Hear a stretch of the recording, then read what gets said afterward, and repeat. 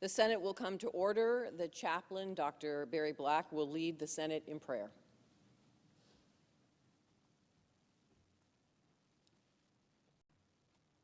Let us pray. Eternal God, in a divided nation and world, use our lawmakers to bring order from chaos, harmony from discord, and truth from falsehood. Remind them that you alone are the way, the truth, and the life in good or bad times. Lord, give our senators wisdom to provide our nation and world with exemplary models of excellence, integrity, and faithfulness.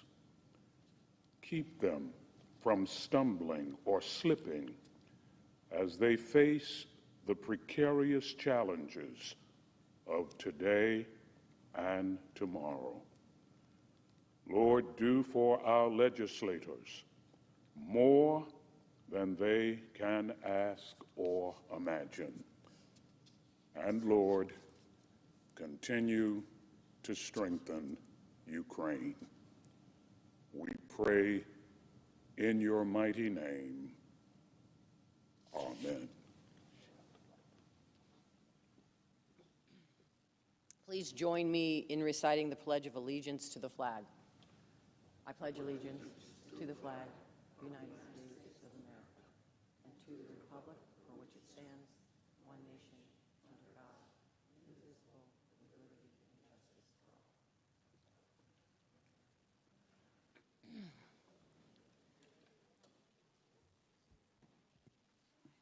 The clerk will read a communication to the Senate. Washington, D.C., May 11, 2022. To the Senate, under the provisions of Rule 1, Paragraph 3 of the Standing Rules of the Senate, I hereby appoint the Honorable Catherine Cortez Masto, a senator from the state of Nevada, to perform the duties of the chair. Signed, Patrick J. Leahy, President pro tempore. Under the previous order, the Senate will proceed to executive session to resume consideration of the motion to discharge, which the clerk will report. Motion to discharge Charlotte N. Sweeney of Colorado to be United States District Judge for the District of Colorado from the Committee on the Judiciary.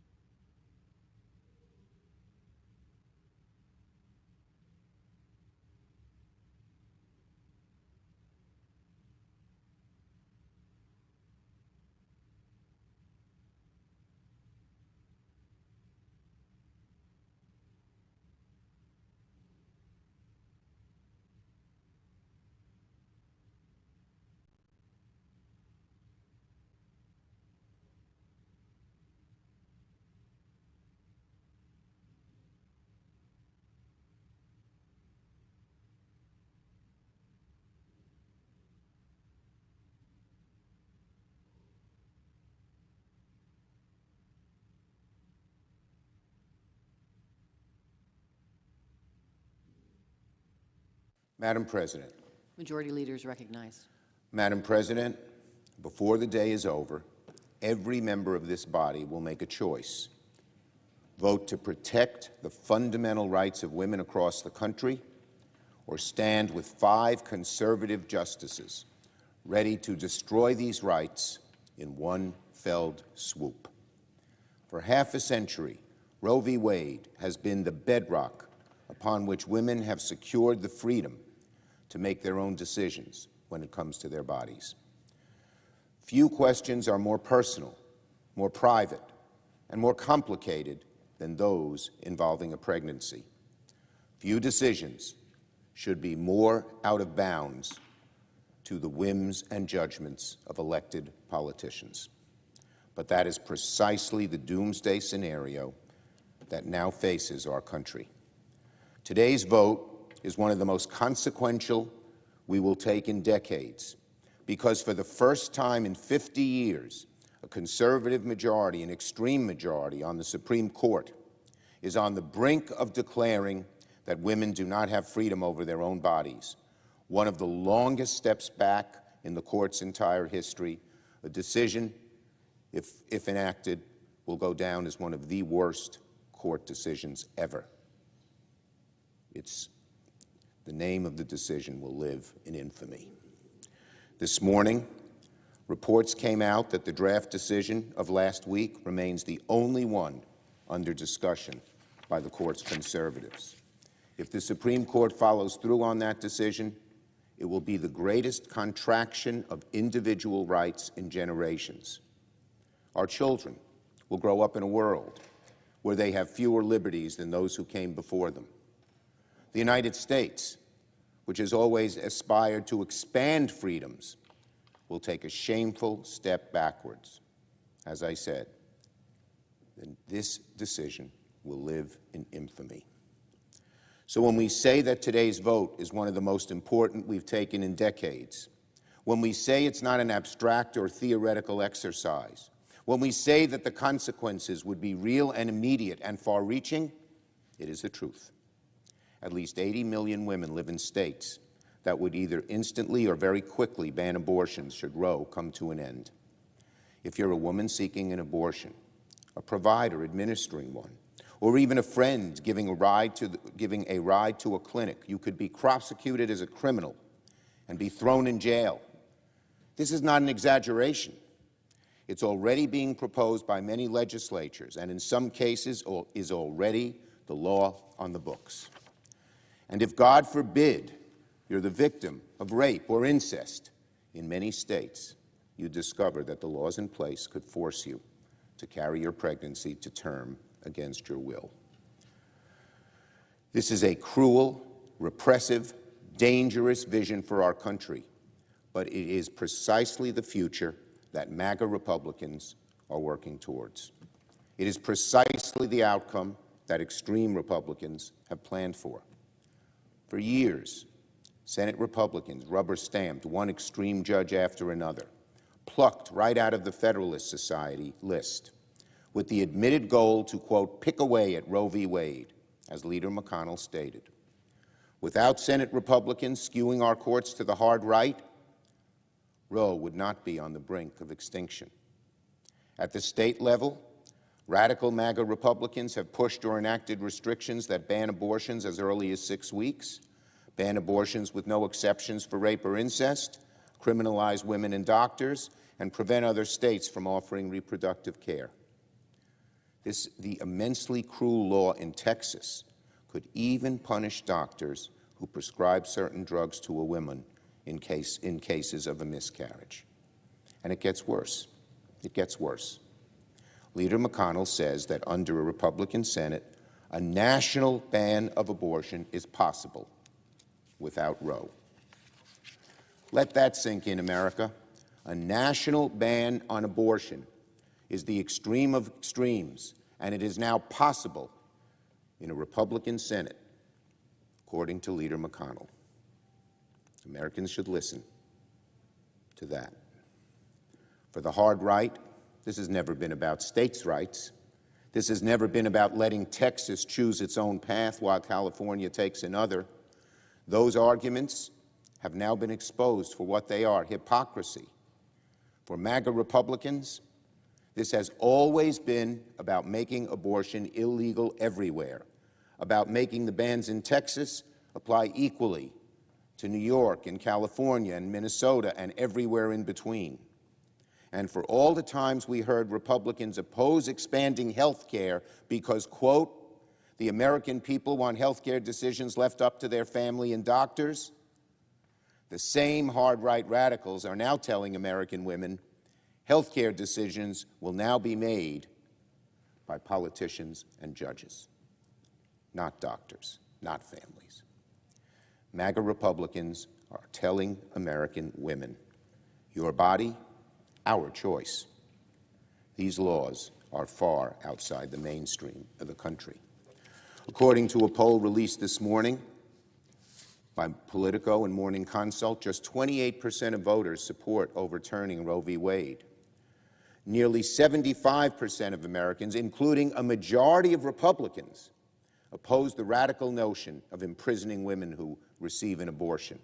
Nearly 60% of Americans say they want political candidates to support access to abortion. That's why this issue will be one of the most important issues facing the voters in November. As Americans make their decisions in this year's election, this question will not go away. Americans strongly oppose getting rid of Roe, and they will be paying close attention from now until November to Republicans who are responsible for its demise. So, to my Republican colleagues who have spent the last week trying to talk about anything other than Roe, it's time to go on record. I ask my colleagues to think carefully about their vote and to reckon deeply about the consequences of a world where Roe is a thing of the past. Tens of millions of women are watching what will happen to the rights they've relied on for decades. And all of us will have to answer for this vote for the rest of our time in public office.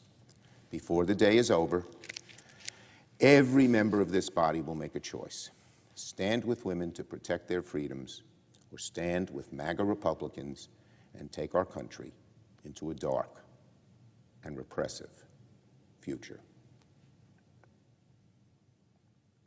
Now, finally, on a different note, yesterday the House voted on an overwhelmingly bipartisan basis to approve a $40 billion emergency aid package to support the people of Ukraine in their fight against Putin's aggression. This package is large, it's very much needed, and I'm going to work with my colleagues to make sure we can move forward on this package as soon as we can. The President has called on both chambers of Congress to act quickly, so act quickly we must. The House vote was overwhelmingly bipartisan, and it should be no different in this chamber. Time is of the essence because President Biden has made clear that the aid provided by Congress a few months ago is now near its end. As we acted quickly and decisively a few months ago, we must do so again very, very soon, and I will make sure this is a priority for the Senate. We have a moral obligation to stand with our friends in Ukraine. The fight they are in is a struggle between democracy and authoritarianism itself, and we dare not relent or delay swift action to help our friends in need. I yield the floor.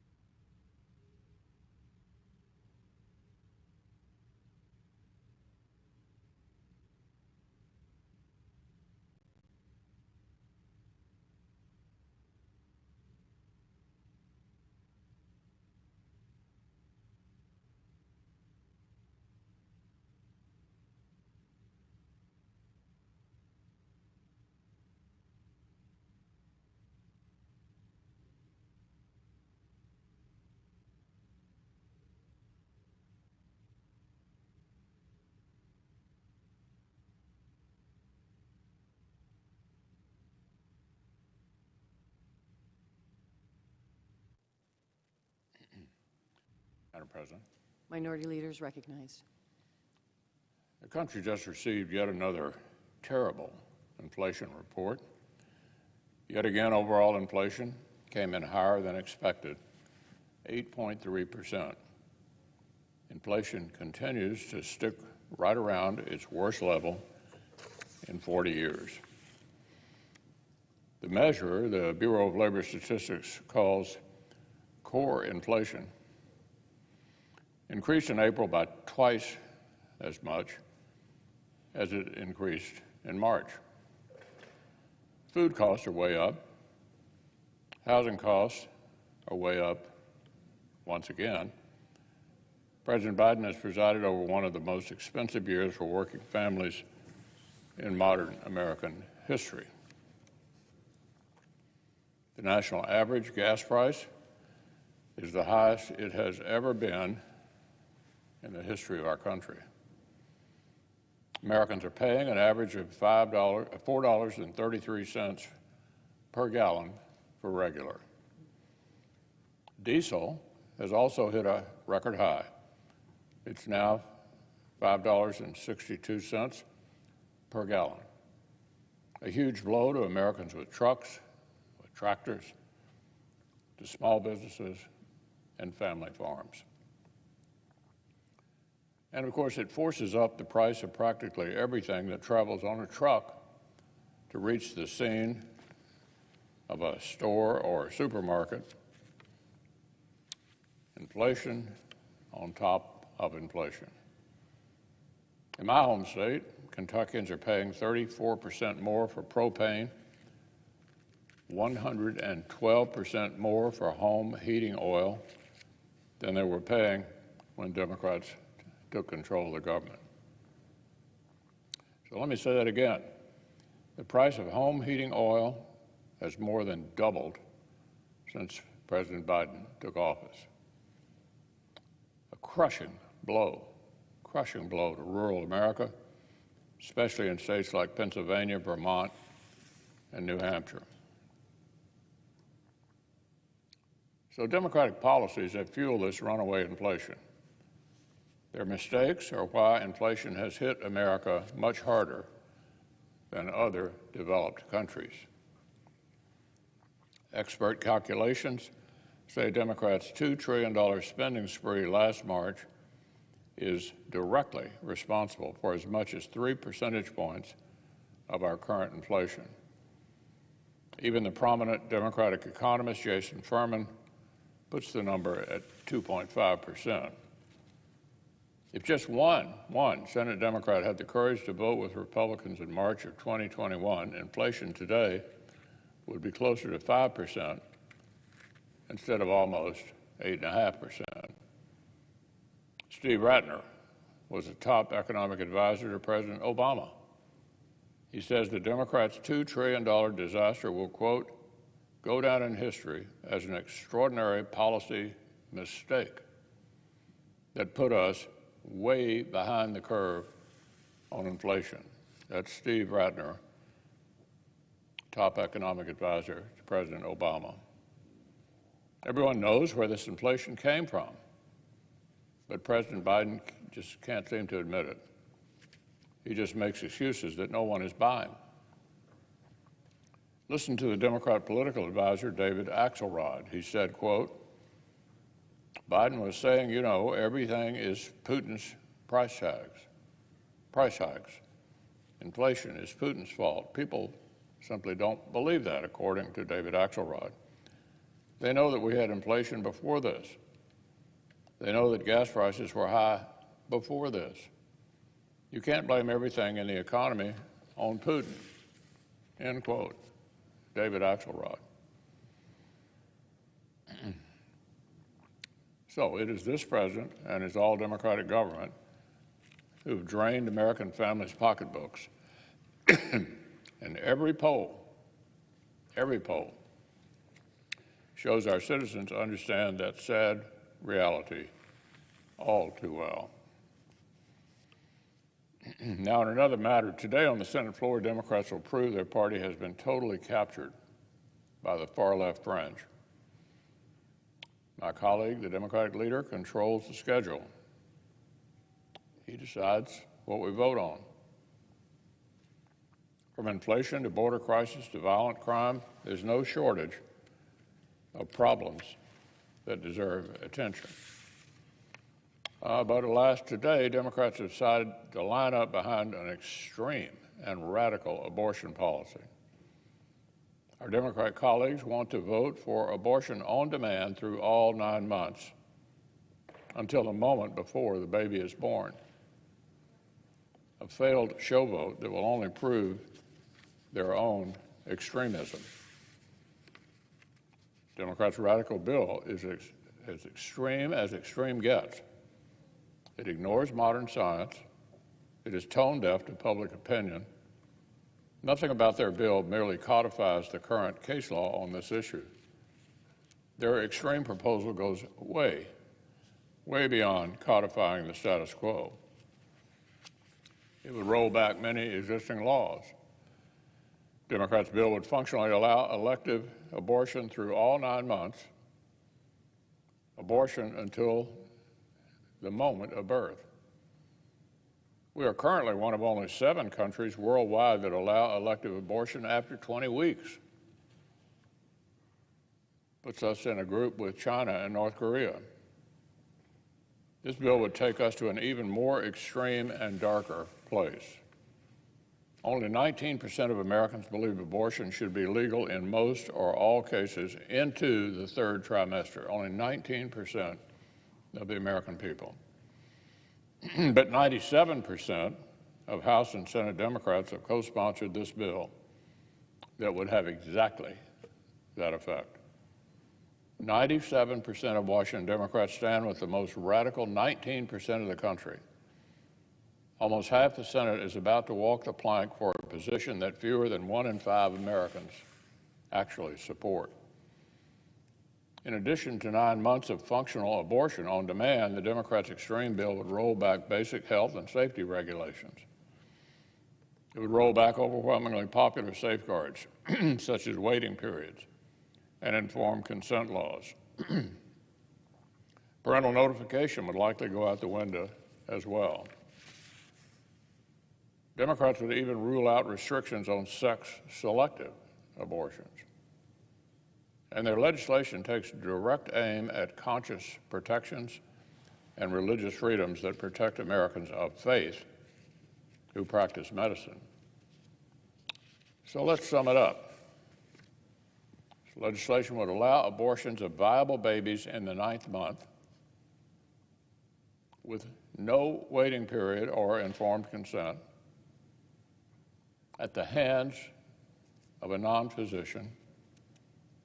Taxpayers could be forced to pay for it, and Catholic hospitals would be forced to perform it.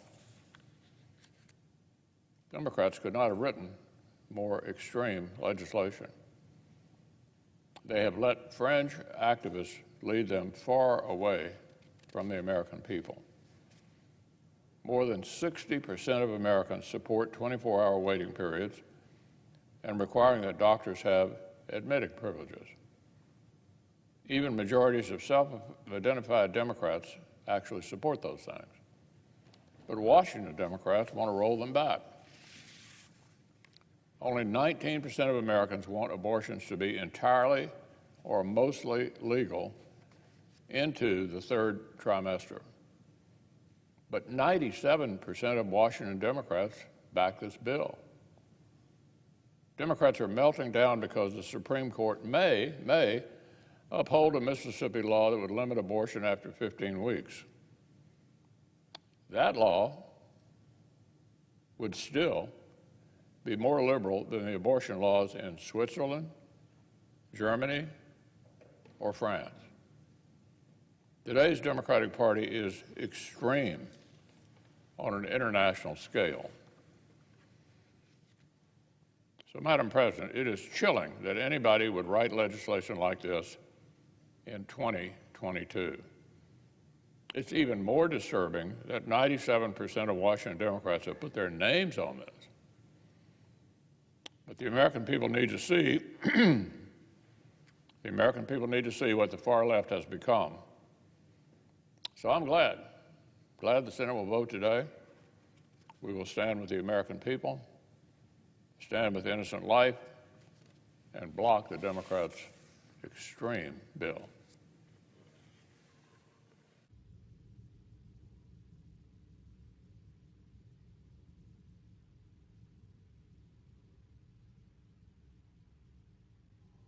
Madam President. Senator from New Hampshire is recognized.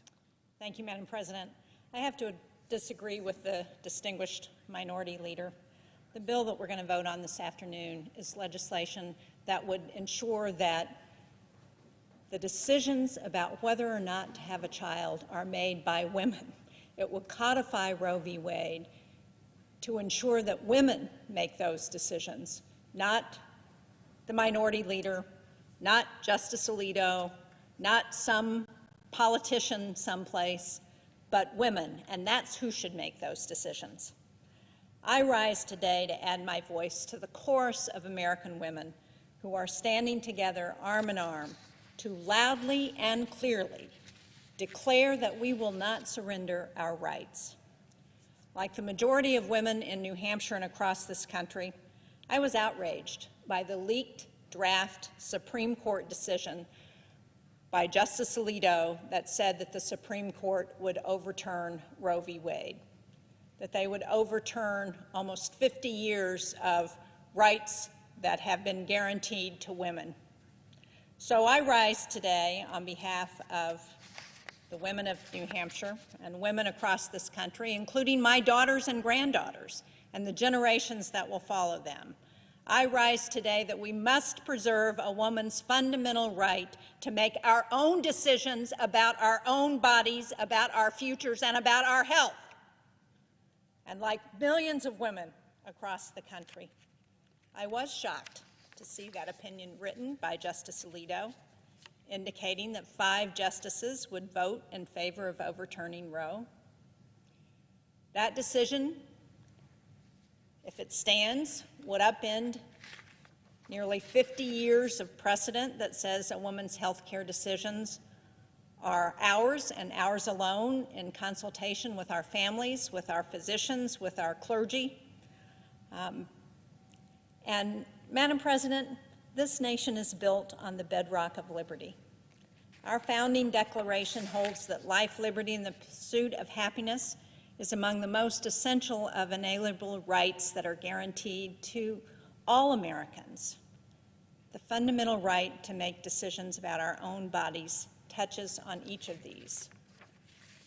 The decision to have a child is one of the most personal and private that women and families make. And that's exactly who should make that decision. Not some extreme politician in Washington or in state capitals across this nation, not some Supreme Court justice, people who know nothing about the circumstances that women and their families are facing. How dare they presume to substitute their judgment? What does it say about the moral righteousness, self-righteousness of a politician or an unelected jurist over individual women on a matter that is so ultimately personal, so pivotal to every single aspect of the lives of women and families?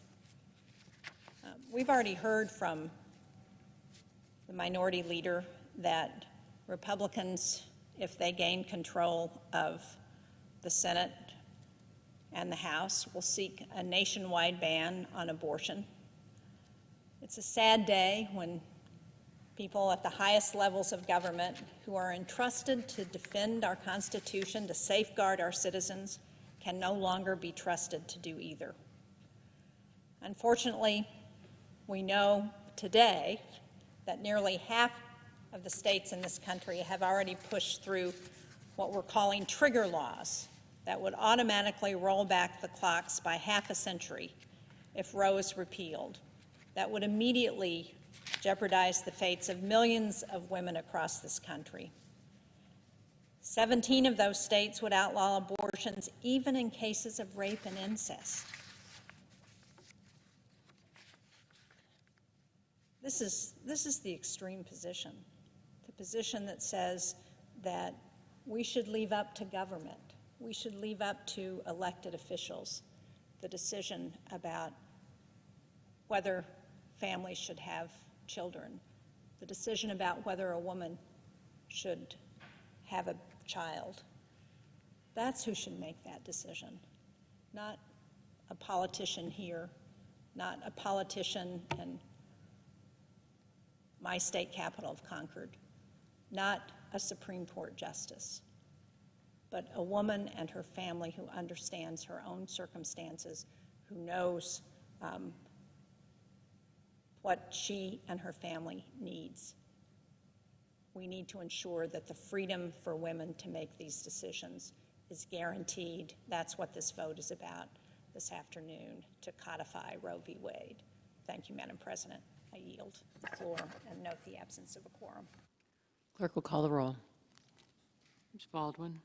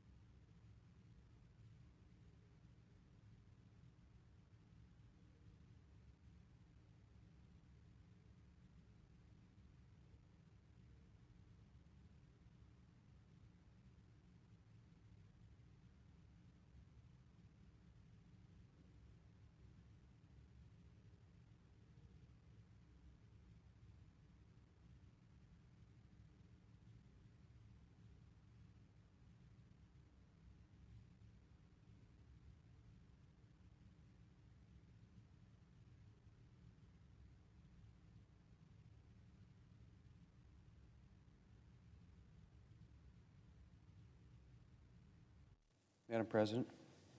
Minority Whip is Madam recognized. President, I ask unanimous consent that the quorum call be suspended. Without objection. Madam President, let's get two things straight about the abortion legislation on the floor before us today. One, this legislation does not represent the views of a majority of the American people. And two, this legislation is some of the most extreme abortion legislation in the world. Madam President, it's a little hard to believe we're having a vote on this bill again mere weeks after it was defeated in the Senate. But I guess when the abortion lobby calls, our Democrat colleagues come running. Madam President, the bill before us today, the so-called Women's Health Protection Act, would prop up the abortion industry and make abortion on demand at any time, for essentially any reason, the law of the land. My Democrat colleagues would like to convey the impression that with this legislation, they're merely attempting to codify a widely held belief from which no reasonable person dissents. That, Madam President, is baloney. The American people don't even come close to supporting abortion on demand up until the moment of birth. Gallup has been polling on abortion for decades, and in all that time, the percentage of Americans who believe abortion should be legal under any circumstance has always remained under 35%. An Associated Press poll from this past June found that 65% of Americans believe that abortion should generally be illegal in the second trimester, or from about 13 weeks of pregnancy, while a whopping 80% of Americans believe that abortion should generally be illegal in the third trimester. Why? Well, Madam President, I suspect it's because the American people are well aware that when we're talking about abortion, we're talking about the killing of human beings, innocent human beings. And that's not exactly something most Americans are comfortable with. Americans are used to defending the weak and the innocent, not killing them. So it's not exactly surprising that Americans are not joining the Democrat Party in wholeheartedly embracing abortion up until the moment of birth. Mr. President, Democrats do everything they can to run away from the humanity of the unborn baby. But they're fighting a losing battle. Because science and medical technology and plain old common sense all point inexorably to the humanity of the unborn child. It's pretty hard to look at a fully formed baby on an ultrasound, kicking her feet and sucking her thumb, to think that she's anything but a human being. And once you've acknowledged the self-evident truth that that baby is a human being, it's pretty hard to argue that she shouldn't be protected. And so it's no surprise that almost 50 years after Roe, Americans still do not wholeheartedly embrace abortion.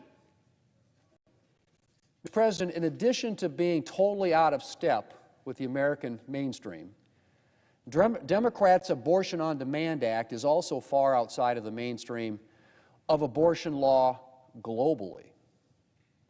39 of the 42 European countries that allow elective abortion limit such abortions to 15 weeks or earlier.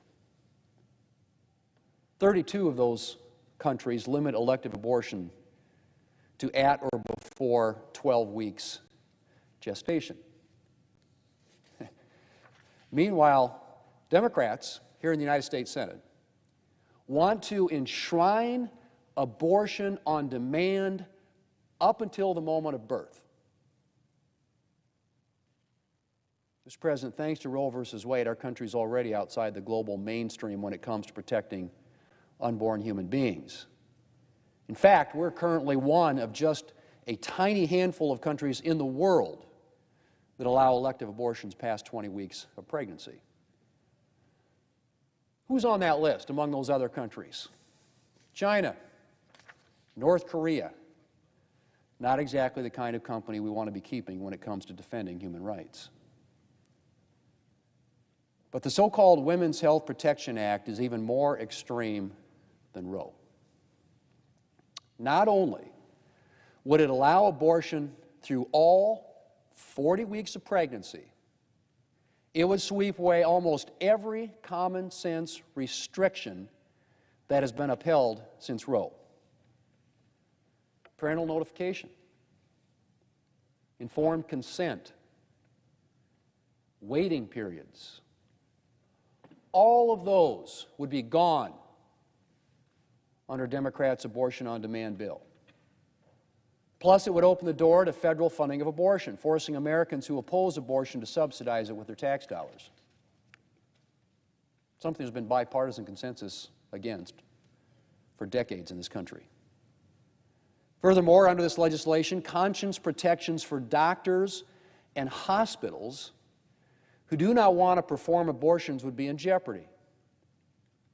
The Democrat leader has suggested that this bill would not jeopardize the right of Catholic hospitals to refuse to perform abortions. I'd like to believe him.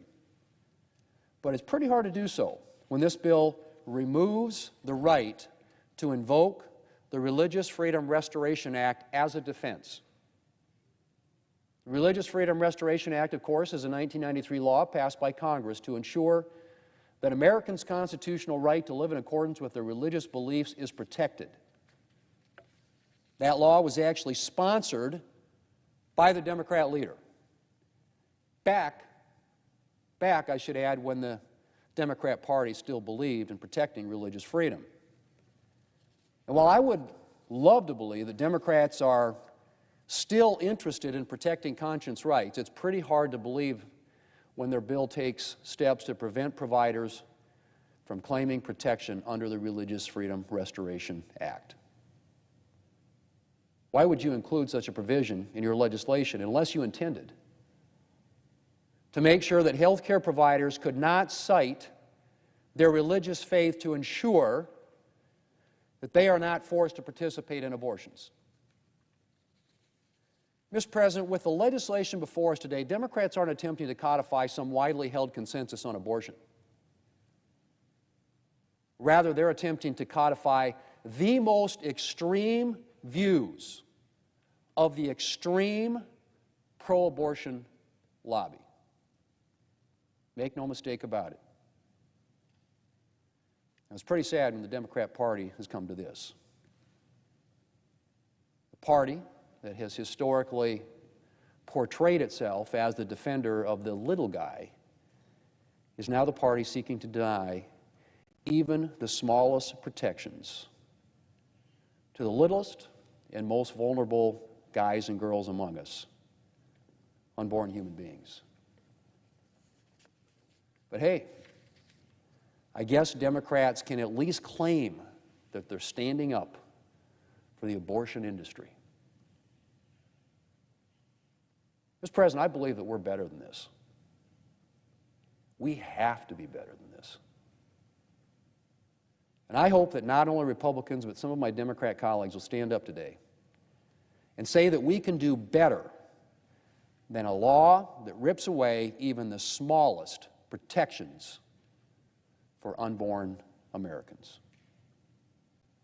Mr. President, I yield the floor. I suggest the absence of quorum. Clerk will call the roll. Ms. Baldwin.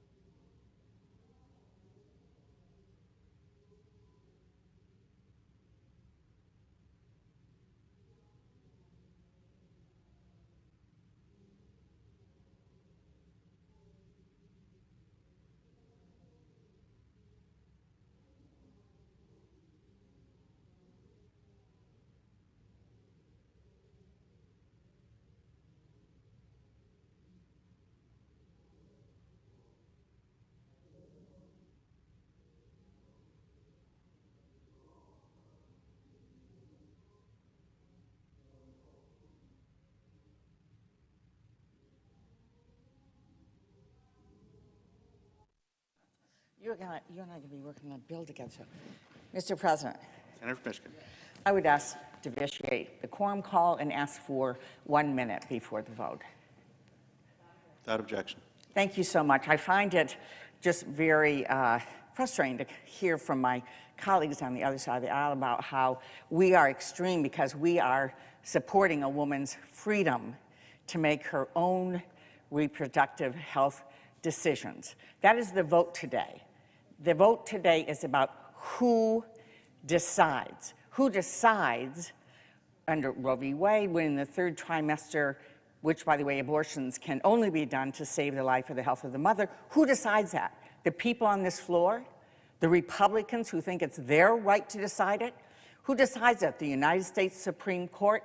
Who decides in the most personal decisions, and sometimes the most agonizing decisions a woman will ever have to make? The question is, who decides? 50 years of freedom is what we're talking about the Republicans eliminating with this vote. 50 years of freedom for women to decide what we need to do as it relates to our own health care and reproductive freedom. So I strongly support the women of this country. I believe in them. I believe in us. I trust them. I trust us. And this is about their choice, not a bunch of politicians deciding what's best for them. Yield the floor. Under the previous order, the question is on the motion to discharge. Is there a sufficient second? There appears to be. Clerk will call the roll. Ms. Baldwin, Mr. Barrasso, Mr. Bennett, Mrs. Blackburn, Mr. Blumenthal, Mr. Blunt, Mr. Booker, Mr. Bozeman, Mr. Braun, Mr. Brown.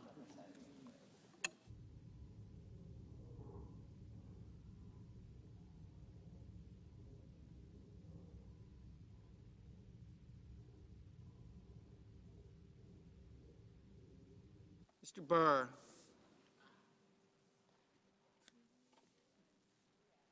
Ms. Cantwell.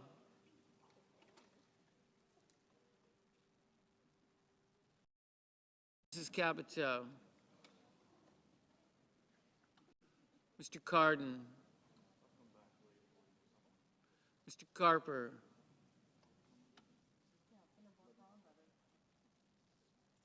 Mr. Casey.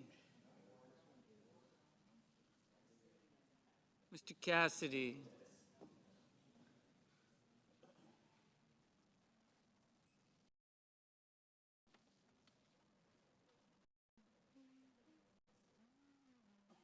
Ms. Collins. Mr. Coons. Mr. Cornyn.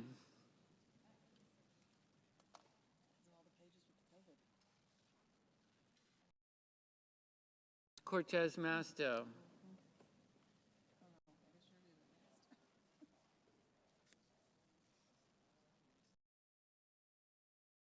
Mr. Cotton. Mr. Kramer.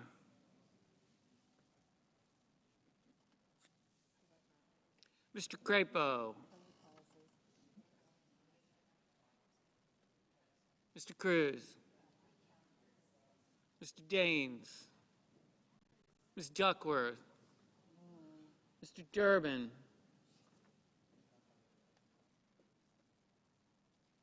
Ms. Ernst.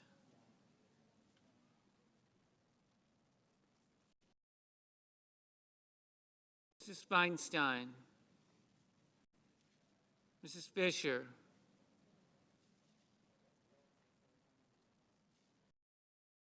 Mrs. Gillibrand.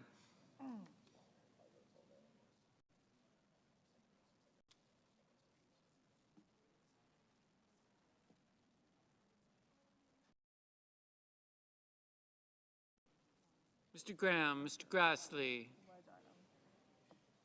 Mr. Haggerty.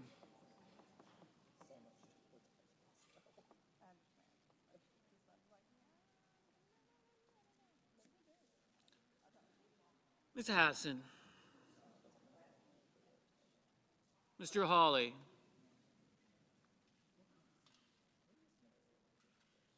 Mr. Heinrich.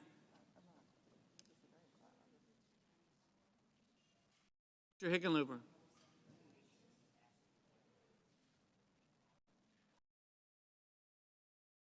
Sorono.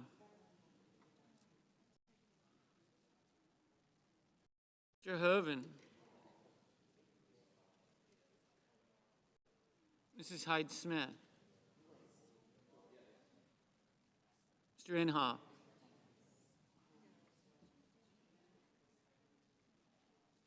Mr. Johnson. Mr. Kane. Mr. Kelly.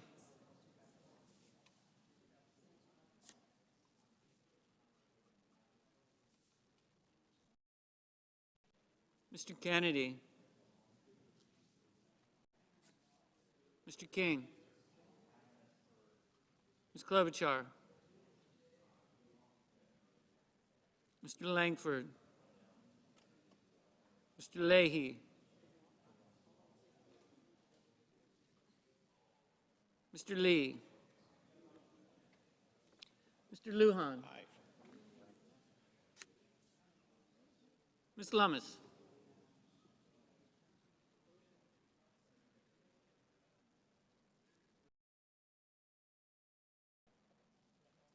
Mr. Manchin. Mr. Markey.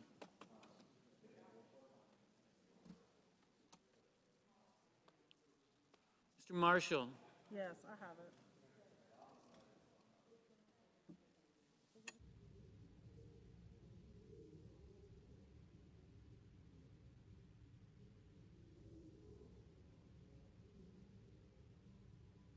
Mr. McConnell. Not exact.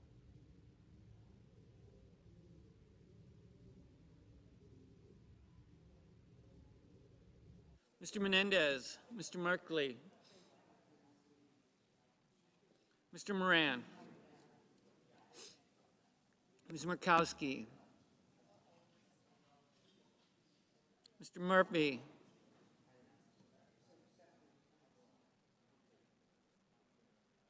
Mrs. Murray.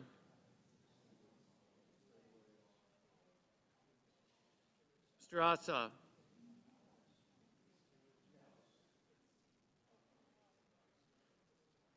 Mr. Padilla.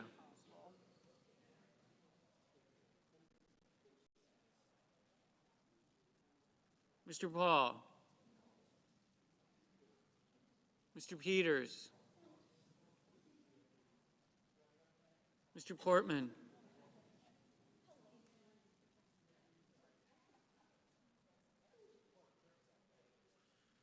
Mr. Reed. Mr. Risch. Mr. Romney.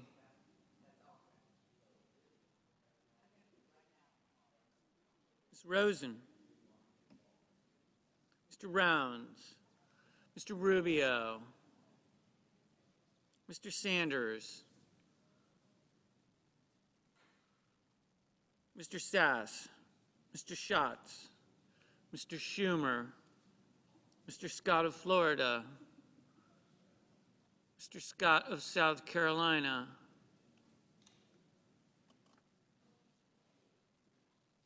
Mrs. Shaheen. Mr. Shelby. Ms. Sinema. Ms. Smith. Ms. Stabenow.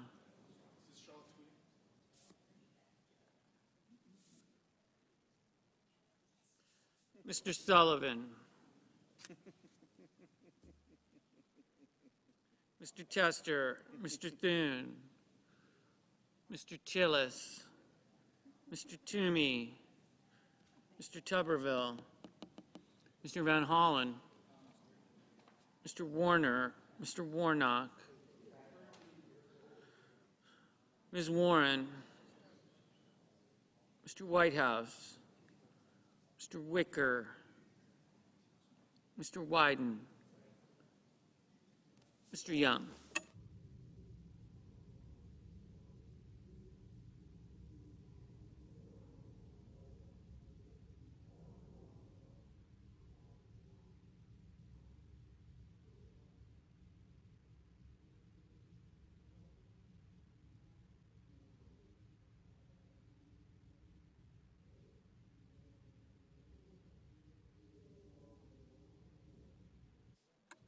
Senators voting in the affirmative: Hickenlooper, Leahy, Lujan, Menendez, Peters, Reed, Sinema, Stabenow, Tester.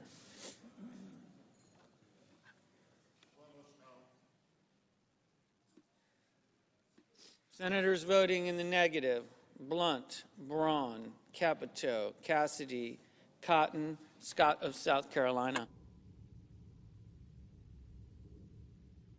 Mr. Rounds, no.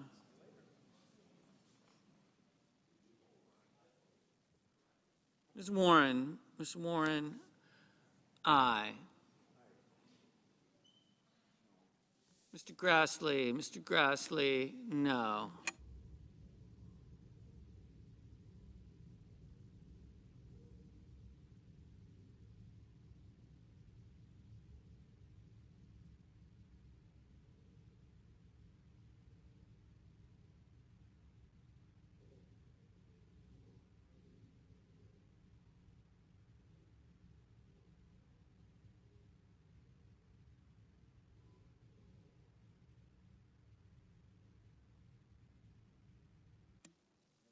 Mr. Crapo, no.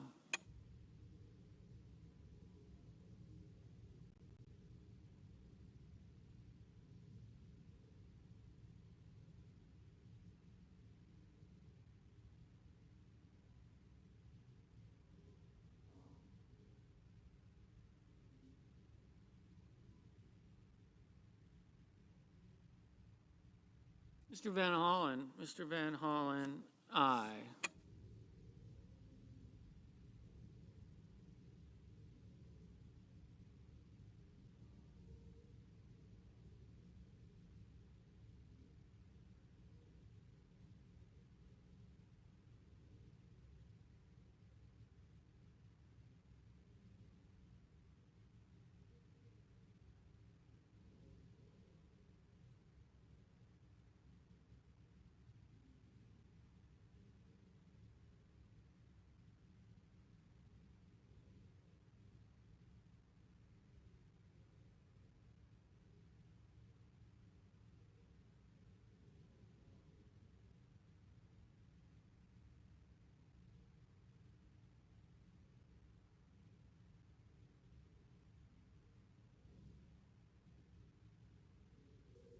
Mr.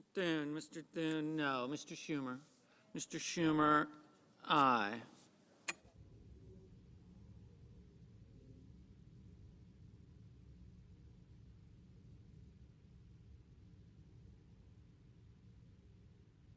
Ms. Hassan, aye.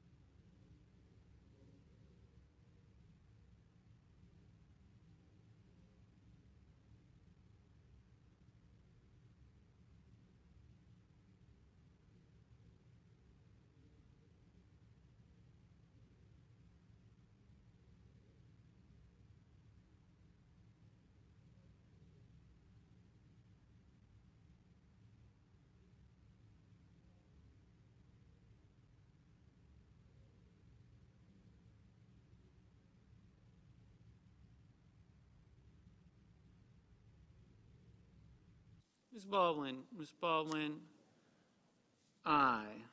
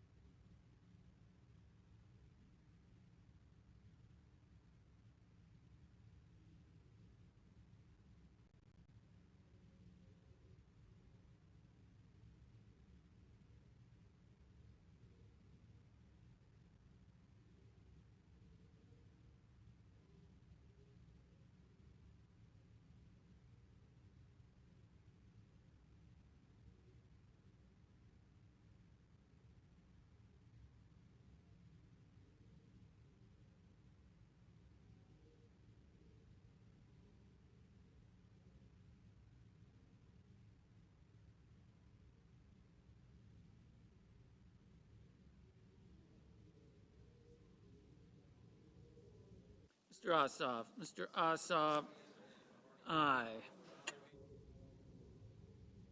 Mr. Coons. Mr. Coons, aye.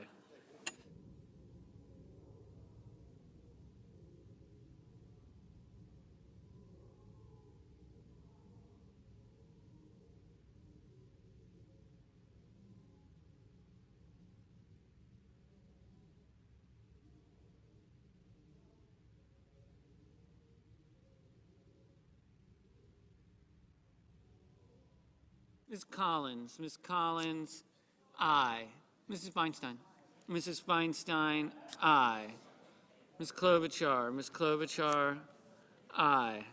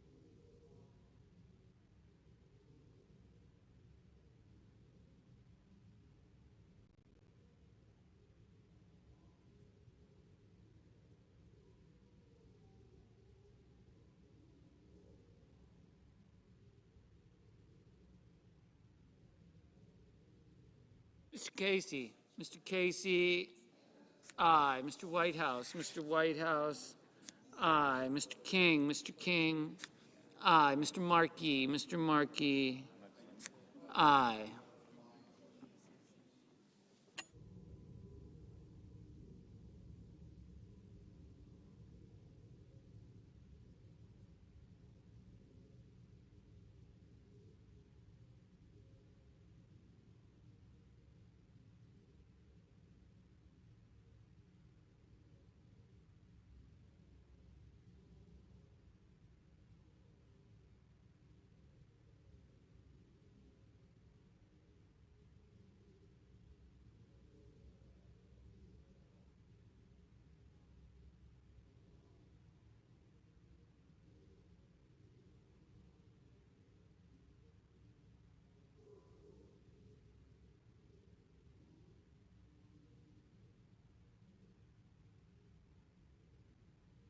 Mr. Kennedy. Mr. Kennedy, no.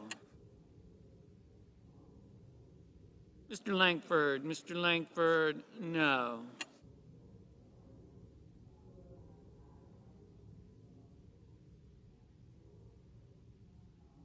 Ms. Lummis. Ms. Lummis, no. Mr. Cornyn. Mr. Cornyn, no.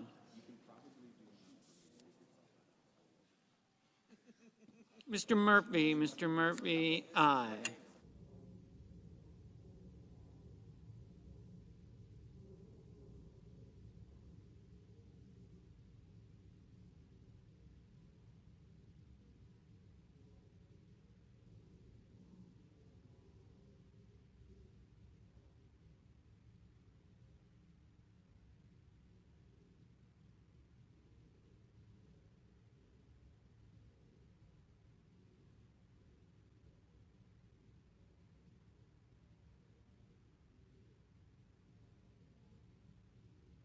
Mrs.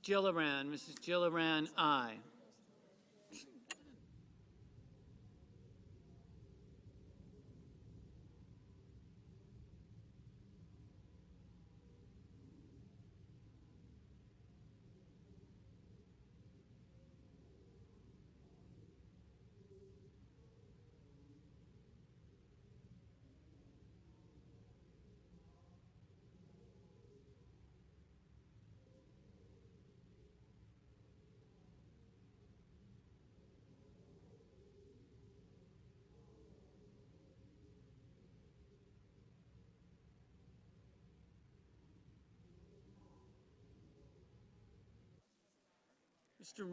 Mr. Risch, no.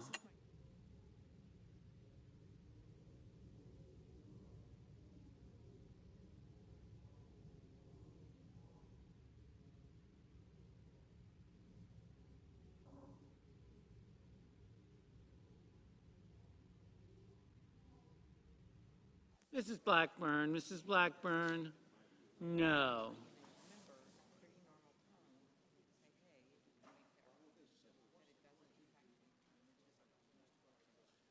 Mrs. Hyde Smith, no.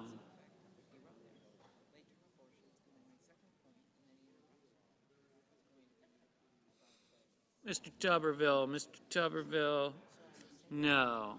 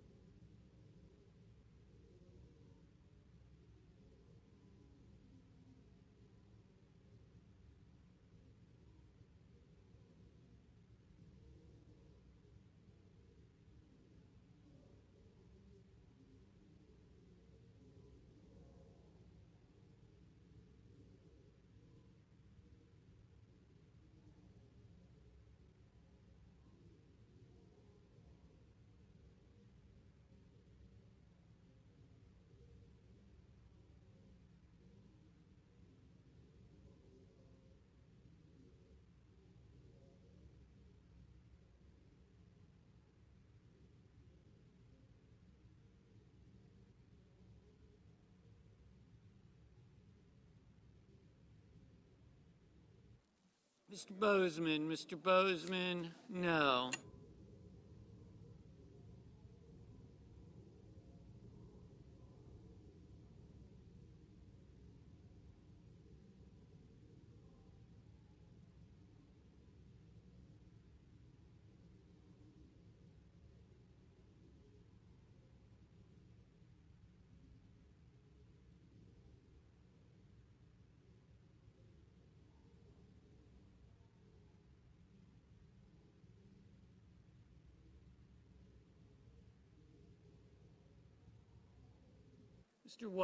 Mr. Wyden, aye.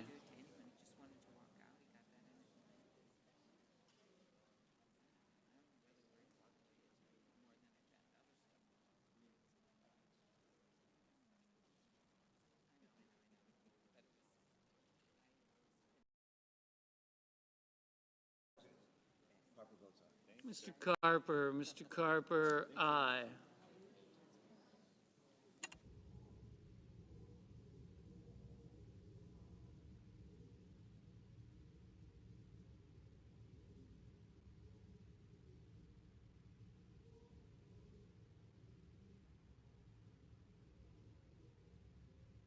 Mr. Rono, Aye. Mr. Marshall, Mr. Marshall, no.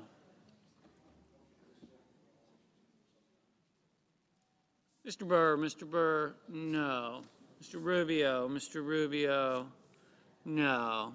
Mr. Warner, aye.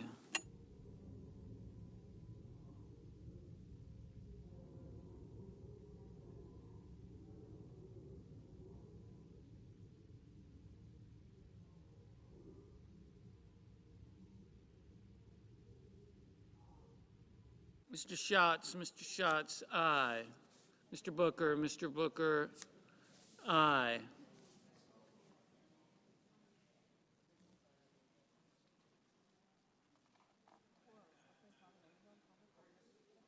Mr. Wicker, no. Mr. Barrasso, no. Mrs. Shaheen, aye. Mr. Toomey, no. Mr. Sanders, aye. Mr. Brown, aye.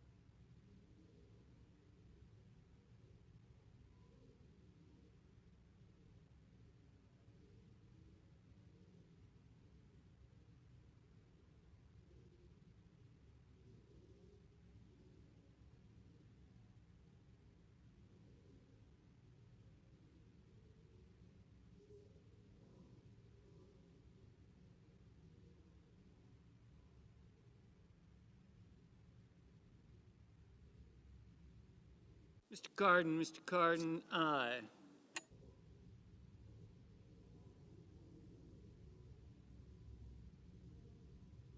Mr. Heinrich, aye.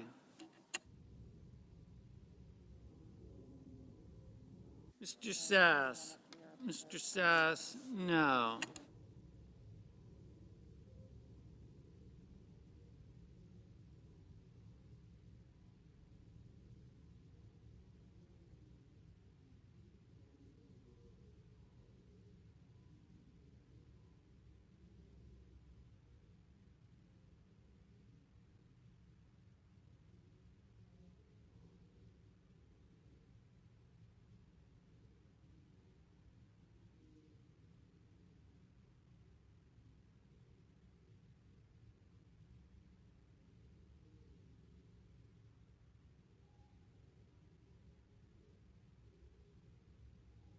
Miss Rosen, aye. Miss Smith, aye.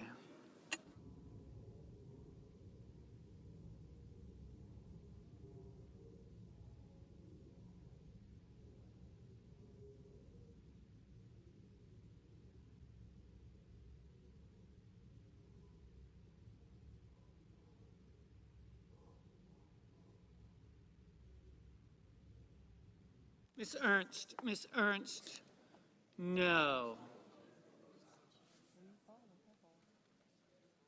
Mr. Merkley, aye. Mr. Kane, aye. Ms. Cantwell, aye.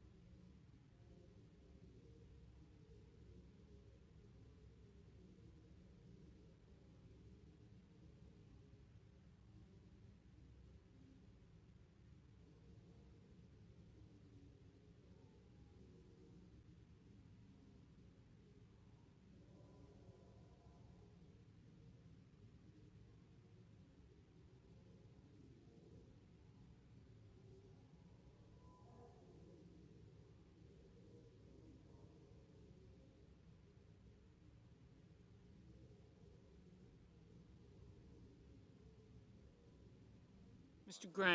Graham, no. Mr. Paul, no. Mr. Blumenthal, aye. Mr. Moran, no.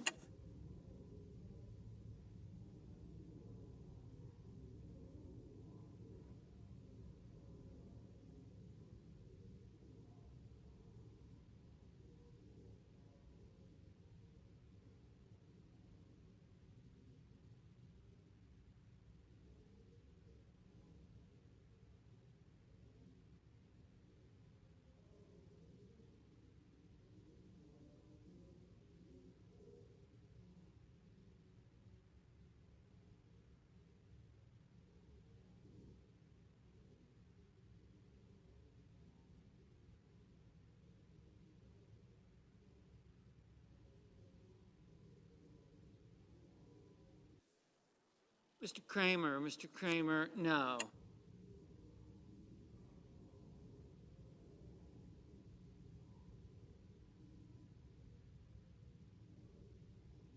Mr. Romney, no.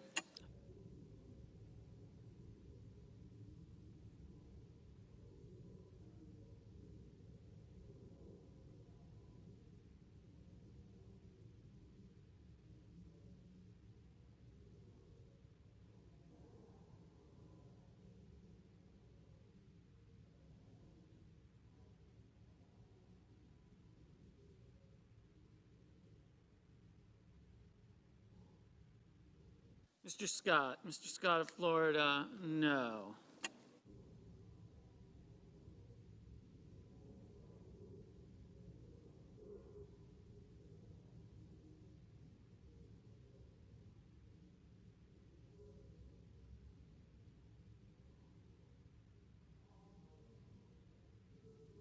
Ms. Murkowski, no.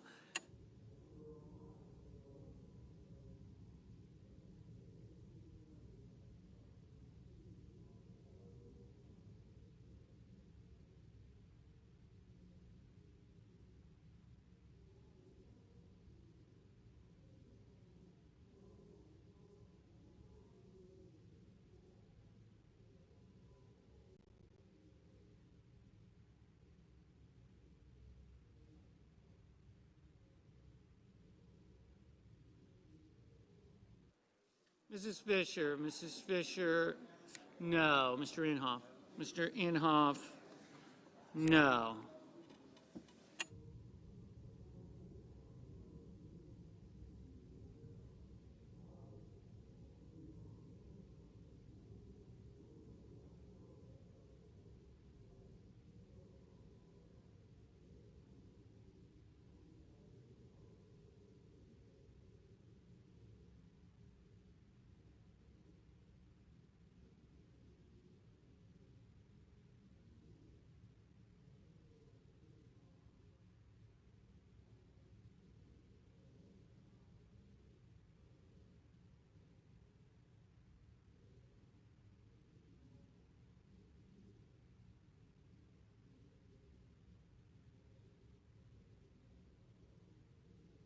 Mr. Johnson, no.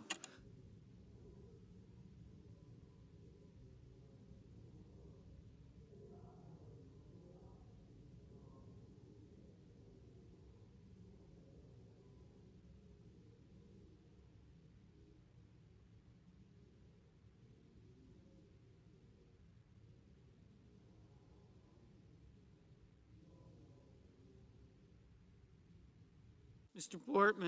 Portman, no.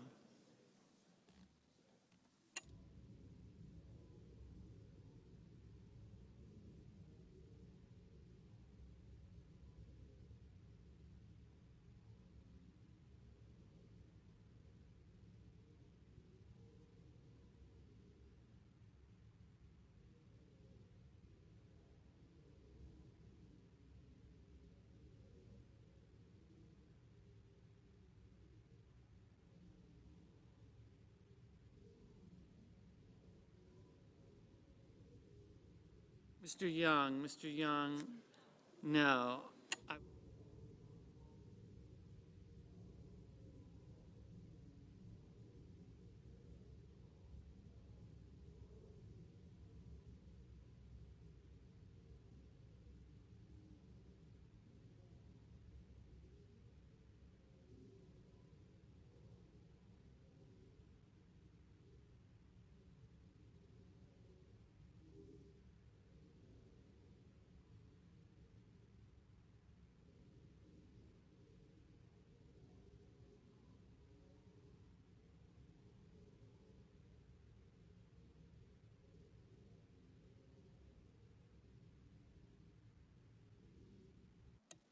Mr. Kelly, aye. Mr. Manchin, aye.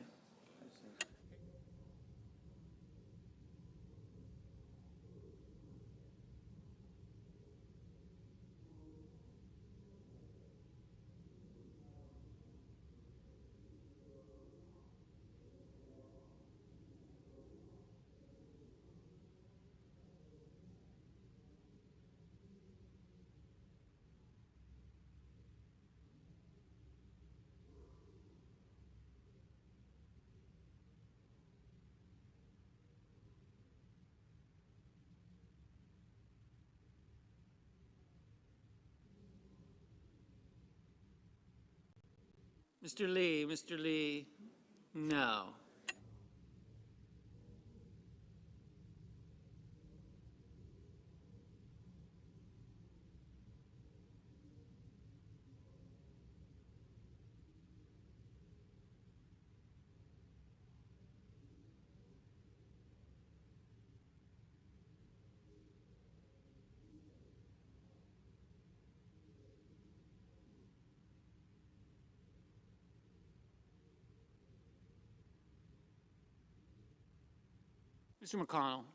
Mr. McConnell, no. Mr. Cruz, no. Mr. Haggerty,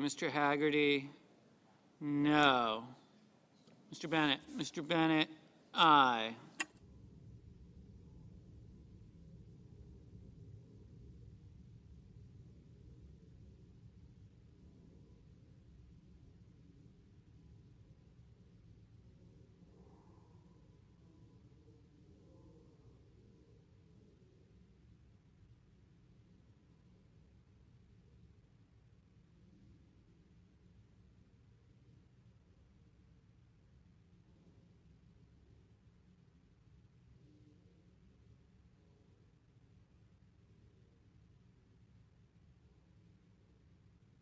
Mrs. Murray, aye.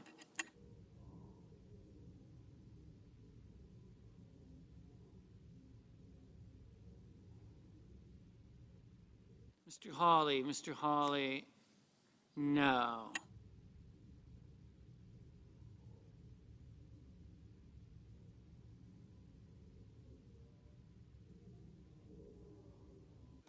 Mr. Hoven, no.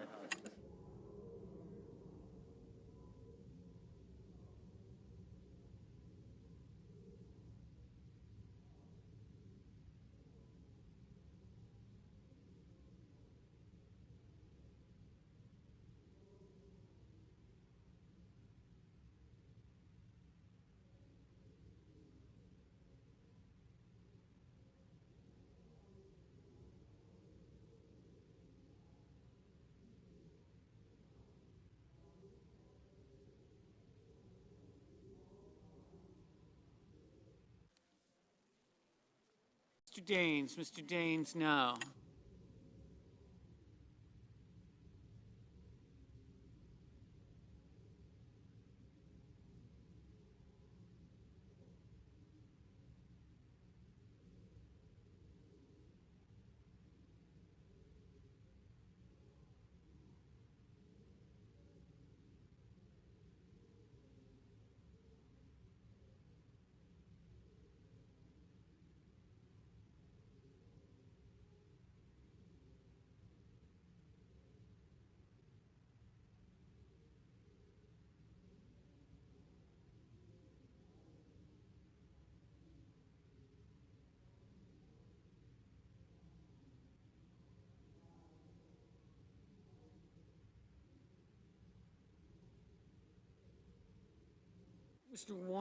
Mr. Warnock, aye.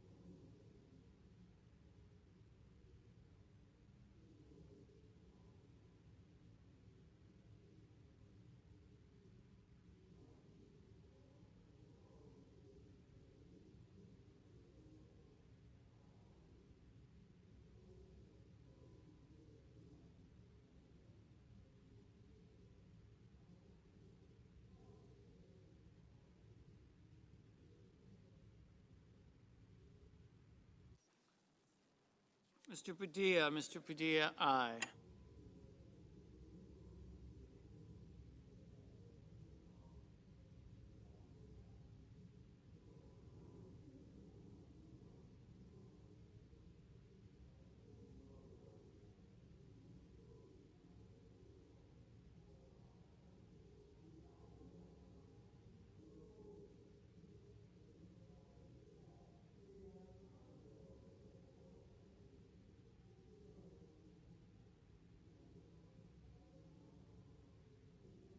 Ms. Duckworth, aye.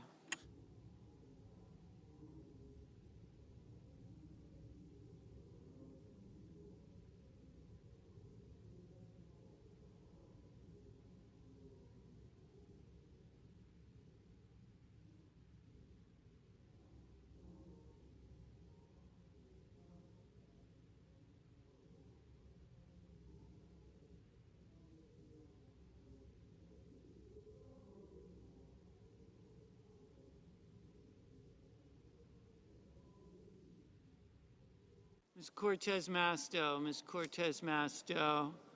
aye.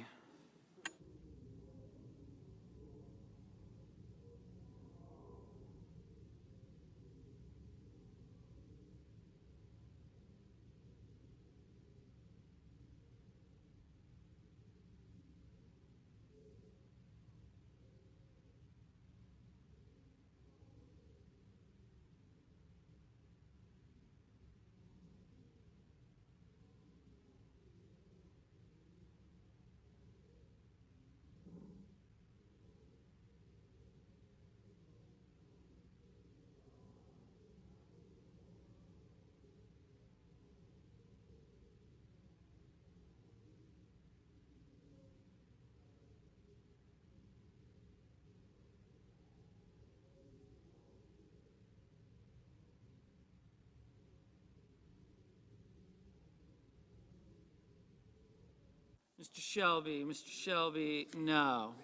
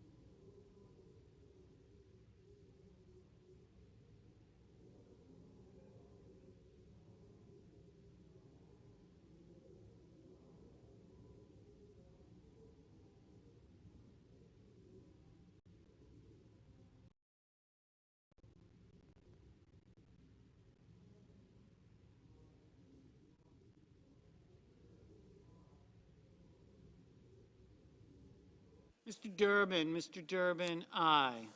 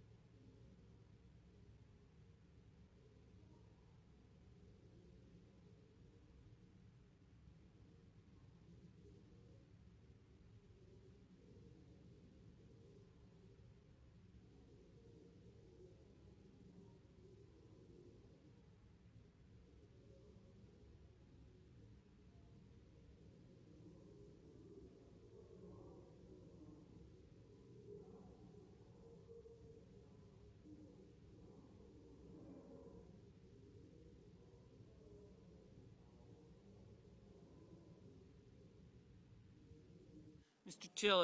Tillis, no.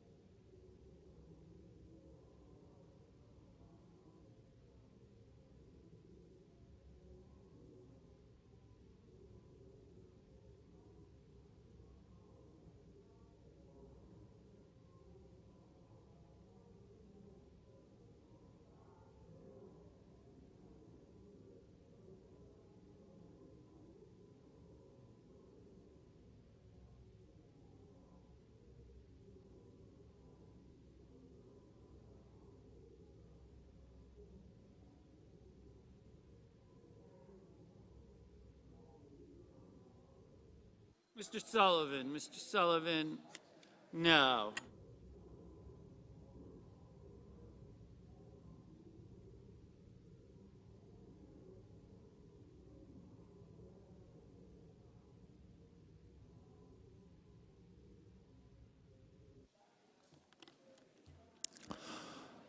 On this vote, the yeas are 51, the nays are 49, and the motion is agreed to. The nomination is discharged and will be placed on the calendar. The clerk will report the motion to invoke cloture. Cloture motion. We, the undersigned senators, in accordance with the provisions of Rule 22 of the Standing Rules of the Senate, do hereby move to bring to a close the debate on the nomination of Executive Calendar number 848, Alvaro M. Bedoya of Maryland, to be a federal trade commissioner, signed by 18 senators. By unanimous consent, the mandatory quorum call has been waived. The question is it the sense of the Senate that debate on the nomination of Alvaro M. Bedoya of Maryland to be a federal trade commissioner shall be brought to a close? The yeas and nays are mandatory under the rule. The clerk will call the roll. Ms. Baldwin, Mr. Barrasso, Mr. Bennett, Mrs. Blackburn, Mr. Blumenthal, Mr. Blunt, Mr. Booker, Mr. Bozeman, Mr. Braun, Mr. Brown, Mr. Burr, Ms. Cantwell, Mrs. Capito, Mr. Cardin, Mr. Casey, Mr. Cassidy.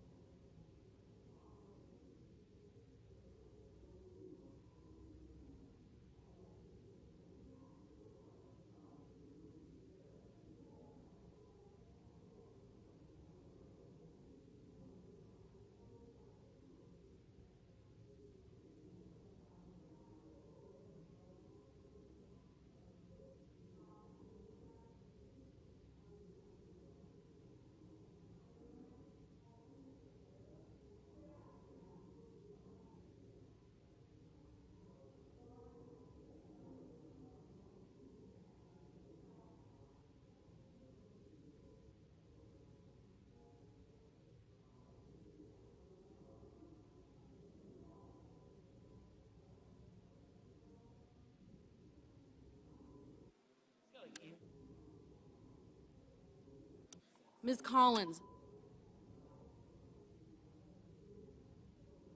Mr. Coons, Mr. Cornyn, Ms. Cortez Masto,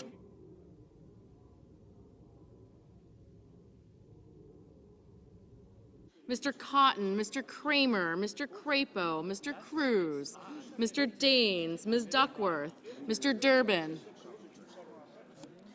Ms. Ernst, Mrs. Feinstein, Mrs. Fisher, Mrs. Gillibrand, Mr. Graham, Mr. Grassley,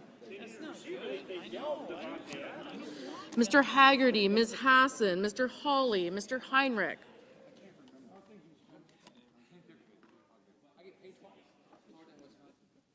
Mr. Hickenlooper, Ms. Hirono, Mr. Hoven, Mrs. Hyde-Smith, Mr. Inhofe, Mr. Johnson, Mr. Kane, Mr. Kelly, Mr. Kennedy, Mr. King, Ms. Klobuchar,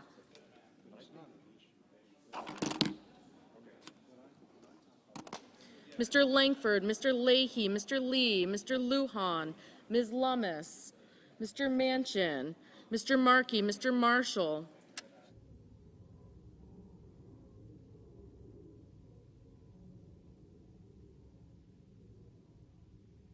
Mr. Markey, Mr. Marshall, Mr. McConnell, Mr. Menendez, Mr. Merkley, Mr. Moran, Ms. Murkowski, Mr. Murphy, Mrs. Murray, Mr. Ossoff, Mr. Padilla, Mr. Paul, Mr. Peters, Mr. Portman, Mr. Reed, Mr. Risch, Mr. Romney, Ms. Rosen, Mr. Rounds, Mr. Rubio, Mr. Sanders, Mr. Sass, Mr. Schatz, Mr. Schumer, Mr. Scott of Florida, Mr. Scott of South Carolina, Mrs. Shaheen, Mr. Shelby,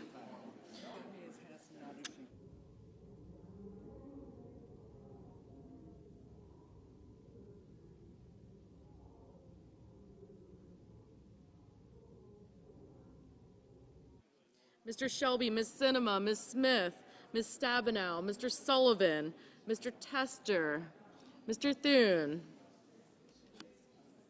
Mr. Tillis, Mr. Toomey, Mr. Tuberville, Mr. Van Hollen, Mr. Warner, Mr. Warnock, Ms. Warren, Mr. Whitehouse,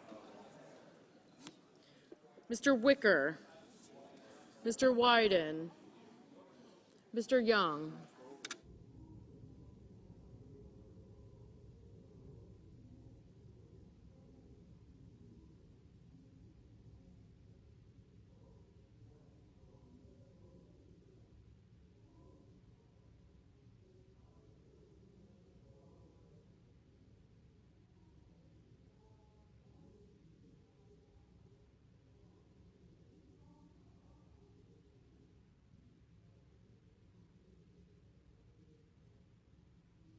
Senators voting in the affirmative: Bennett, Cantwell, Cardin, Cortez Masto, Duckworth, Durbin, Hassan, Heinrich, King, Lujan, Menendez, Murphy, Murray, Ossoff, Padilla, Peters, Reed, Rosen, Schatz, Schumer, Shaheen, Sinema, Smith, Warren, and Whitehouse. Mr. Kane, aye. Senators voting in the negative: Bozeman, Burr, Cassidy, Cornyn, Cotton, Kramer, Cruz, Daines, Fisher, Haggerty, Hawley, Hoeven, Hyde-Smith, Inhofe, Johnson, Moran, Portman, Romney, Scott of Florida, Scott of South Carolina, Shelby, Sullivan, Tillis, and Young.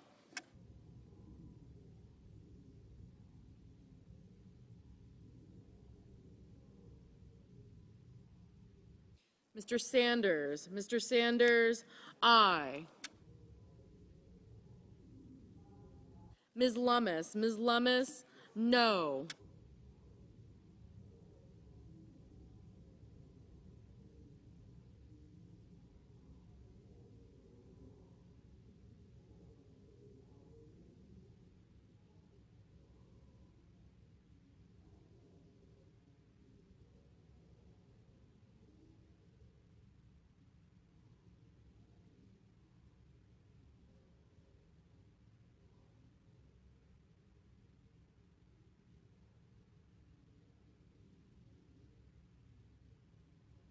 Mr. Paul, no.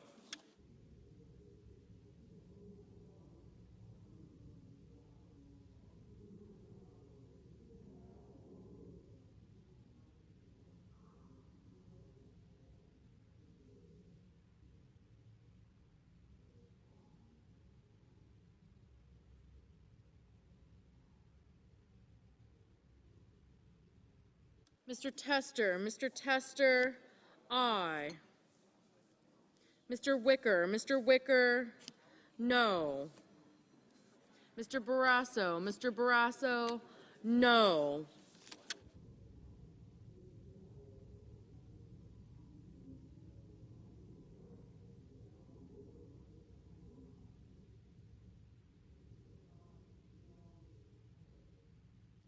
Ms. Murkowski, no.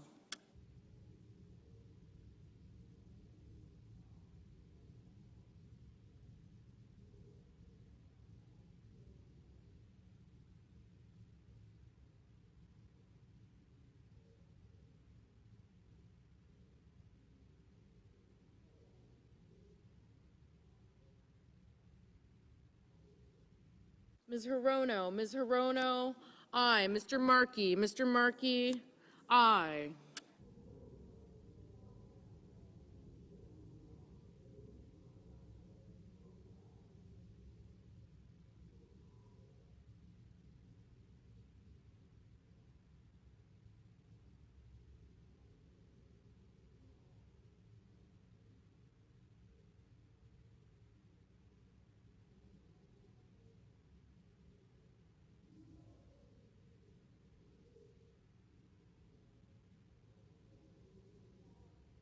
Mrs. Blackburn, Mrs. Blackburn, no.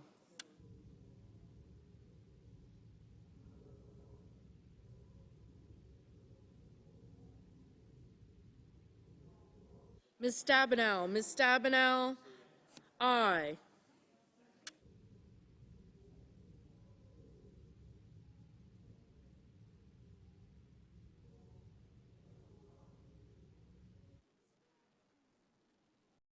Mr. Casey, aye.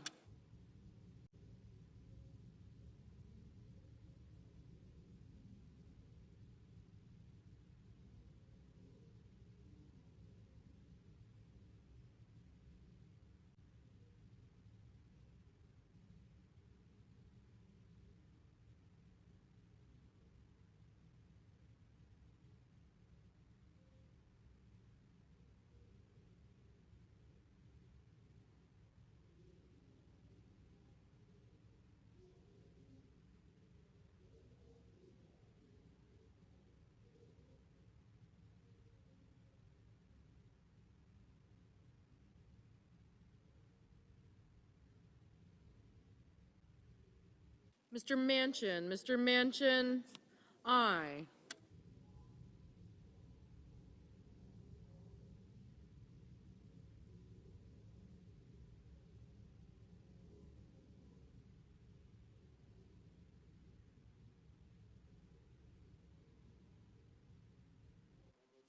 Mr.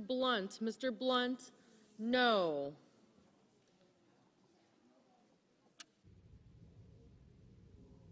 Mr. Warnock, aye.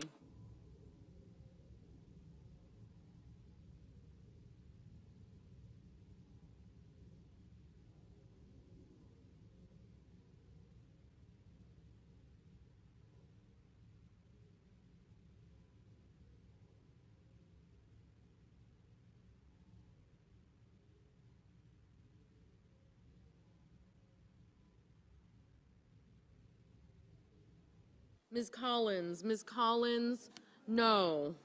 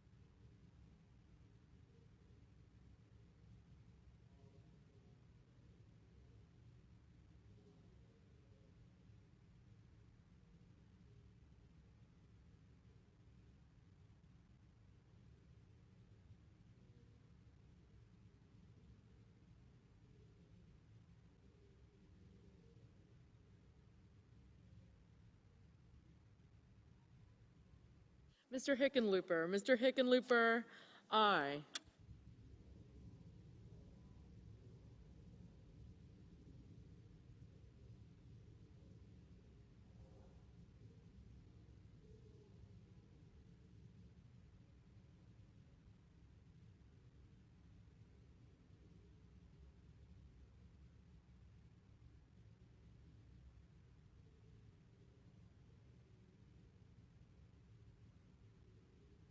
Mr. Graham, no.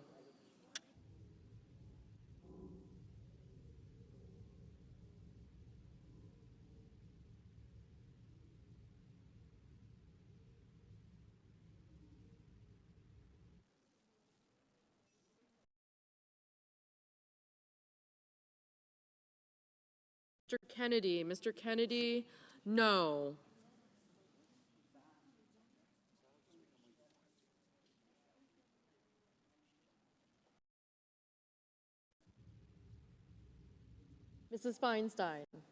Mrs. Feinstein, aye. Mr. Thune, no.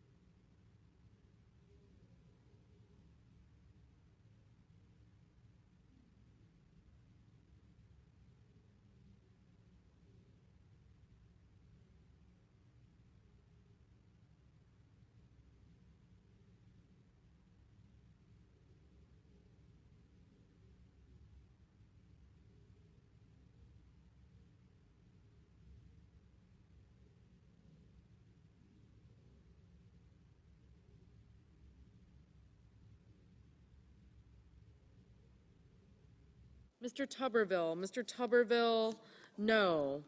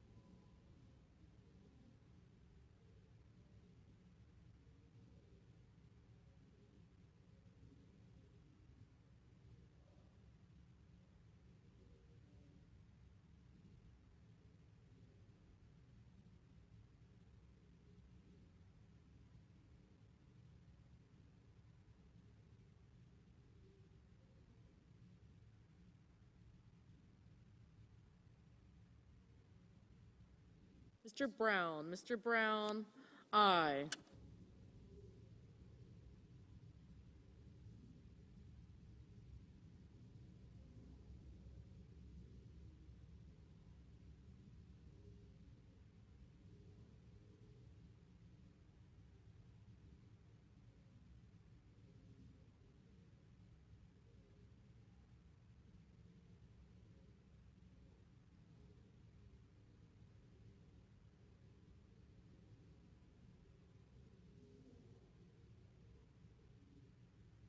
Mr. Merkley. Mr. Merkley, aye. Mr. Lee. Mr. Lee, no. Mr. Rounds. Mr. Rounds, no.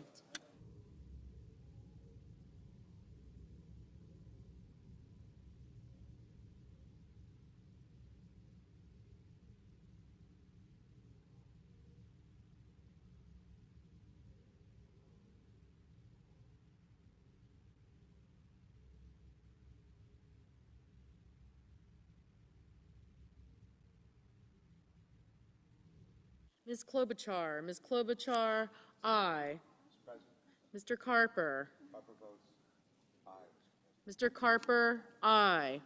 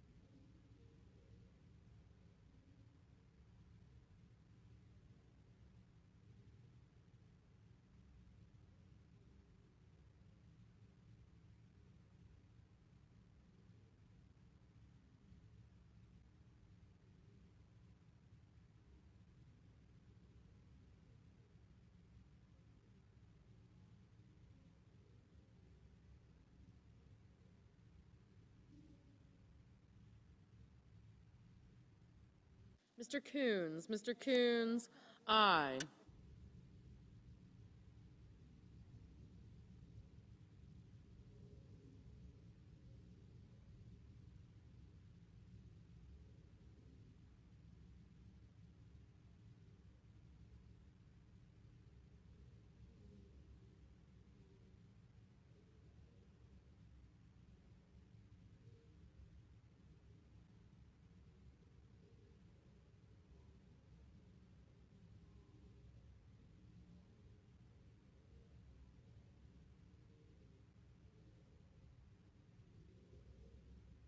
Mr. Risch. Mr. Risch, no.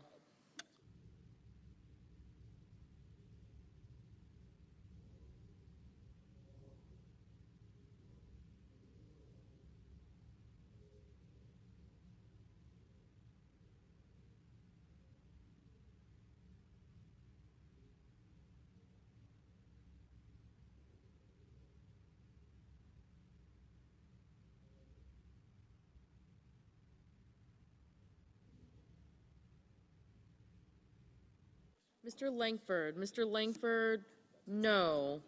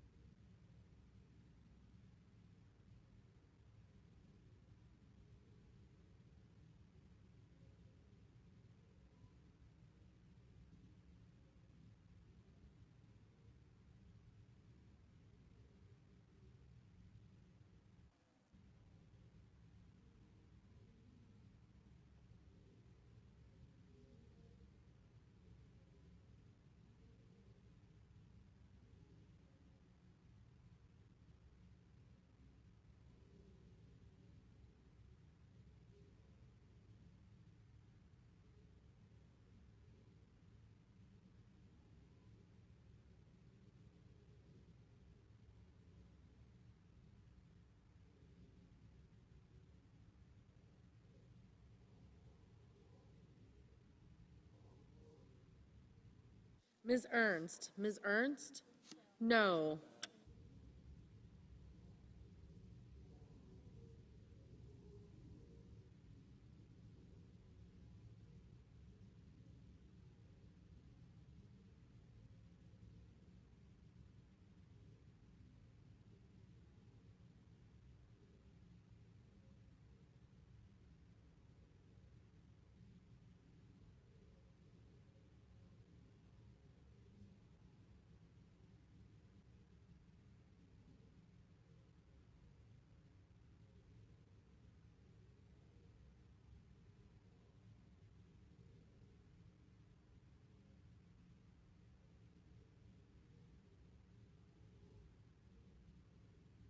Mr. Booker. Mr. Booker, aye.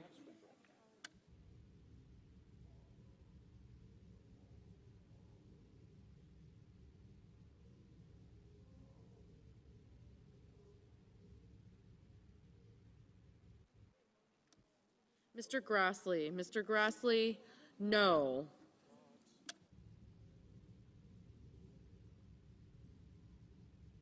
Mr. Crapo. Mr. Crapo, no.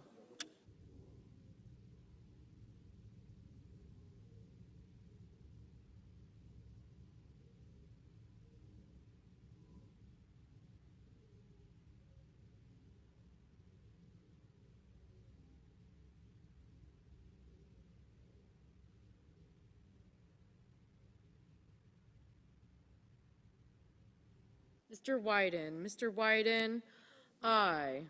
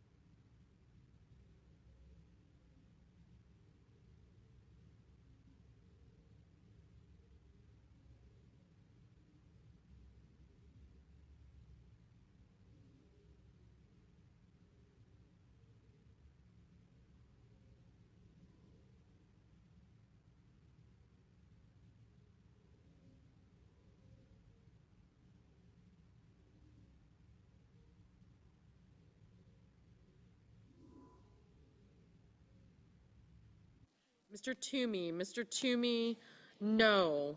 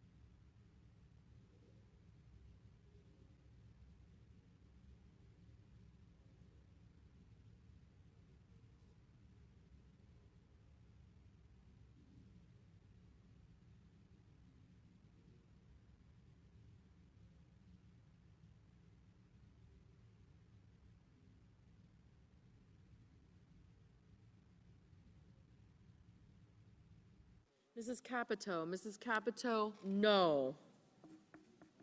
Mr. Leahy, Mr. Leahy, aye.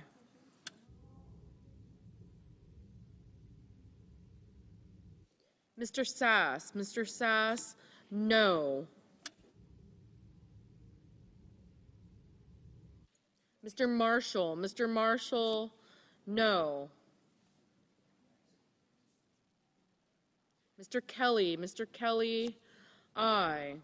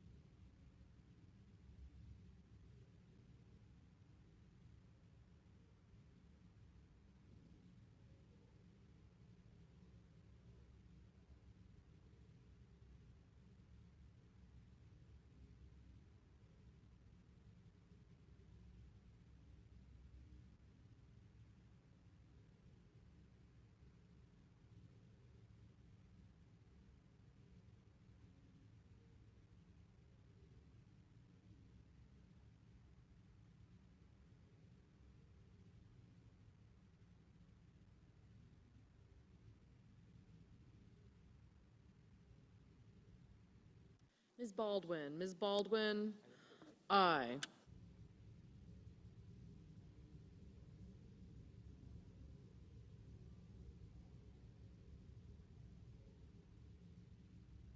Mr. Braun, no.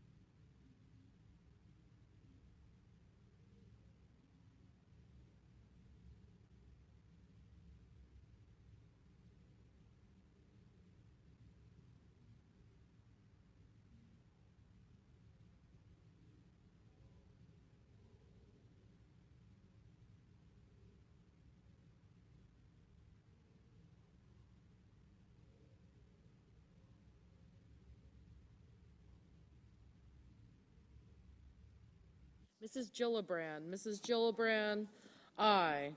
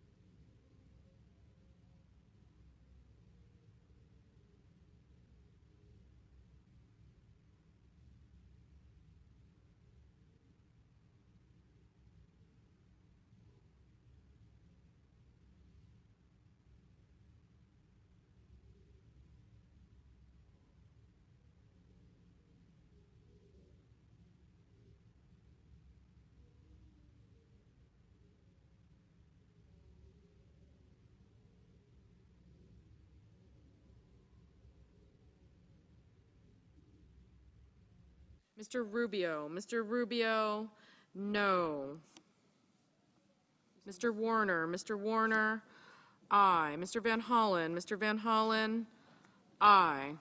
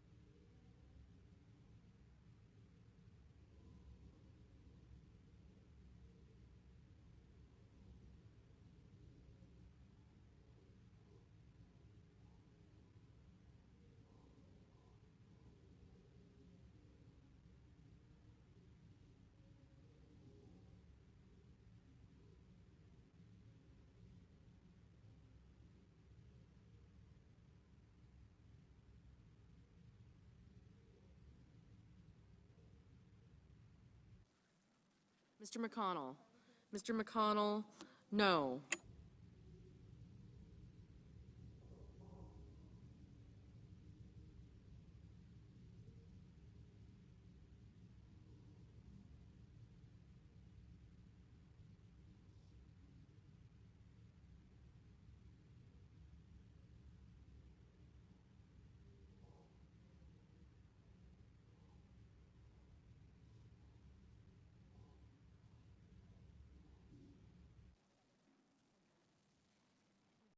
Mr. Blumenthal. Mr. Blumenthal, aye.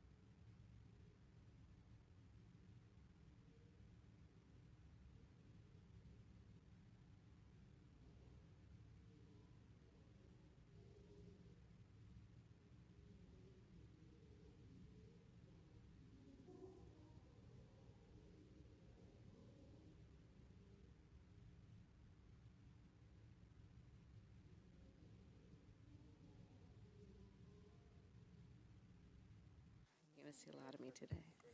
On this vote, the yeas are 50, the nays are 50. The Senate being evenly divided, the Vice President votes in the affirmative. The motion is agreed to. The clerk will report the nomination. Federal Trade Commission, Alvaro M. Bedoya of Maryland to be a Federal Trade Commissioner.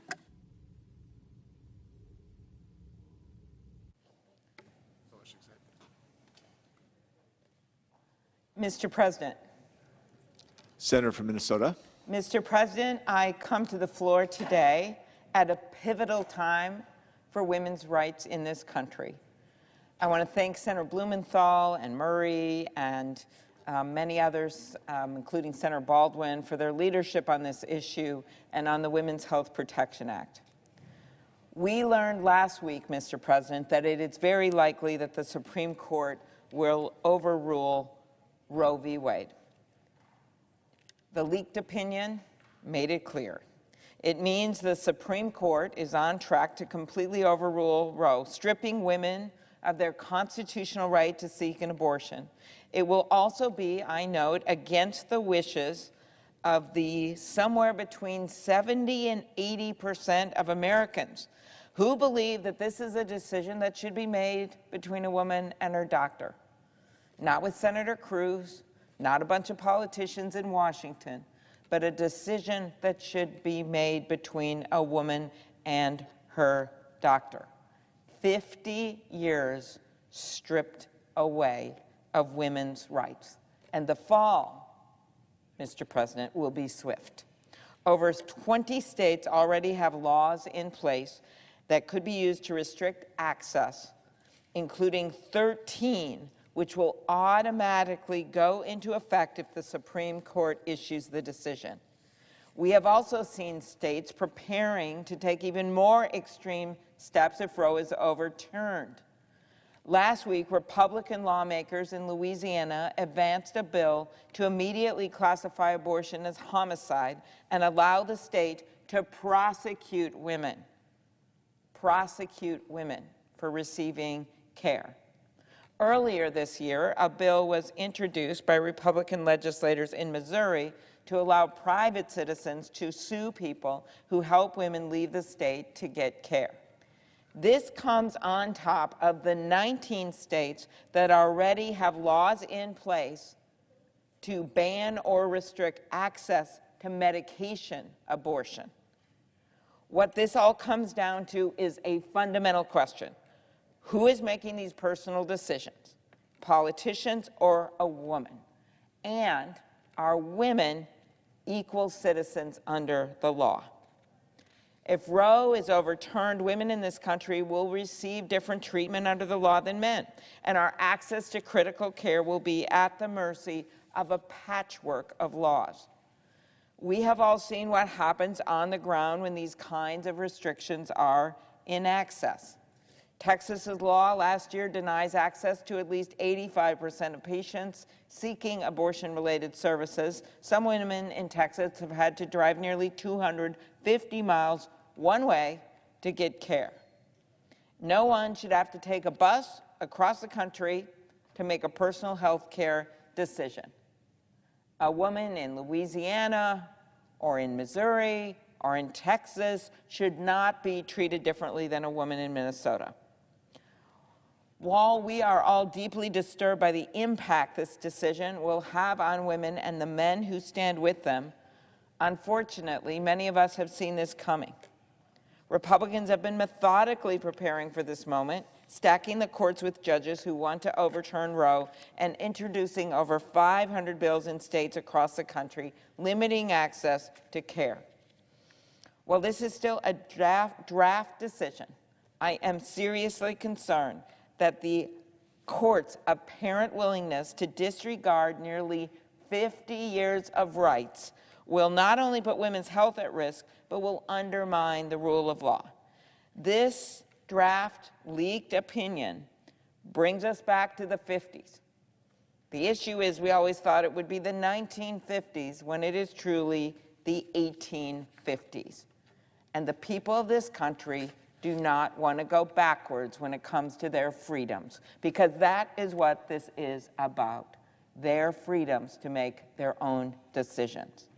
So what can the Senate do in the face of this threat to freedom? All three branches of the government have a responsibility to protect people's rights. And if one branch doesn't do its job, that's how this system was set up constitutionally, then it's up to another to step in. Congress must act to codify the principles of Roe v. Wade into law, and we will have the opportunity to do just that on the floor today when we cast our votes on the Women's Health Protection Act. These protections are desperately needed, and it is our responsibility to take action so that this fundamental right remains real for the women and the men who stand with them across this country. Freedom, equality under the law. For the first time in generations, and I want young people out there to think about this, we may live in a world where women have fewer rights than their moms or their grandmas. That's not the world that we want. I urge my colleagues to stand up with the majority of Americans who support a woman's right to make her own health care decisions, the freedom to make her decisions by enshrining the protections of Roe v. Wade into law. Thank you, Mr. President. I yield the floor. Mr. President. Senator from Texas. Mr. President, I've never seen so much furor over a case that has not been decided based on a leaked draft dated February of this year, which does not reflect a final decision by the United States Supreme Court. Unfortunately, this egregious leak of this draft opinion has created serious security threats for members of the Supreme Court and their families. Over the last few days, angry protesters have shown up at 3 of the justices' private family homes. Sadly, the majority leader of the Senate said he's okay with peaceful protests outside the justices' homes. I disagree, and so does his second in command. This morning, Senator Durbin called this practice reprehensible. The threats to justices remain high because emotions are high, and the Chief Justice has asked Congress to take action to protect the justices and their families by simply providing the same sort of authorities that the Capitol Police has to provide protection to members of Congress and our families. Last week, I introduced legislation that would do that. I asked my friend and frequent collaborator, Senator Coons, if he would be interested in co-sponsoring the bill to make it bipartisan.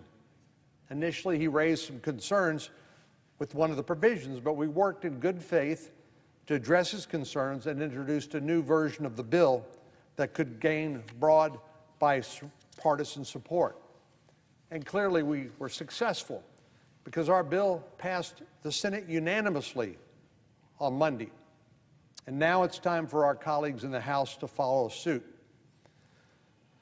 Yesterday, Congressman Issa and Congressman Correa introduced this bipartisan bill in the House, and Speaker Pelosi should act quickly to bring this bill up for a vote as soon as possible. Unfortunately, some in the House disagree.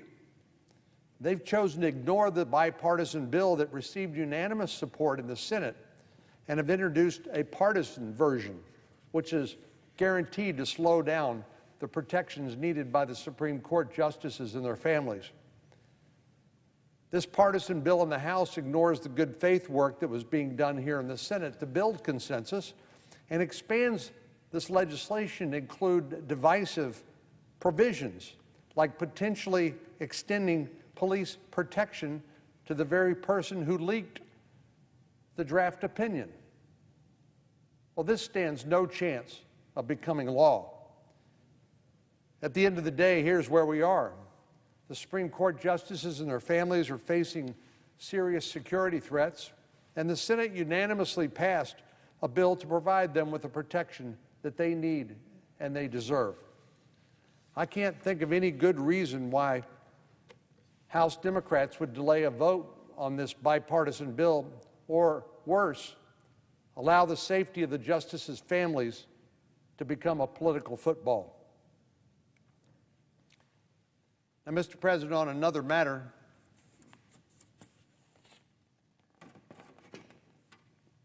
later today, the Senate will vote on a radical abortion on demand bill, which our Democratic colleagues are trying to sell as a codification of Roe versus Wade.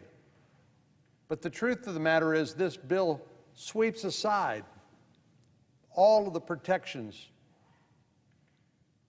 for example, for conscience, for religious liberty, for opposing taxpayer funding of abortions, and partial birth abortions. It sweeps all that aside and essentially makes abortion available on demand from the time of conception till the time of delivery.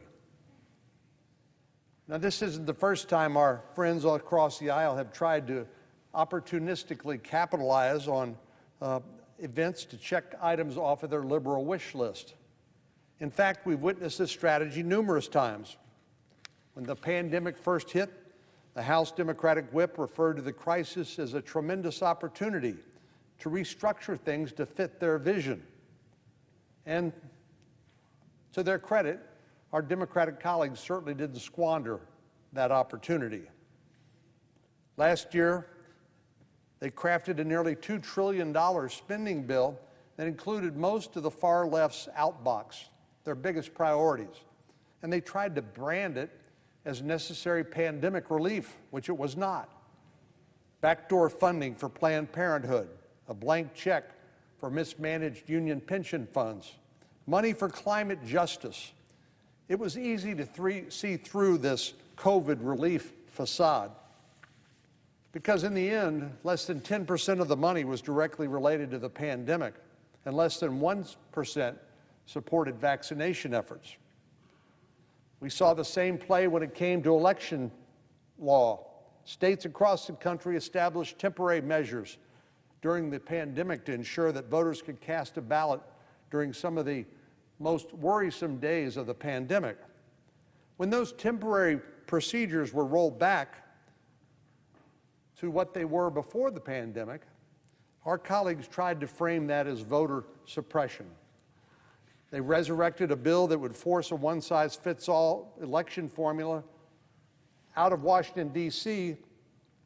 on every state and community in the country, and in the process, hand Democrats a permanent governing majority.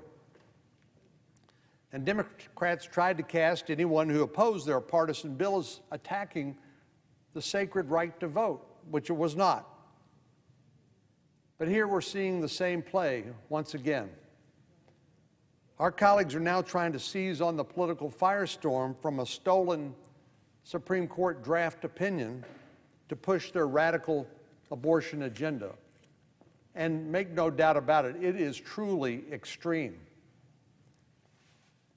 Just as they did with their pandemic spending spree and election takeover bill, Democrats have taken things to the very nth degree, and they're pushing for a bill that is far out of line with the views of most Americans over this divisive and emotional topic. Only 19% of Americans say that abortion should be available in all cases with no exceptions. 19%. That means 81% disagree. Even though the vast majority of Americans oppose unrestricted abortion access, that's exactly what this bill would provide. This bill would allow for abortions at any stage of a pregnancy. All it takes is one health care provider who says having the baby would present a potential harm to the mother's health, including her mental health. And I mentioned yesterday the case of Emmett Gosnell, who ultimately was serving life in prison for running an abortion factory involving late-term abortions and other illegal abortions performed in Pennsylvania. So where's the line here? Where's the line? Democrats see no line. They don't credit an unborn child with its very humanity, or else they would see some sort of balancing against the mother's right to physical autonomy and the child's right to life, guaranteed in our Declaration of Independence? Is anxiety about motherhood a strong enough diagnosis to allow a woman who's 39 weeks pregnant to abort her baby in a late-term abortion? Anxiety can be a serious struggle that many prospective mothers face. There's no question about that. That's why I've been advocating for better access to mental health care services for all Americans, including expecting and new moms. But this legislation is written so broadly that in practice it legalizes abortion for virtually any reason up until the time the baby is actually delivered. Now, the American people aren't the only ones who oppose unlimited abortion on demand. This bill doesn't just codify Roe versus Wade. It goes far beyond the abortion policies among other countries, like those in Europe, for example. In most European countries, abortion access is restricted after a certain point in the pregnancy. In Sweden, it's 18 weeks of pregnancy. In France, it's 14 weeks. In Germany, it's 12 weeks. In Portugal, 10 weeks. Each of these limits are more restrictive than the current law in a number of American states, including blue states like Massachusetts and Nevada. Abortions are restricted after 24 weeks. In California, Washington, and Illinois, abortions are restricted after viability, an arbitrary line roughly 20 weeks of gestation, 20 to 23 weeks of gestation. But under this extreme bill, one health care provider could stop an otherwise constitutional state law protecting the life of this unborn child in its tracks. Even though most Americans oppose late-term abortions, our Democratic colleagues are running full speed ahead in order to permit it under this extreme bill. They're so desperate to make abortion on demand the law of the land that this legislation has the support of all but a handful of Democrats in Congress. As a Republican Senate leader pointed out earlier this week, 97% of Washington Democrats are pushing for policies that only 19% of Americans support.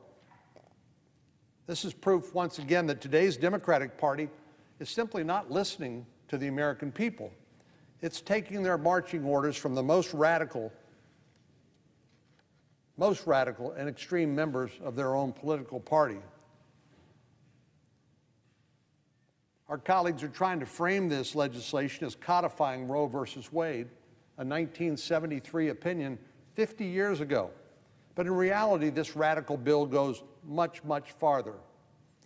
It doesn't just maintain the status quo, it moves abortion policies in the direction of those in the People's Republic of China and North Korea, and away from those of our friends and allies in Europe.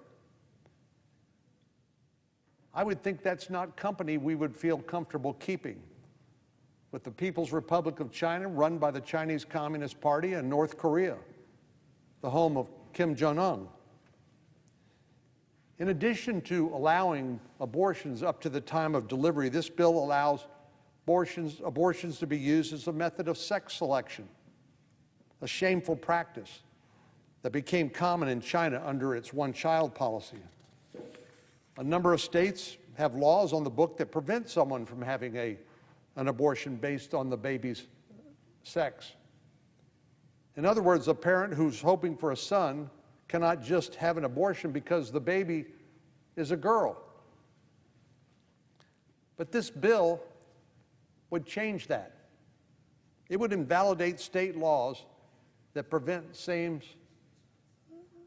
selective abortions. This bill would make further changes that endanger the very women who are receiving abortions. For example, it rolls back a common sense provision, including requirements that only a licensed physician can perform or prescribe an abortion. It removes guidelines for how abortion facilities are regulated and maintained. And it removes common sense safeguards like informed consent laws and waiting periods. Along with all of these radical and extreme changes, this legislation comes with no guarantees that taxpayers won't be asked to foot the bill for these elective procedures.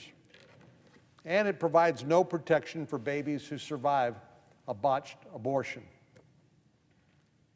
It puts healthcare providers with religious or moral opposition to abortion in an impossible position.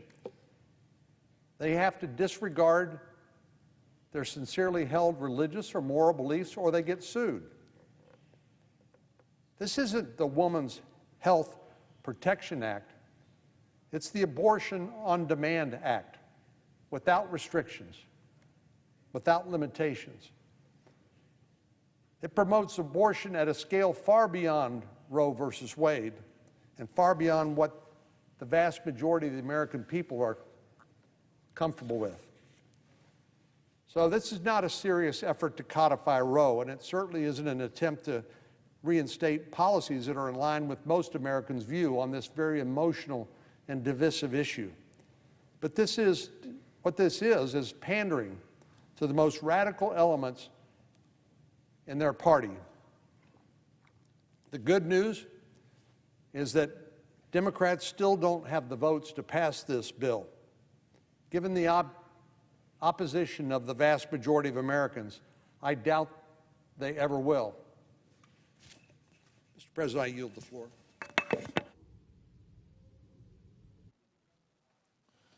Senator from Vermont. Mr. President, I listened to the debate about the Women's Health Protection Act. Protecting women's health is protecting half of America's population in the right to seek the health care they require. Protecting their ability, half of America, protecting their ability to make decisions about their own bodies. How is this even a question up for debate?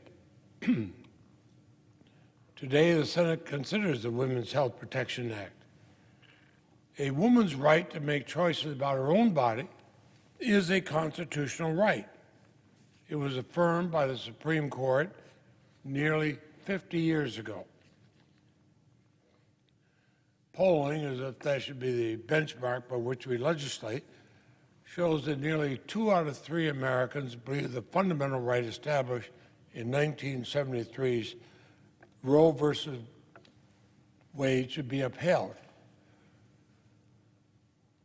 But here we are today, a body of 100, 76% of which are male, making decisions about the private lives of the nearly 168 million women in this country. That's ludicrous.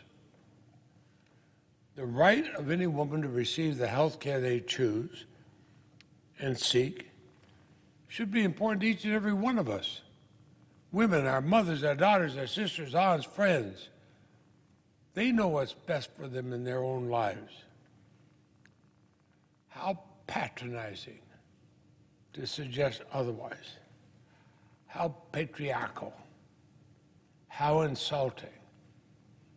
How dangerous. I'm the Dean of the Senate. I'm the longest-serving member of this body today. I've worked for decades to support legislation that affirms a woman's right to access comprehensive health care from a trusted provider without interference. The right to comprehensive family planning resources, whatever those resources may be, is not only a fundamental right to privacy for these women, but it's an important public policy, public health policy as well. In 2019, the Vermont House and Senate, by wide margins, approved the Freedom of Choice Act. that guarantees the right to access safe abortion care in Vermont. Governor Scott, a Republican, signed that bill into law in June 2019. If the court does overturn Roe, then the Freedom of Choice Act would protect the health care right in Vermont, just as the Supreme Court case was ahead of Roe versus Wade, Beecham versus Leahy does the same. Once again, Vermont is a leader on an issue of national significance. But the unfortunate reality is that 26 other states stand ready to ban abortion rights in the absence of Roe. What are the women of these states to do? And prominent Republican voices in the Senate, even now, say they would not rule out the possibility that a future Senate and Congress would overrule such state laws in Vermont and elsewhere and impose a national ban on women's choice. And what laws are these states prepared to pass? What resources are they prepared to provide to support these women and the children they'll bear? The answer we know, and I fear, is none. We'll determine what you do, but we won't do anything to help you afterward.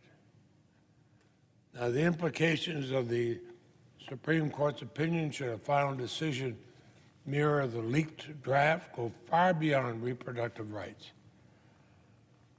For decades, the Supreme Court has stood as an independent arbiter in this country, striking down a constitutional right that has supported millions of Americans, not just women, will cause many to lose confidence in the integrity of our judicial system. Worse still, it could threaten the rights protected under the precedent set by Roe and affirmed in other cases. I acknowledge the fear that many are feeling right now about that possibility. Certainly, I hear it in my office. And that is why we need to pass the Women's Health Protection Act. What would the suffragists say of us today? What would the icons of the civil rights movement say of us today? A vote against the Women's Health Protection Act is a vote against equality. It's a vote against women, plain and simple. It's a vote against the progress we've made to right the wrongs of inequality. It's at odds with what an overwhelming majority of the American public believes. It says in many states in this country, women will be treated differently than men. You know, Mr. President, my sons and grandsons can travel anywhere in the United States knowing the law is the same for them. My daughter and granddaughters under this would know they could not be treated the same as they traveled around the country. What does that say about America? That our sons and our grandsons will be treated differently than our daughters and our granddaughters. Will be treated, our daughters and our granddaughters will be told by these states, you have less rights than your brothers or your fathers or your uncles. So shame on the Senate today. I stand with women, my wife, my daughter, my granddaughters, when I say that I trust them to make the health decisions that are best for them.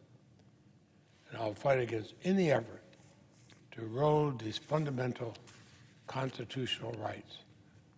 That's what the Senate should do. That's what we do if we truly are going to be the conscience of the nation. But that's what this Vermonter intends to do. Mr. President, I suggest the absolute quorum. Clerk will call the roll. Ms. Baldwin.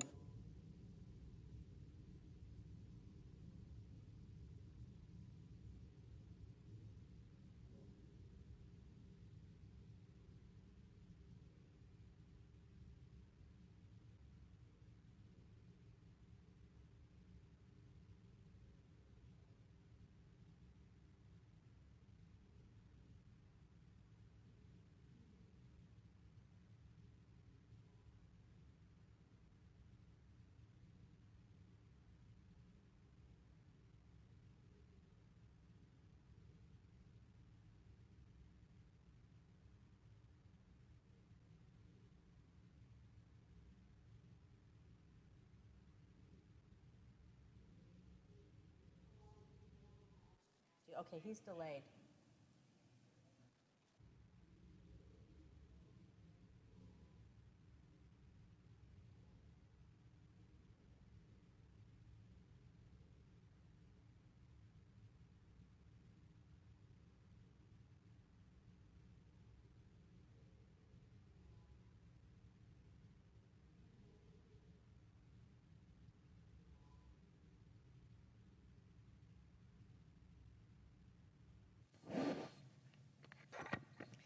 Mr. President.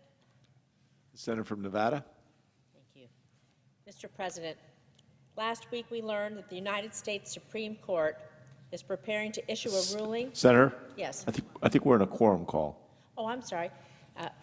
Can we please, we're in a quorum, so can we officiate the quorum, please? Without objection. Thank you.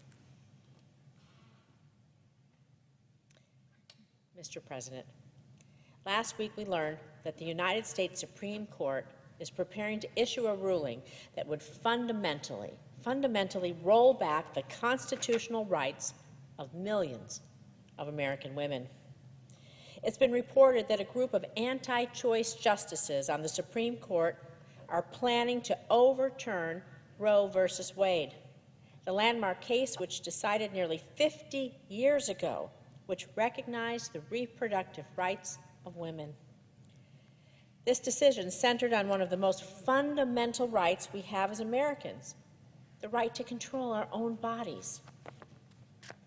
For nearly half a century, Roe has protected a woman's right to make extremely personal decisions about her own body, her own health care, her own family. But now we're seeing a clear, coordinated attempt by anti-choice politicians to roll back the clock on the rights of American women, control what happens to their bodies, and strike down reproductive freedom. If the Supreme Court moves forward with this action, it will have immediate and devastating consequences for women's health. So let's get something straight. Overturning Roe isn't going to stop abortions. It's only going to stop women from getting safe abortions, and women will die as a result. This will also have a severe impact on how miscarriages and other life-threatening medical issues related to pregnancy, how they're handled. For example, if Roe is overturned, ectopic pregnancies could become a death sentence for women in states that ban abortions. And this is just one example of the harm this will cause. And this will disproportionately impact women who lack the resources to go to other states to seek care. And this will also make it harder for women of color to access the care they need. Unfortunately, many states across our country already have rigid and extreme restrictions on the books. And if Roe falls, many of those laws will go immediately into effect. And in the states that don't have those restrictions, extreme legislatures are pushing new, dangerous, and restrictive anti-choice laws as we speak. In my home state of Nevada, abortion rights have been enshrined into state law since Nevadans overwhelmingly voted. They voted for it as a ballot initiative in 1990. This means women across Nevada will continue to have access to reproductive care if Roe is overturned. But this year, anti-choice politicians are working to eliminate this protection from our state code and take away women's rights in Nevada to make decisions for their own bodies. This is exactly why the Senate needs to pass the Women's Health Protection Act today, to ensure that women in all 50 states continue to have the right to make their own reproductive health care choices. I helped introduce the Women's Health Protection Act last year because it's the best option we have to codify Roe versus Wade into law. This bill will codify the right to receive and provide reproductive health care, and it will prohibit states from enacting rigid, medically unnecessary restrictions that make it harder make it harder for women to access care. We're not living in a hypothetical anymore. We are staring a post-Roe world in the face, and the time to act is now. My colleagues on the other side of the aisle have also made it clear. If they regain control of this chamber, they will pass a national ban on abortion rights, and they may go even further. I urge every senator who cares about women, who cares about women's health, who cares about women's autonomy and their rights, I urge them all to join me in voting to pass the Women's Health Protection Act. Nevadans are watching. The American people are watching. And women everywhere are depending on us. We cannot let them down. I yield.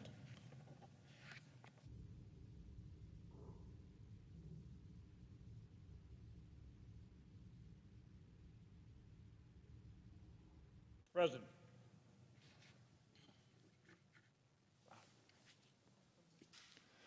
The Senator from North Dakota. Thank you, Mr. President.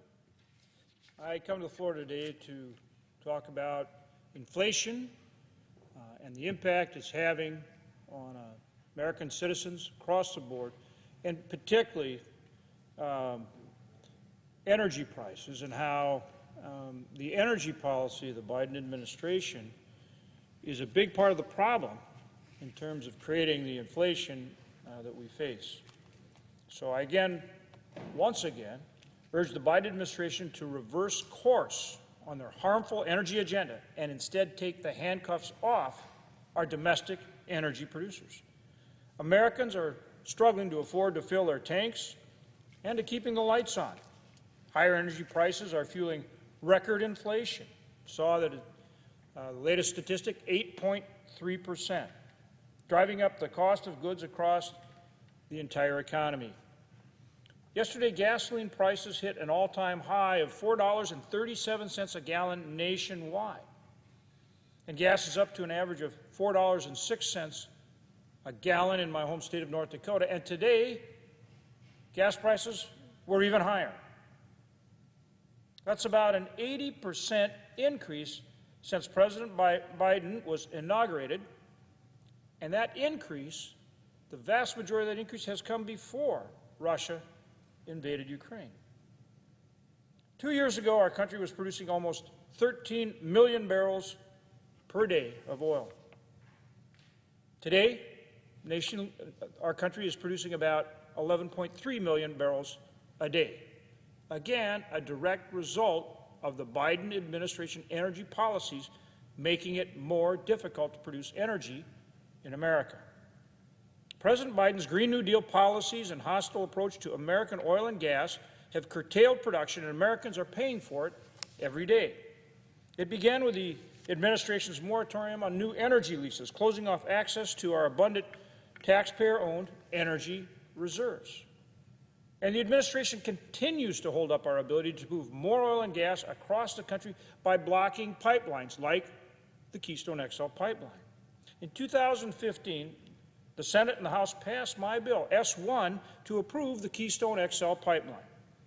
If the Obama-Biden administration had not vetoed that bill, this pipeline would be bringing more than 800,000 barrels a day of oil from our closest friend and ally, Canada. And we've stranded natural gas resources in North Dakota and other parts of the country, like West Virginia and Pennsylvania, because we can't get the permits to build the gathering systems and the pipelines to get it to market, let alone to our allies. We need LNG facilities to help our allies in Western Europe and to help Ukraine as they continue their valiant fight against Russian aggression. And if we really want to cut off the Russia war machine, we need to cut off their ability to sell energy. And that means once again embracing our nation's most critical economic and national security assets, our country's vast oil and gas reserves.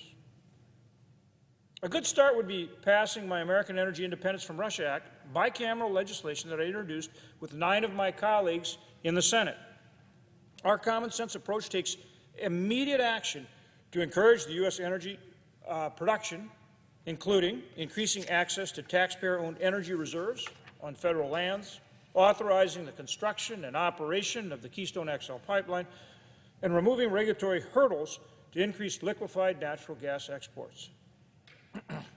North Dakota and other energy-producing states can and should be empowered to unleash the full potential of our abundant oil and gas and coal reserves, our baseload coal as well. All of these resources, no one does it with better environmental stewardship than we do here in America. And we need to produce that energy here in America. It's long past time for the Biden administration to get out of the way and take the handcuffs off American energy production. Producing more energy here at home is the solution to help lower energy costs and provide hardworking families with relief from rising inflation.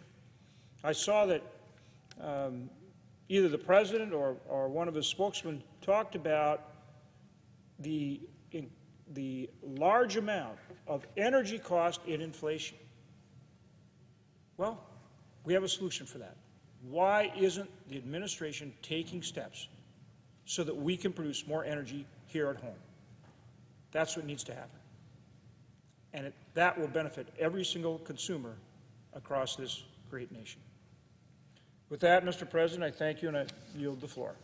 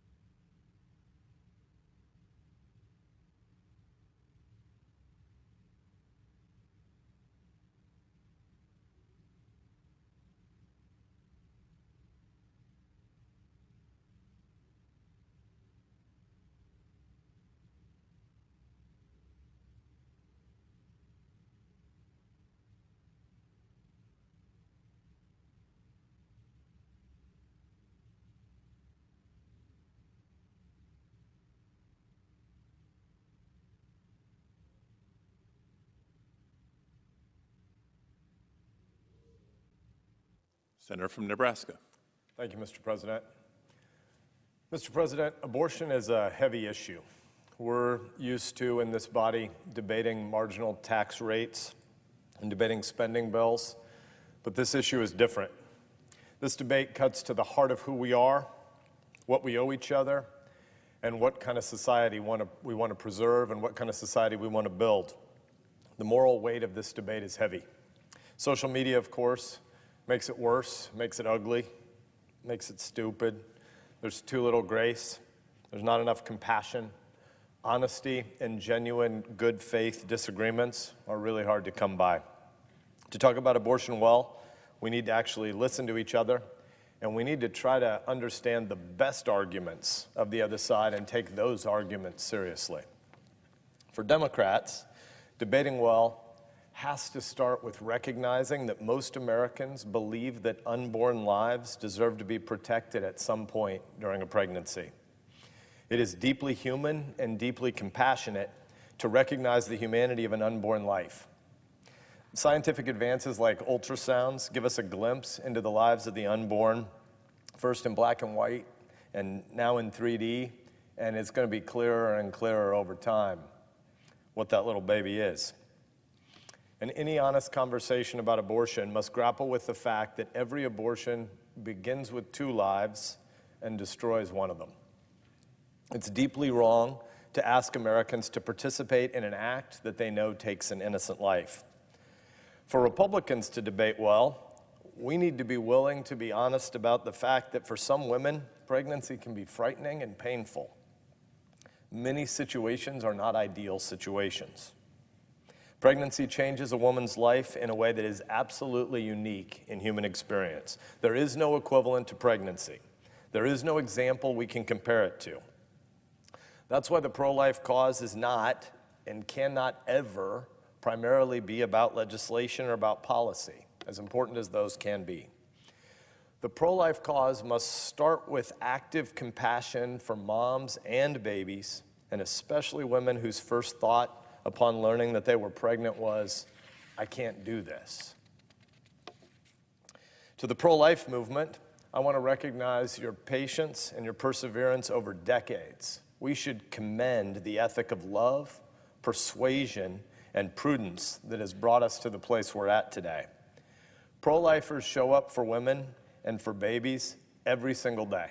I see it all over Nebraska, and I know that it's true across all 50 states. Pro-lifers, and especially pro-life women, support women through pregnancy care centers. They work in local communities to build support networks. They're persuading their neighbors and growing a movement that supports life.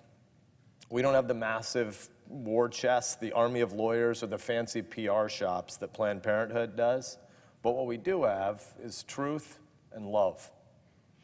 Thousands of pregnancy care centers provide women and their babies with free help, lots of free help. The volunteers who show up every day to help these women obviously don't do it for money. They do it out of love. Thousands of pro-life families adopt kids every year, and their hearts overflow with love as they welcome a new child into their family. That's the core meaning of the pro-life movement. It's not about legislation first, or about legislation second, or about legislation third. Advocates for abortion on demand are doing a lot of fear-mongering. We've heard some bizarre speeches on the floor in the last couple days that are so disconnected from the reality of the text of the legislation that's before us. So much of what they're pushing is wildly out of touch with the public and wildly out of touch with modern science. We already know that America's abortion laws are far, far more permissive than Europe's, and that on this subject, our laws have a lot more in common with the human rights abusers China and North Korea than with anything in French law. The legislation before us today would make our laws even more extreme. Depending on how you count, we have the 4th to 7th most extreme pro-abortion laws of any of the 200 nations on earth, and the legislation before the Senate today would make the U.S. position even more extreme. There was a time when the Democratic Party talked about abortion as safe, legal, and rare. Safe, legal, and rare. Not anymore. this legislation is not from your mom's Democratic Party. In recent years, we've taken votes on my legislation, the Born Alive Abortion Survivors Protection Act. It's a pretty simple, straightforward bill that aims to protect babies who survive botched abortions.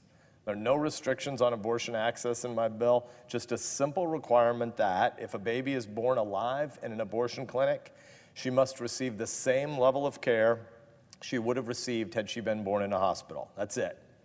Yet Senator Schumer and the abortion lobby have filibustered this legislation over and over.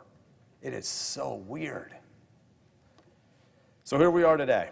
The abortion industry's lobbyists have bullied Leader Schumer and all but one courageous Democratic senator, my friend Joe Manchin, into an extreme position that doesn't reflect even the majority opinion in the Democratic Party today, let alone the majority position of Americans. This bill today is ugly, winner-takes-all politics. It is full of aggressive pro-abortion provisions. Let's consider just a few. One, it would formally create a national right to abortion up until the moment of birth in all 50 states, and it would undo even state-based partial birth abortion bans. Two, today's legislation would prohibit states from requiring parental consent to perform abortions on a child. Three, it would prohibit states from passing any laws to ban sex-selective abortions. It would ban any laws to prevent states, it would ban any laws that states would have to try to prevent sex selection abortions. It would create a right for non-doctors to perform abortions, putting women at severe risk of complications and botched procedures. And it would remove conscience protections that keep Americans from being forced to perform or fund abortions if they have moral objections. Think about that. It would force Catholic hospitals to perform abortions. That's new. That's gross. Where's the tolerance? Where's the compassion? Where's the humanity? Where's the attempt to understand that the majority of Americans want there to be prohibitions on abortions at some point in the pregnancy? Americans don't want the kind of radicalism we see in this bill before us today. In recent polling, 65% of Americans say they support banning abortion in the second trimester, and 80% of Americans support banning abortion in the third trimester. Why? Well, one of the reasons is because they've seen a lot of images of what a baby looks like in utero in the second and third trimester.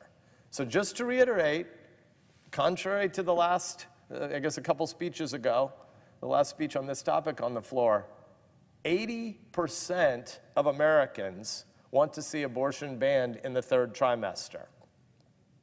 It's hard to get 80% of Americans to agree on anything, and yet 80% agree that third trimester abortions, the kind of thing that this bill wants to make sure is explicitly championed. States could not prevent and prohibit third trimester abortions. That's what this bill is about. This bill is incredibly extreme. There is no moderation in this bill, just brutal indifference hiding behind euphemisms. Fortunately, it won't pass. Unfortunately, our debate about it isn't very honest here. Fortunately, the pro-abortion lobby isn't winning. Majority Leader Schumer will earn kudos from Planned Parenthood for this show vote today, but he's not going to convince anyone. As we look beyond today's gross vote, as we look to the future, our focus should be on continuing to grow the pro-life coalition in this country. We can and we must build support across the country for an ethic that protects life. I want to lock arms with pro-life Democrats and work to build a culture of life. If we can pair certain pro-life laws with increased spending on prenatal care and safety nets for struggling moms, count me in. I'm for that kind of big new coalition. Let's do it. This movement is about hearts and minds. We've got to have difficult conversations in love, and we've got to reject the kind of extremism that Senator Schumer is putting on the floor today, pursuing this bill. We've got to focus our work on our local communities, on changing our neighbors' minds, on understanding each other, and on setting an example by putting moms and babies first. The answer after this bill fails today is to remember that love is stronger than power, and that's why life is going to win. Being pro-life means being pro-science, pro-mom, and pro-baby. It means starting with love, not with legislation, and happily, it definitely doesn't mean starting with the grotesque legislation that will be voted down this afternoon. Thank you, Mr. President.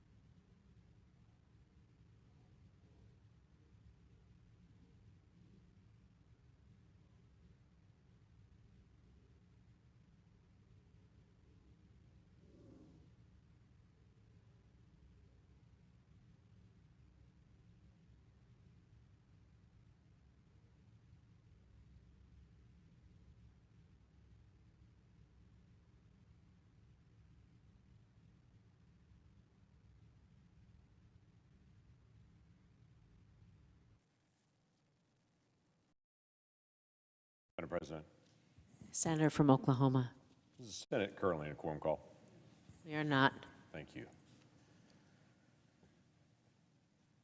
Madam President, last week, a draft opinion was leaked out of the Supreme Court, which never happens. Literally has not ever happened until now. Chief Justice of the Supreme Court called it a betrayal of the court. That leak sparked protests all over the nation and in Washington, D.C., but not because 2 centuries of protocol in the Supreme Court was violated. It was because the court dared to say that when the Supreme Court ruled in 1973 on Roe v. Wade, it made a mistake. In the draft opinion that was released, it stated that the opinion of 1973 exceeded the constitutional boundaries. For 200 years, legislatures determined when life began.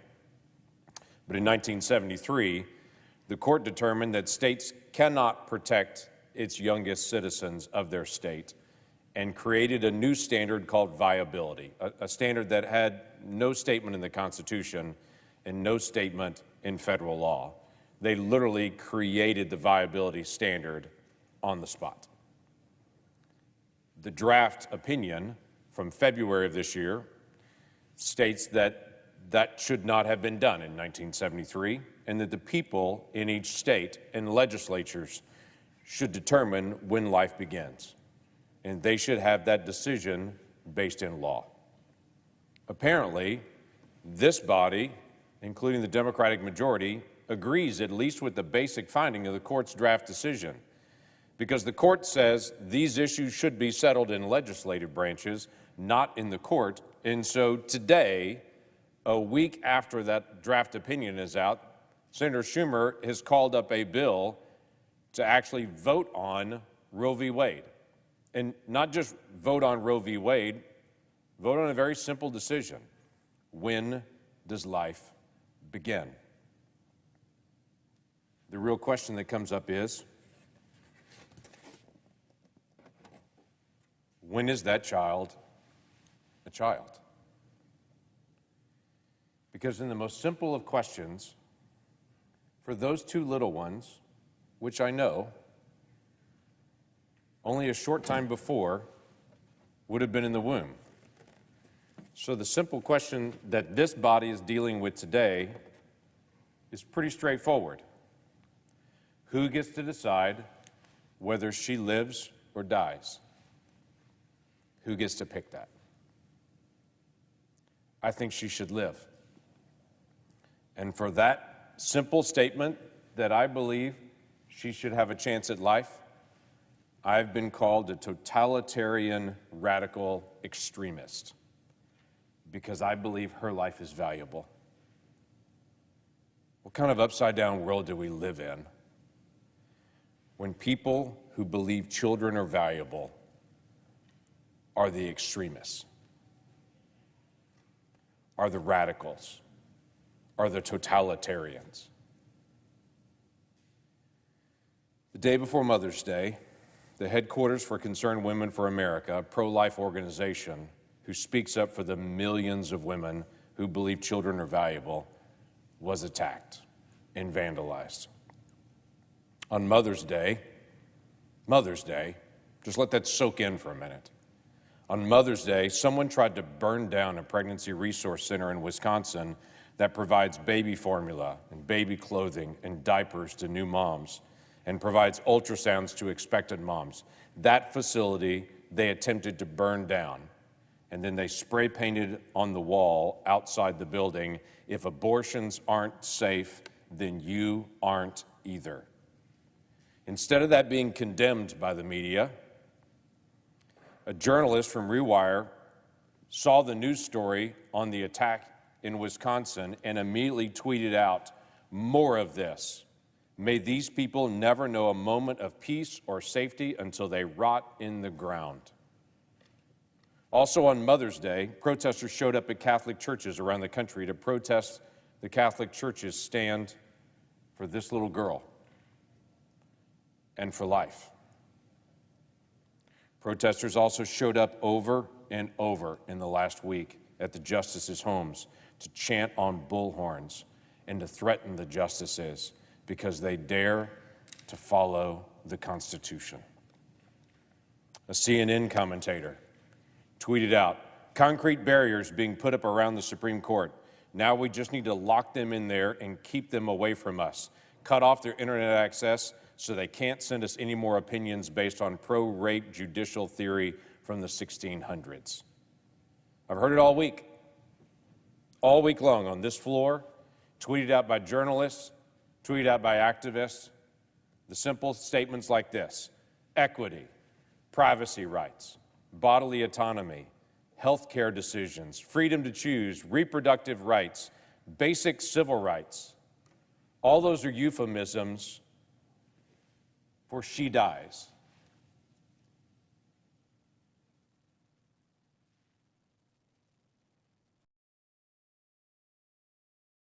Why are people so passionate about this? Because it's not just a person in this conversation. She's in this conversation. Her future, her opportunities. That's what this conversation is about. And for that, I'm being called a radical extremist because I believe she's valuable. Last weekend, when I was at home, ran into someone just out and about who wanted to talk to me about this issue about life, who was very passionate about the freedom to be able to take her life just hours before she's born. And in that conversation, as we got back and forth on it, I asked him very simply, you know, it's federal law right now that we protect turtle eggs. Turtles, if you destroy a turtle egg, it's a federal offense with a very big fine. If you destroy an eagle egg, it's a very big offense with a federal fine. Do you find that odd? And I'm just in dialogue with this person. Do you find that odd that in federal law we protect an eagle egg, acknowledging that's an eagle inside that egg, and we protect a turtle egg, saying we acknowledge that's a turtle inside that egg, but we allow the destruction of children? And to my shock, they responded, well, turtles and eagles are endangered, so they should be protected. And I'm called the extremist because I happen to believe she's precious, and just because there are billions of other humans around, I don't think she's disposable. What are we really talking about? We're talking about the right for people to be able to speak out to their elected officials in every state, and for each state legislature to decide on the issue of life. That's what we're talking about. If the draft opinion ends up being the final opinion from the court, it doesn't end abortion in America. It pushes it back out to every state and every legislative branch, including this one, to be able to have a state-by-state and a national dialogue on this simple question: when does life begin? Some people will say at conception, as I do, and quite frankly, as science also agrees with.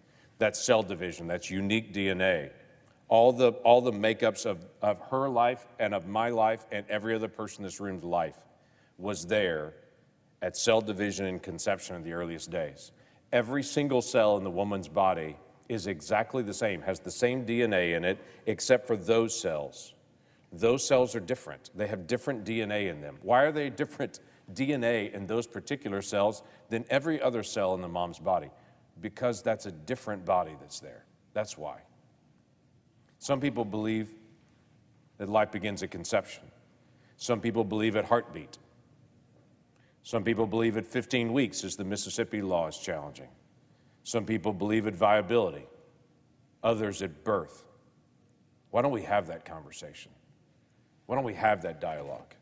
Because quite frankly, as I think about life, and I look at this baby, and I look at this baby,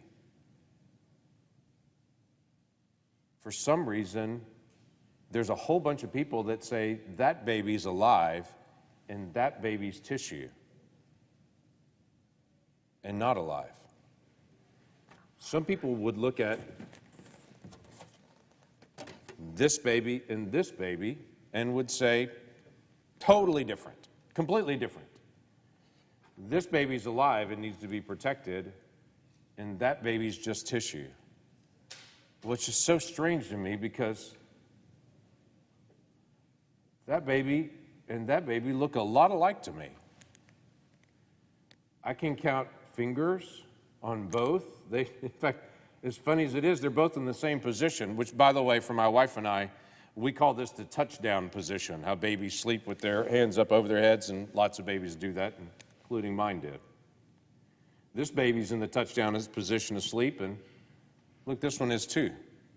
What's the difference between these two? I don't see this as alive in tissue. That looks a lot like a baby to me. And for that, I'm called the extremist and the radical. This baby sucks their thumb in the womb, responds to their mom's voice, feels pain, has unique fingerprints, has unique DNA, kicks around like crazy. What's the difference between those two? Time. That's it. That's the only difference. Just time. So what's been brought to the floor today? What's been brought to the floor today is this bill. This bill, the Women's Health Protection Act of 2022. Interestingly enough, that's the last time this bill uses the word woman. It doesn't use the word woman anytime after the title. It stops after that. I find that interesting. Let me talk you through a couple of things that are in this bill. Section 2 of the bill defines abortion services and details it out, but also has a nice little note that's tucked into the definition here. It defines viability. It says the term viability means the point in a pregnancy at which, in the good faith and medical judgment of the treating healthcare provider, based on the particular facts of the case before the healthcare provider, there's a reasonable likelihood of sustained fetal survival outside the uterus with or without artificial support. Interestingly enough, it just basically says the doctor that's there, that's providing the abortion, can determine when the child's viable or not viable. We all get the joke on this. We know what this really means. This bill is not about viability. This bill is about whatever age, at whatever time, anyone wants to perform an abortion, at any moment. In my state, we're a state that has medical marijuana laws. They say it's not recreational marijuana, it's medical marijuana. You have to have a medical prescription from a doctor to be able to get it. So you know how you get it? The medical marijuana place actually has a doctor that you can just call that'll write a script to you that'll write it for no matter what. You could say, my left toe hurts every other Thursday, and they would say, great, that's a medical condition, and you get the script for it. So we get the joke. If the person who's actually selling the product is the one who's actually prescribing it, that means you could do it at any point, and this bill itself protects that individual, saying they can define viability and they're protected in their definition of it. So this bill is not about protecting children prior to viability. This bill is about aborting at every single stage of pregnancy, all the way up to the end, no matter how late that abortion is. The bill doesn't just stop there. Not only is there no limit to restriction on abortion, and it gives a statutory right to abortion, even though 71% of Americans believe there should be some limits to abortion, this bill says, no, there can't be.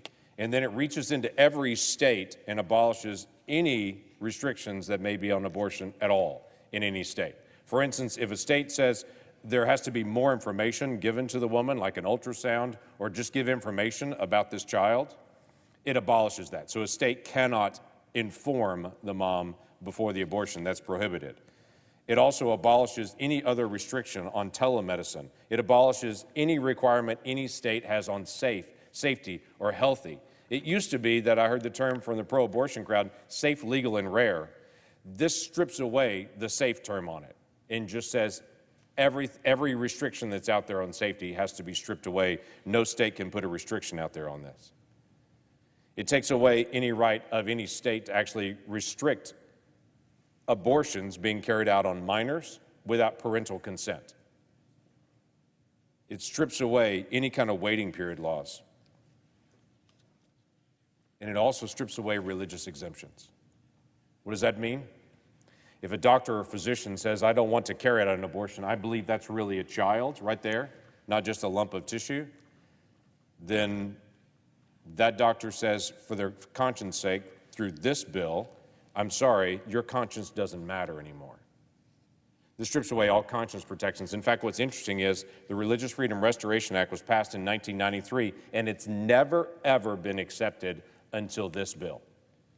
This bill literally reaches into the Religious Freedom Restoration Act and says, your religious conscience doesn't matter, it's an abortion, get over it. That's what this bill says. This is not some simple codifying Roe bill. This is telling the nation, I'm sorry, you may think that little girl is a little girl and is valuable. We think she's disposable. No. Listen, pro-life members here, like myself, have fought to make adoption more affordable, expand the child tax credit for the unborn, continue to provide assistance, food, health care to needy families, maternal health. We should all be working to support women in very difficult days. But she matters in this conversation. We can't lose track of that. Mother Teresa once made the comment, if we accept that a mother can kill even her own child, how can we tell other people not to kill one another? You may say, well, that's Mother Teresa's opinion that that child is a child. I would also tell you, it's Joe Biden's as well. Joe Biden also made the statement just last week, the Dobbs decision is about the ability to abort a child. To abort a child was President Biden's statement. I agree. The conversation right now on the floor is what's her future? What happens next will decide a lot. I can assure you, I'm going to speak out the rights for every single child, and will declare again, every child is valuable. If people call me a radical for believing children are valuable, so be it. But I think it tells us a lot about our culture that I'm the radical one because I believe she has a hope and a future. With that, I yield the floor.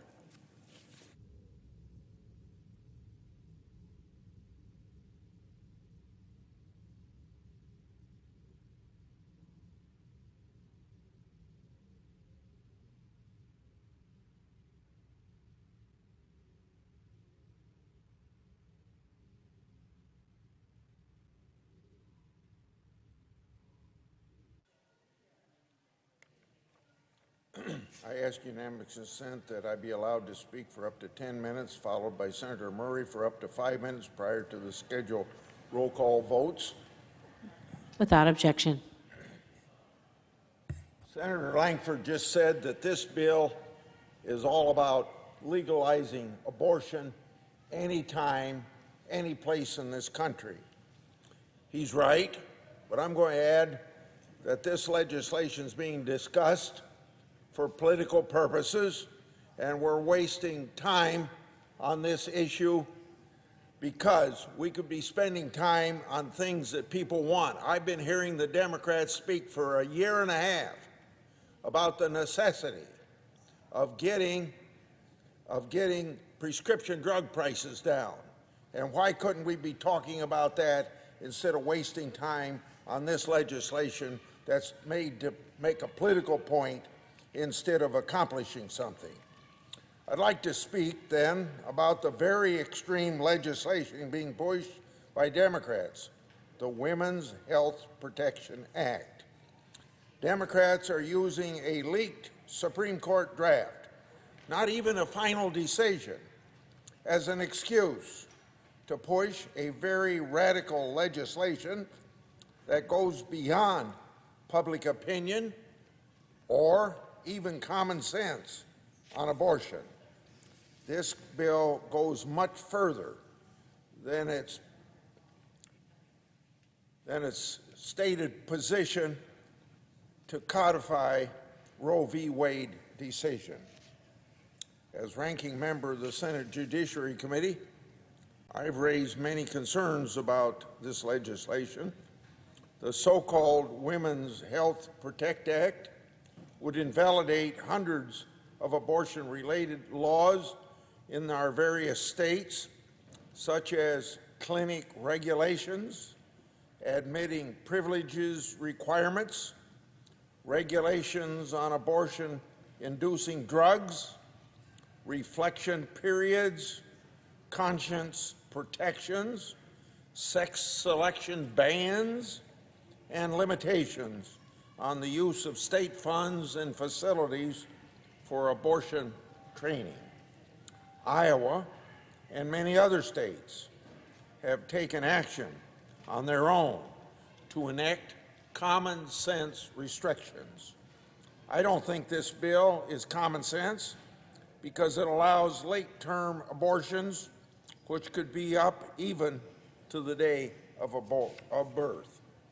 Some states have protected individuals from having to perform abortions against their own religious beliefs. We can't stand by as those common sense laws are under attack by the Democrats, and this legislation attacks those laws. The bill before us would invalidate these state laws and would allow abortion providers to set the standard of care for their patients with no oversight from the states. It would allow health care workers to determine when a life is viable, which will lead then to inconsistent practices across the country and endanger the lives of mothers everywhere. If the bill before us were to be signed into law, the federal government would send a message to states that enacting laws to protect patients and regulate the health and welfare of their citizens is not the right of the federal government. It would allow Congress to intrude on states' rights and nullify life-saving laws on the books. It would invalidate the police powers of the state under the 10th Amendment in regard to those police powers affecting the health of its citizens. In addition, this bill establishes no private right for women harmed by abortions. How can we, as Congress, stand up and say that we're protecting women when really this bill disregards any loss of life of babies, including full-term infants and even some mothers? Democrats claim this bill is a necessary and moderate step. How can a sweeping piece of legislation that would overrule dozens of state laws and establishing terminating a pregnancy as the only option be classified as a moderate piece of legislation? No, this proposed legislation is an example of extremism. It's unfortunate that the majority is using this issue to appear compassionate and concerned about women's rights when in reality the bill disregards popular and common sense laws that protect women and children across the country. Large majorities of Americans support strong abortion restrictions. This bill would overturn. I understand and appreciate the robust debate around this subject. However, I'm uncomfortable with the rhetoric of some of my colleagues. They refuse to discuss important priorities of what the American people want and only want to push one extreme option. Let me be clear. Abortion should not be promoted as a default contraception and family planning tool. Let's have a productive discussion on what can be done to support women and families. It's important to be open with our colleagues and peers on our differences, but we must unite to protect life because every single life is precious. The Women's Health Protection Act is an extreme piece of legislation that completely disregards human life. I intend to vote against the motion to proceed. I yield. President. The senator from Washington. Madam President, I ask unanimous consent. Senator Schumer be recognized following my remarks prior to the scheduled roll call vote. Without objection. Thank you, Madam President. Madam President, last week, the country learned that the Supreme Court is preparing to overturn Roe v. Wade, end the constitutional right to abortion, and make this the first generation of women in this country to have fewer rights than their mothers. Think about that for a second. My daughter, my granddaughters will have fewer rights than I did. I truly never thought I would say that, and it breaks my heart. These past few days have just been heart-wrenching. I've seen the emotion, and I have felt it. But let me tell you something, Madam President. As heartbroken as people are, they are also mad. And you can't blame them, and I am mad too. Because we are watching the Supreme Court prepare to drag this country backward by half a century. Across the country, Republicans in state legislatures are banning abortion, and they are making it crystal clear they are going to go even further. They're coming after your mail because they want to make it illegal to send abortion medication in the mail. They are coming after your birth control. They are coming after Plan B and IUDs. And right here in the Senate, they are talking about a federal abortion ban, a federal abortion ban. That means a ban even in states like mine where the right to abortion is now protected. Senate Republicans want to make sure women from Seattle to New York cannot make their own health care decisions. For many Republicans, this is just the beginning. But to everyone who is scared, to everyone who is furious, know this.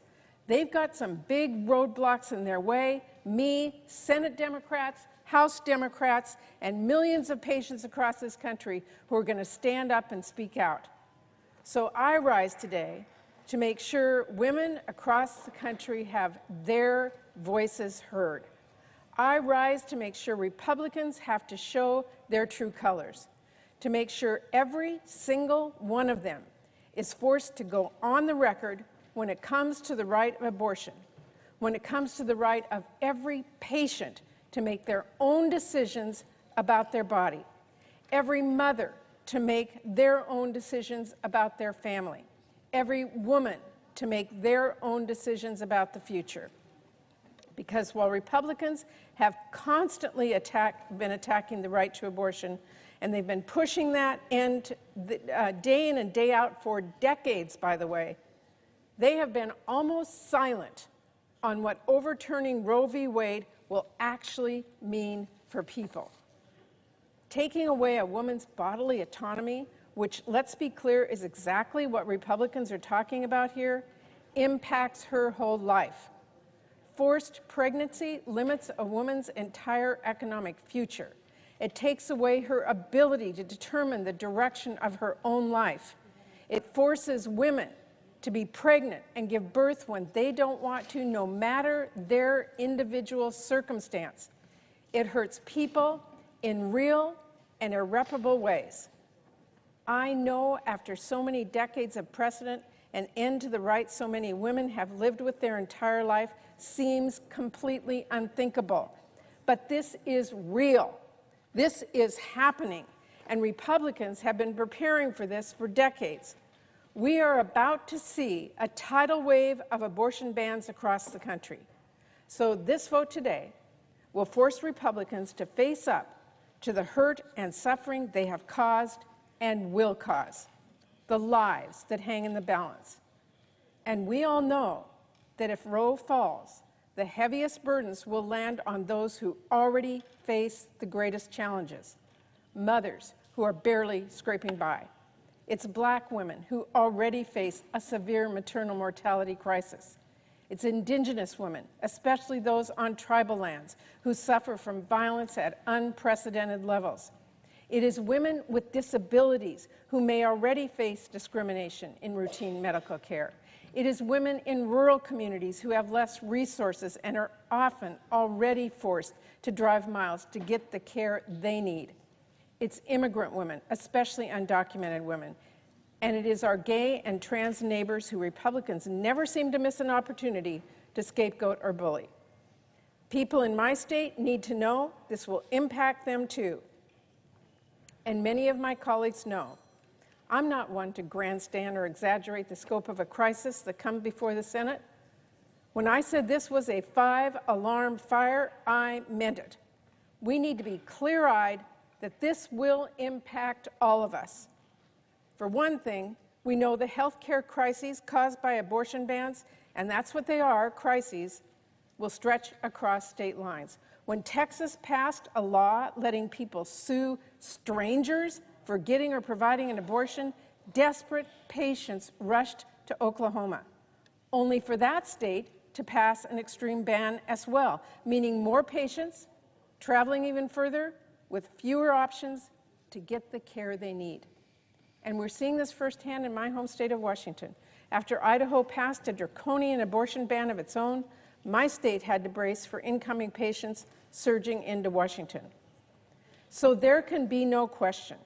If Roe is struck down nationally, if individual states across the country ban the right to abortion, people in every single state will live with the painful consequences of that decision. And they will not forget Republicans are the ones responsible for this. And Madam President, let's also remember, Republicans have been clear, they have been explicit, even that they are not going to stop at Roe, they're not going to stop at the state level, and they're not going to stop at abortion. I can't say this enough. Republicans are already talking about passing a federal ban on abortion. Republicans are already talking about how Griswold, the case that struck down a ban on birth control, might have been wrongly decided. Republicans are already talking about banning IUDs, Plan B.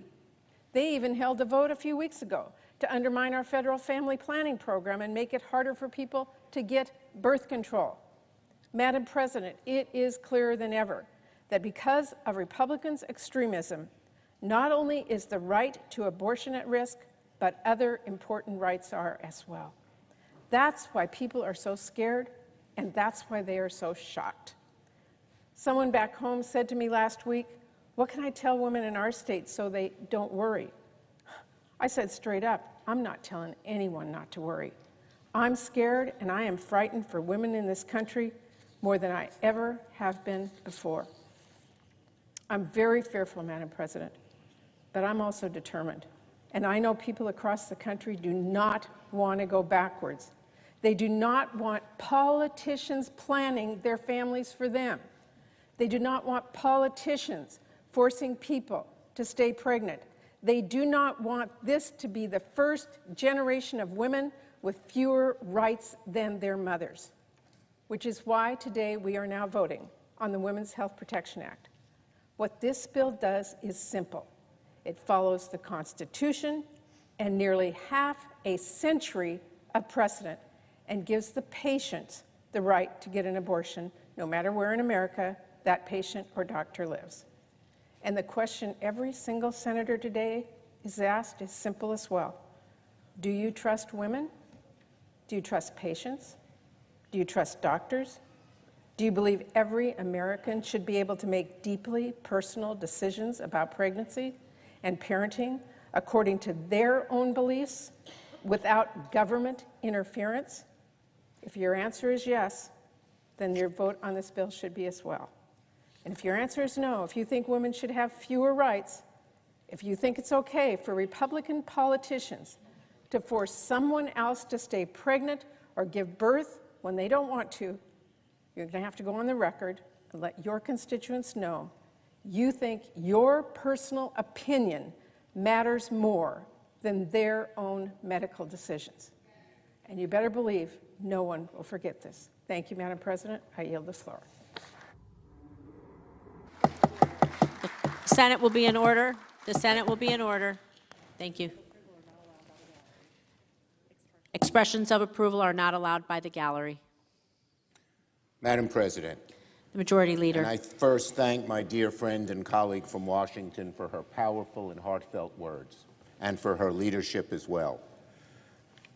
Now, Madam President, the question before the Senate is simple. As women's rights face their greatest threat in half a century, will this chamber step into the breach and protect the basic right to choose?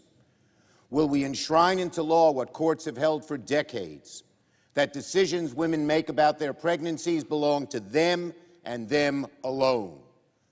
Or will 5 unelected justices presiding without accountability in a courtroom across the street take a fundamental right away from millions and upon millions of women in this country? In a few minutes, it will be time for members to vote. The legislation before this chamber is straightforward. It would codify what Americans already believe, that the right to choose whether or not to have an abortion belongs to women, not elected politicians. It will preserve the safeguard that conservative justices seem ready to strike down in just a few weeks. If they follow through with their decision, the United States, which has always aspired to the expansion of rights, will take a shameful and repressive step backward.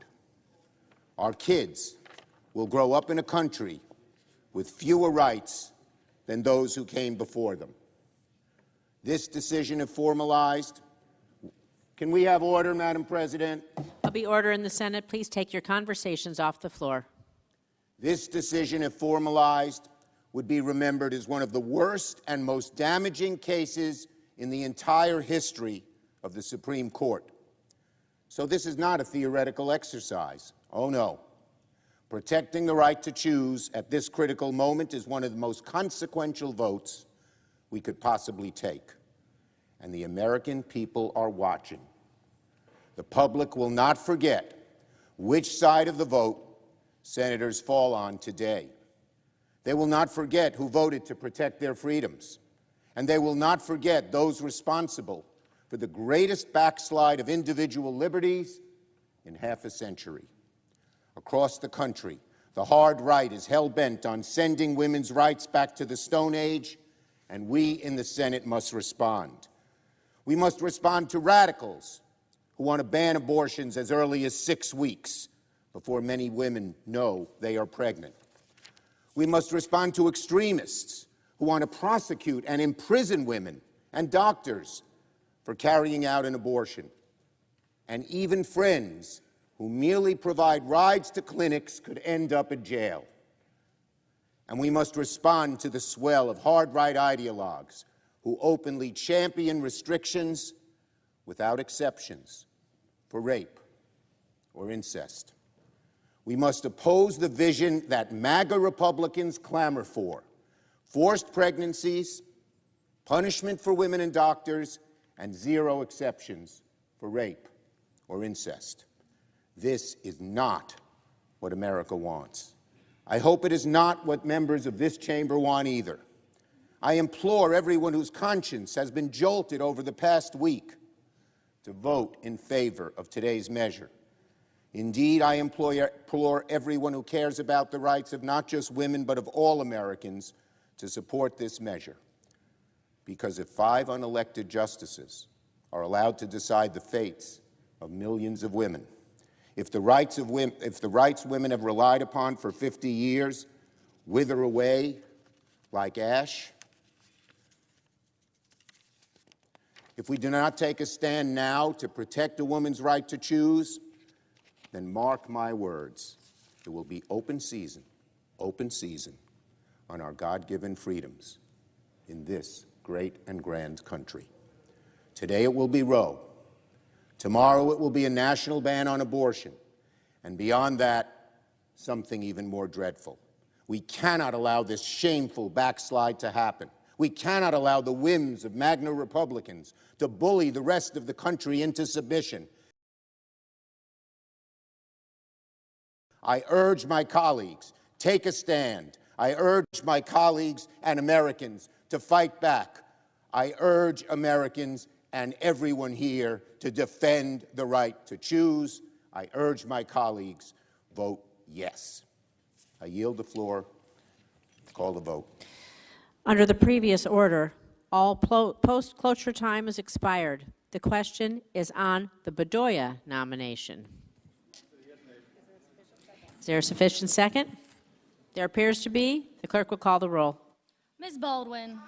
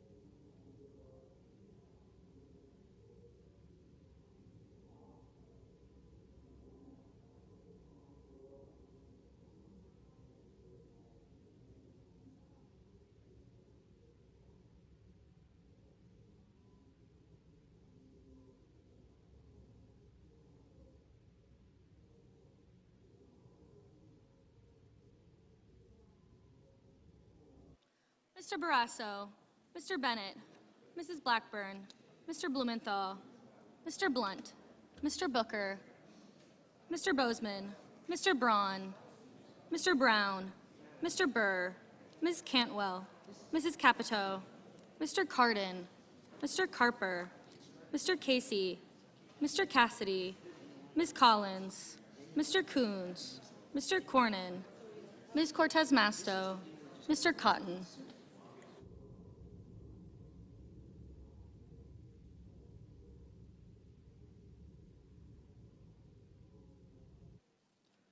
Mr. Kramer, Mr. Crapo, Mr. Cruz, Mr. Daines, Ms. Duckworth, Mr. Durbin, Ms. Ernst, Mrs. Feinstein, Mrs. Fisher, Mrs. Gillibrand, Mr. Graham, Mr. Grassley, Mr. Haggerty, Ms. Hassan, Mr. Hawley, Mr. Heinrich, Mr. Hickenlooper, Ms. Hirono, Mr. Hoven, Mrs. Hyde-Smith, Mr. Inhofe, Mr. Johnson, Mr. Kane, Mr. Kelly, Mr. Kennedy, Mr. King, Ms. Klobuchar, Mr. Langford, Mr. Leahy, Mr. Lee, Mr. Lujan, Ms. Lummis, Mr. Manchin,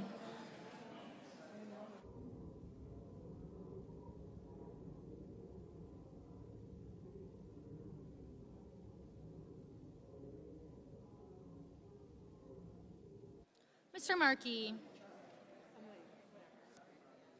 Mr. Marshall, Mr. McConnell, Mr. Menendez, Mr. Merkley, Mr. Moran, Ms. Murkowski, Mr. Murphy, Mrs. Murray, Mr. Ossoff, Mr. Padilla, Mr. Paul, Mr. Peters, Mr. Portman,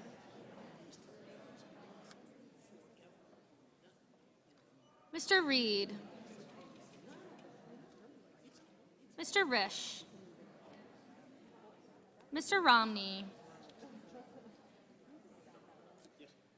Ms. Rosen, Mr. Rounds, Mr. Rubio, Mr. Sanders, Mr. Sass, Mr. Schatz, Mr. Schumer, Mr. Scott of Florida, Mr. Scott of South Carolina, Mrs. Shaheen, Mr. Shelby,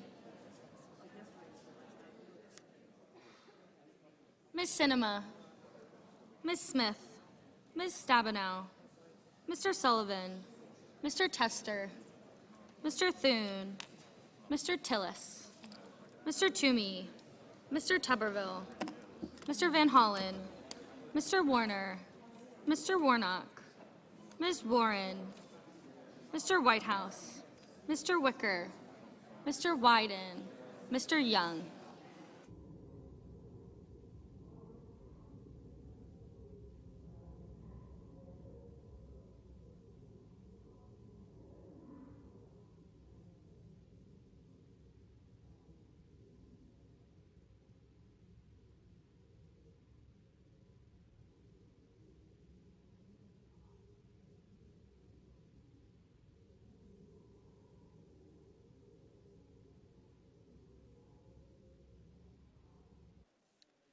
Senators voting in the affirmative: Baldwin, Cardin, Feinstein, Gillibrand, Hirono, King, Markey, Menendez, Murray, Padilla, Peters, Reed, Rosen, Schumer, Stabenow, Warner, Warren, and Whitehouse. Mr. Manchin. Mr. Manchin? Aye. Mr. Bennett. Mr. Bennett? Aye.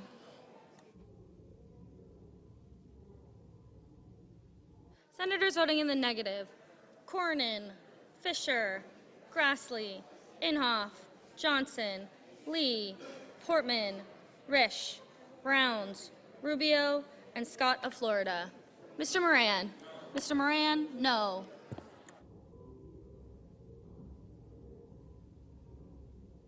Mr. Burr. Mr. Burr, no. Mr. Murphy. Mr. Murphy, aye.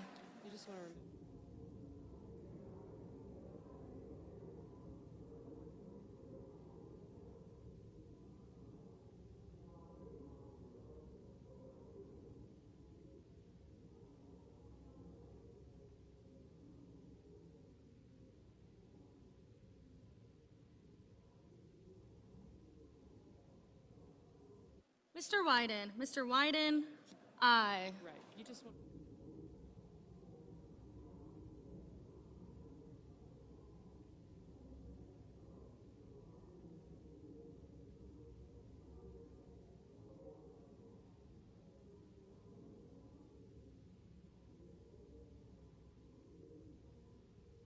Mr. Crapo. Mr. Crapo, no.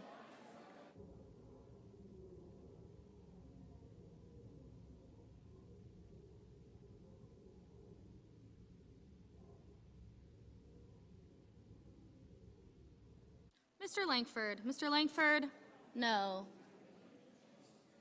Mr. Casey. Mr. Casey, aye.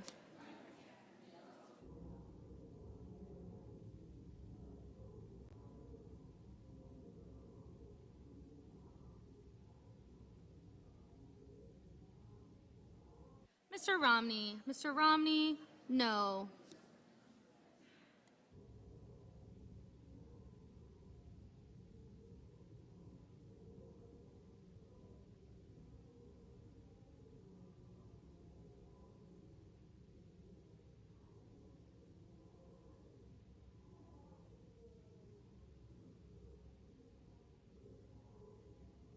Mr. Kennedy. Mr. Kennedy, no. Mr. Hawley. Mr. Hawley, no.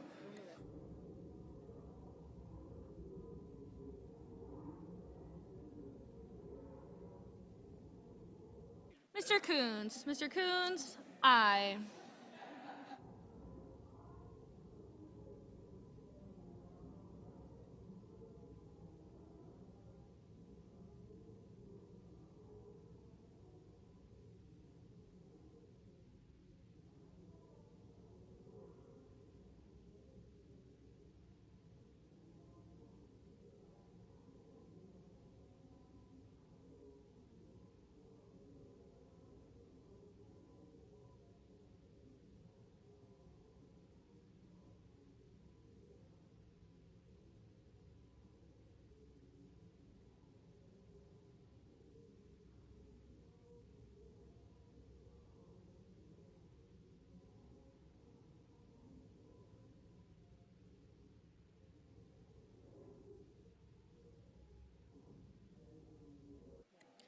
Cinema. Ms. Cinema, aye.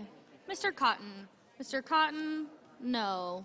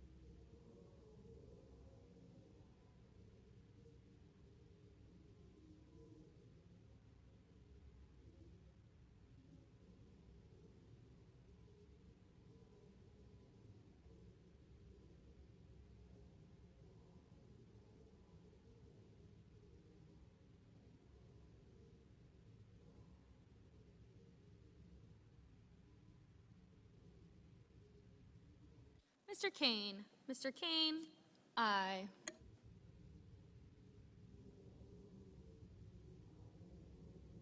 Mr. Tester. Mr. Tester, aye.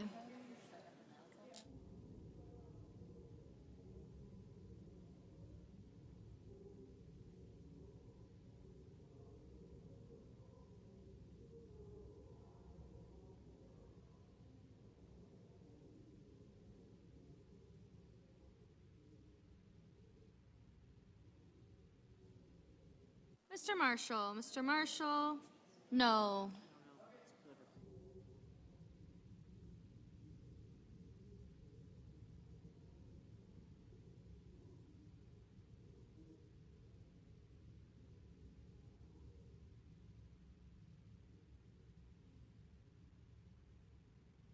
Mr. Tuberville. Mr. Tuberville, no. Mr. Cassidy. Mr. Cassidy, no.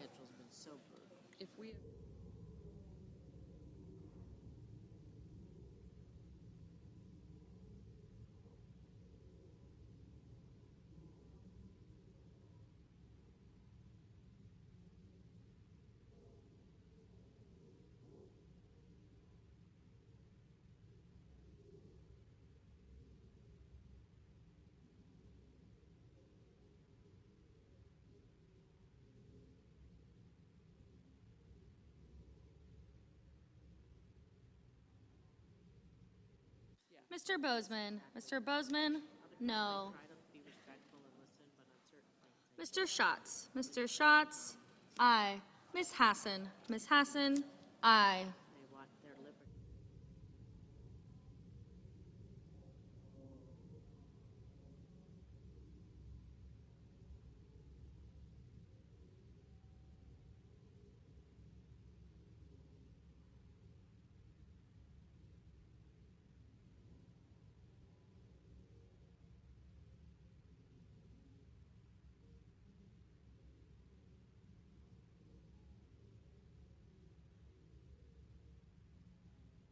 Mr. Hoven.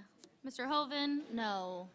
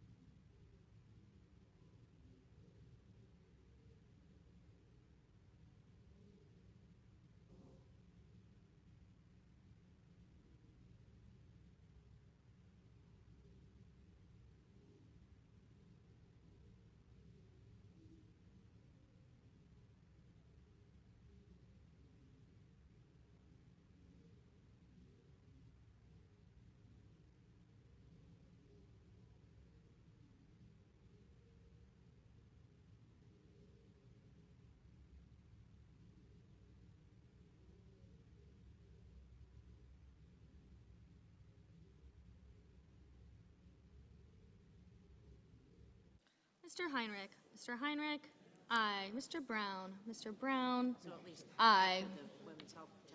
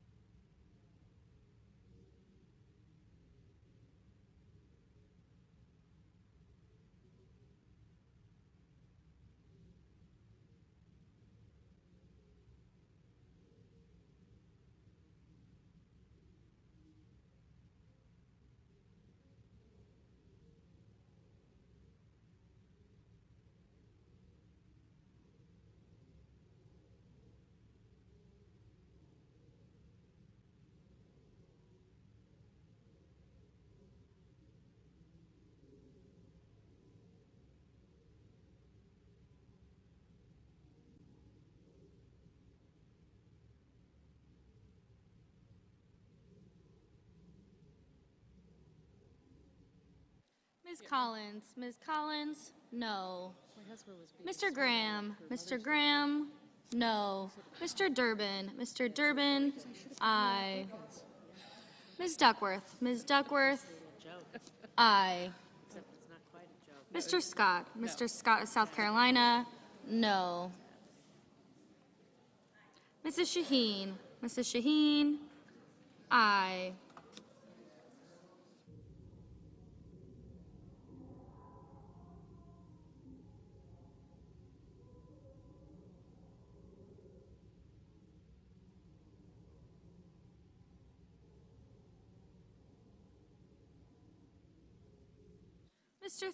Mr. Thune, no. Mr. Paul, no. They've been sitting there living.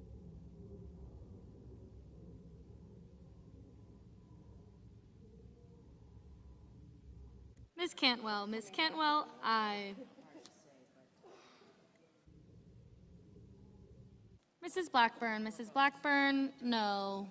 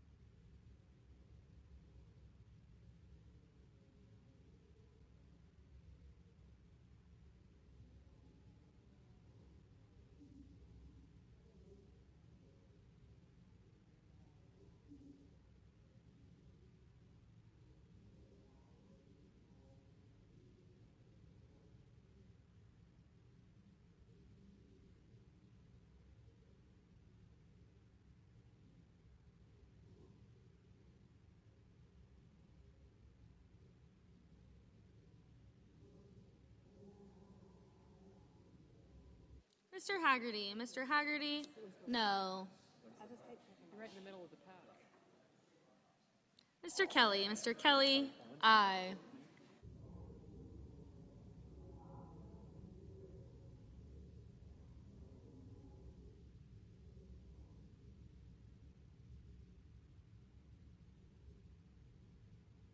Mr. Lujan, aye.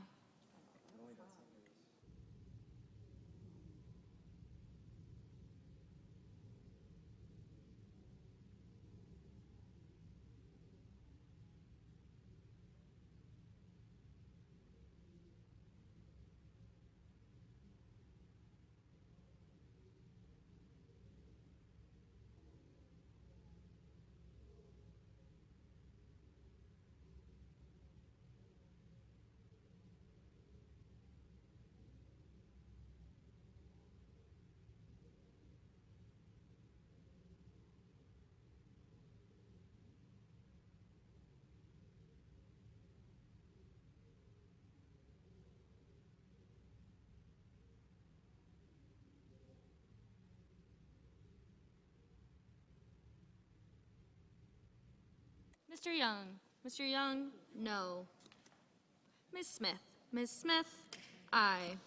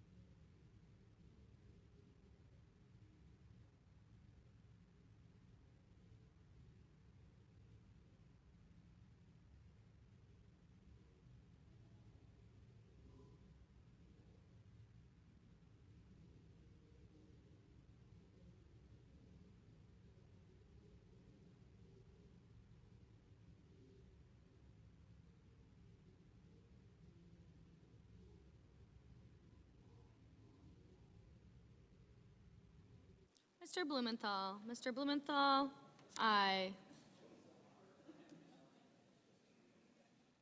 Mrs. Hyde-Smith. Mrs. Hyde-Smith, no. Mr. Wicker. Mr. Wicker, no.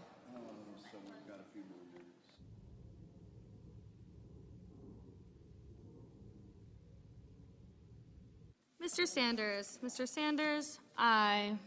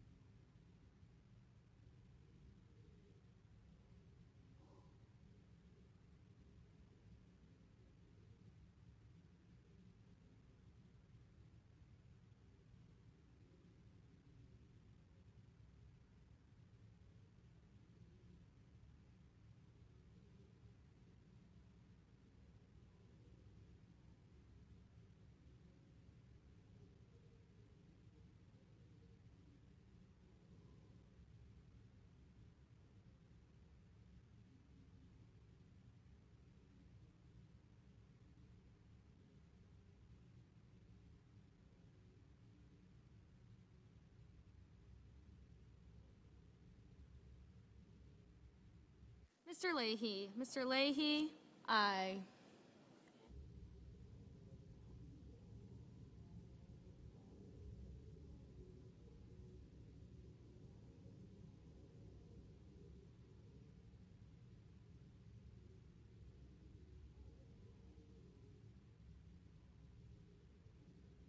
Ms. Klobuchar. Ms. Klobuchar, aye. Mr. Sass. Mr. Sass, no.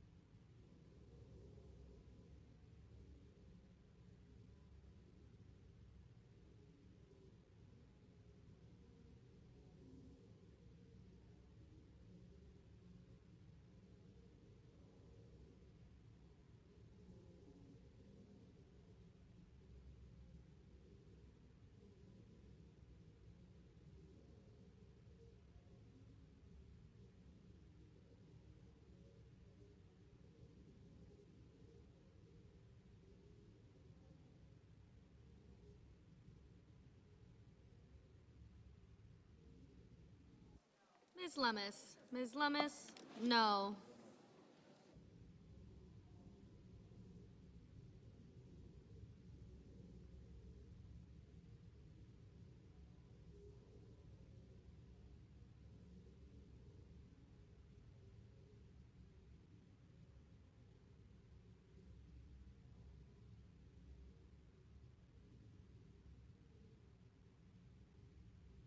Mr. Warnock. Mr. Warnock, aye.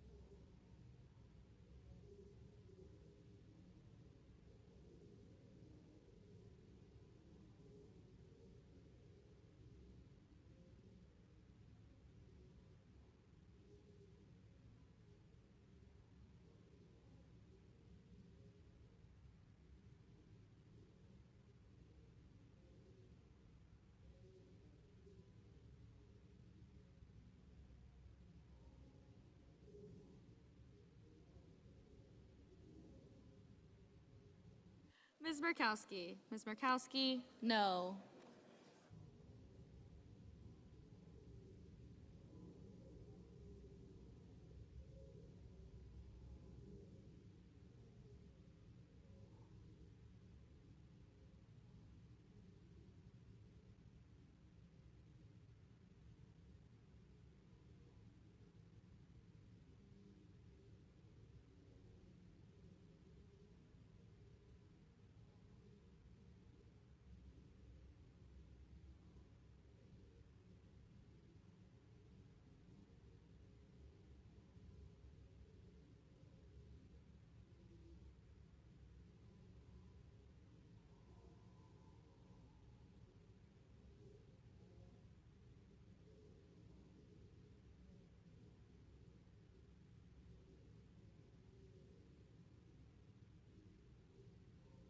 Mr. Sullivan. Mr. Sullivan, no. Mr. Kramer. Mr. Kramer, no. Mrs. Capito. Mrs. Capito, no. Mr. Blunt. Mr. Blunt, no.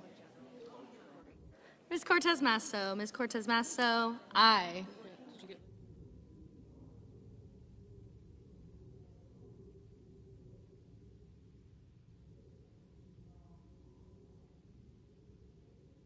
Mr. Carper. Mr. Carper, aye.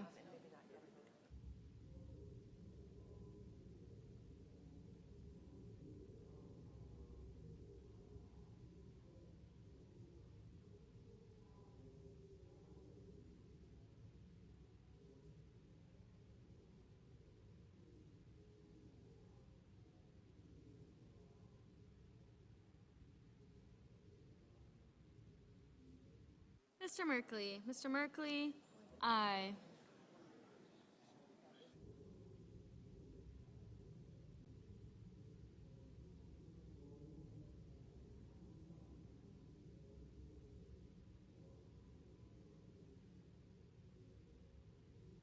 Mr. Shelby. Mr. Shelby, no.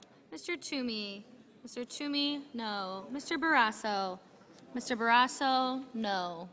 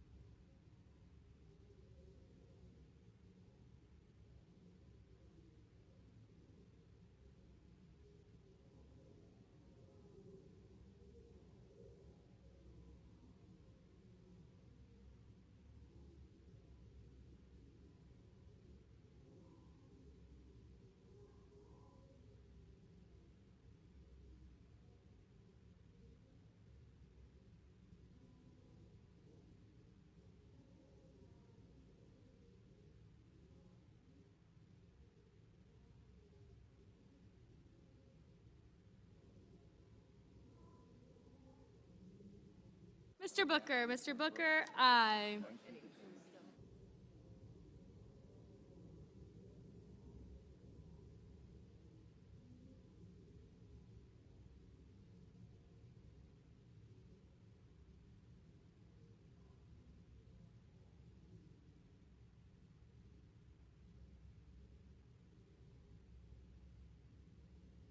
Mr. McConnell. Mr. McConnell, no.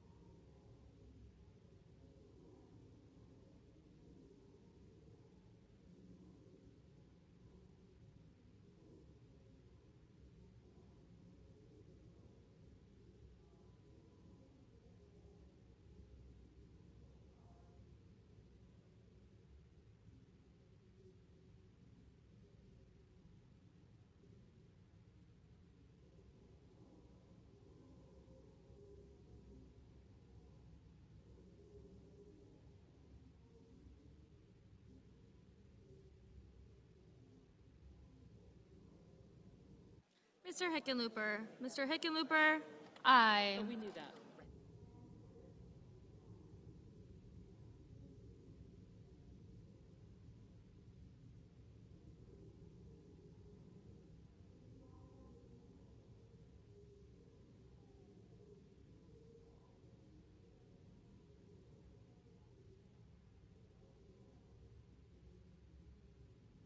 Mr. Braun. Mr. Braun, no.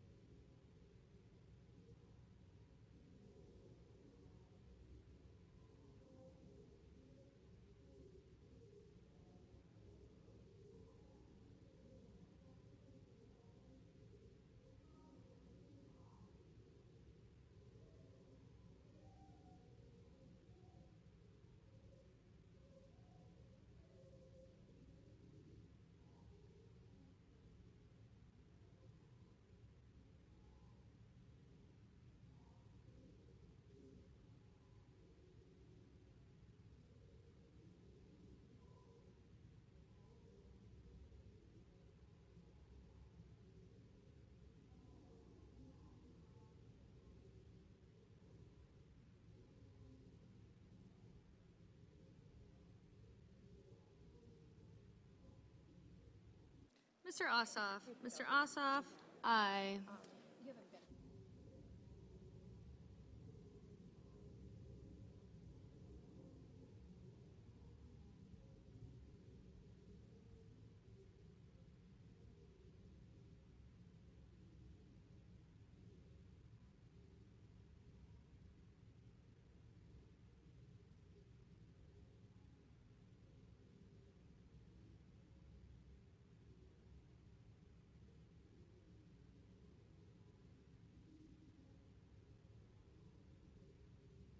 Mr. Cruz. Mr. Cruz, no.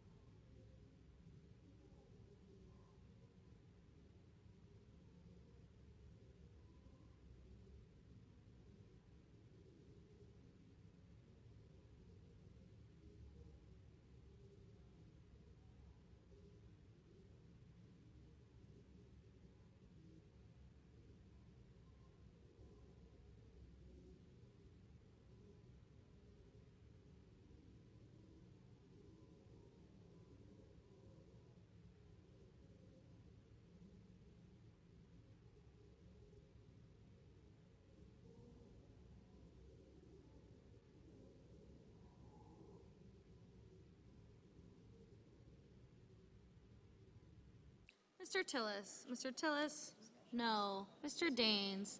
Mr. Daines, no.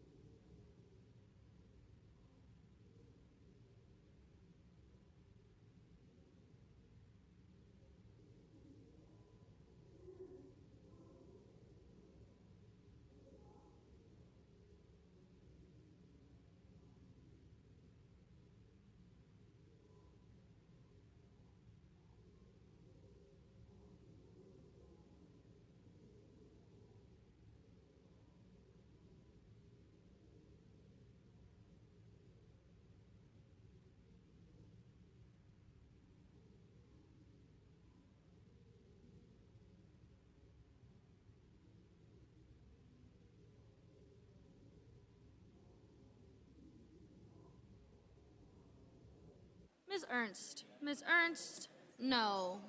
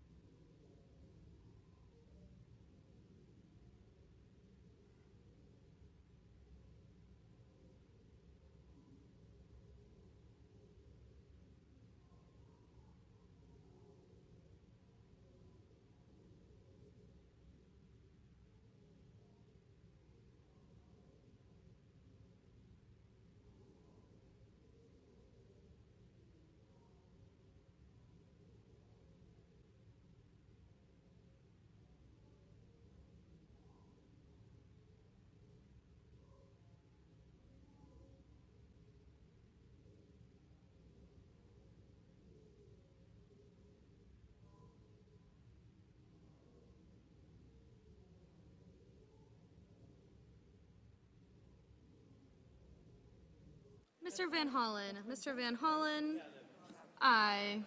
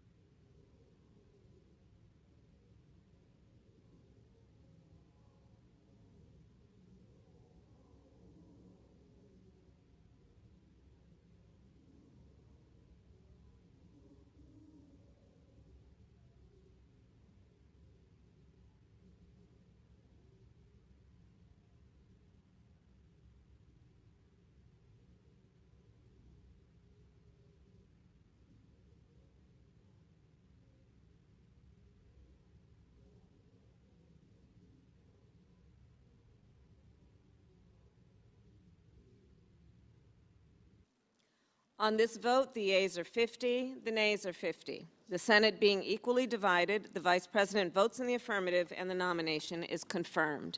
Under the previous order, the motion to reconsider is considered made and laid upon the table, and the President will be immediately notified of the Senate's actions. The clerk will report the motion to invoke cloture. Cloture motion. We, the undersigned senators, in accordance with the provisions of Rule 22 of the Standing Rules of the Senate, do hereby move to bring to a closed debate on the motion to proceed to calendar number 362, S4132, a bill to protect a person's ability to determine whether to continue or end a pregnancy and to protect a health care provider's ability to provide abortion services, signed by 19 senators. By unanimous consent, the mandatory quorum call has been waived. The question is it in the sense of the Senate to debate on the motion to proceed to S4132, a bill to protect a person's ability to determine whether to continue or end a pregnancy and to protect a health care provider's ability to provide abortion services, shall be brought to a close? The yeas and nays are mandatory under the rule. The clerk will call the roll. Ms. Baldwin. Mr. Barrasso. Mr. Bennett.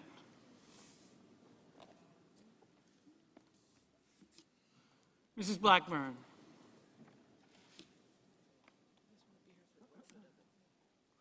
Mr. Blumenthal.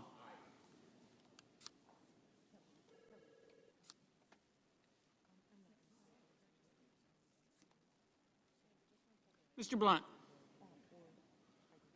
Mr. Booker.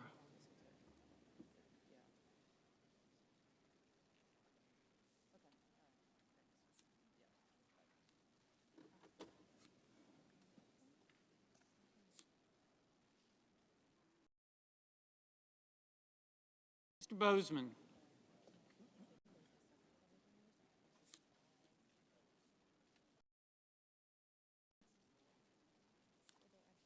Mr. Braun. Mr. Brown. Mr. Burr.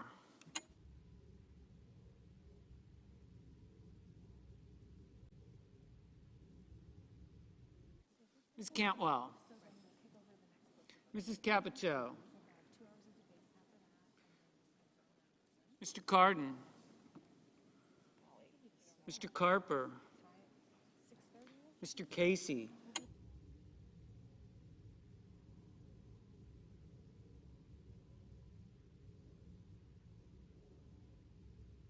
Mr. Cassidy. Ms. Collins.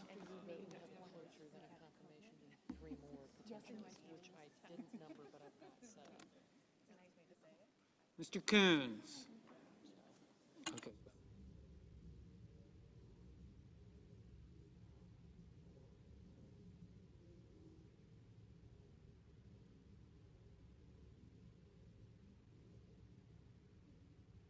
Mr. Cornyn.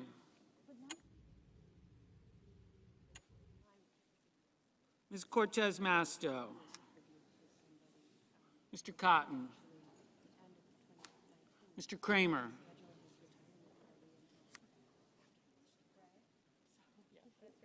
Mr. Crabo.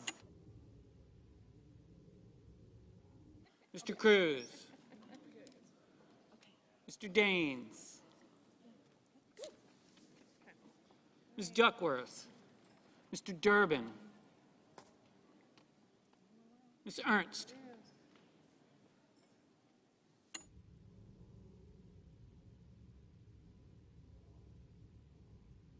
Mrs. Feinstein.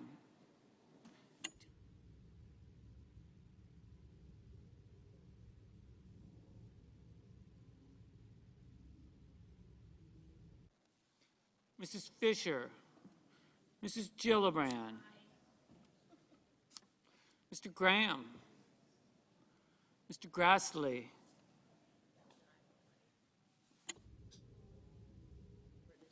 Mr. Haggerty. Ms. Hassan.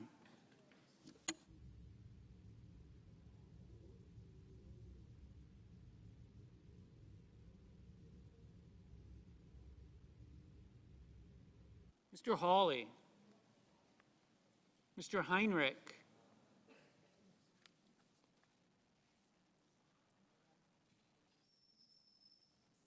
Mr. Hickenlooper.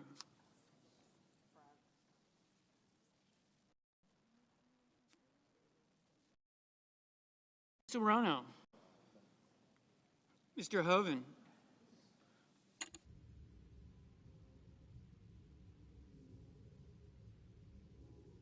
Mrs. Hyde-Smith. Mr. Inhofe. Mr. Johnson.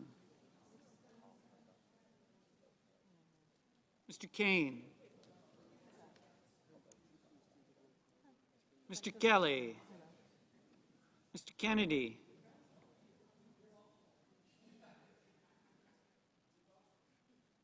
Mr. King.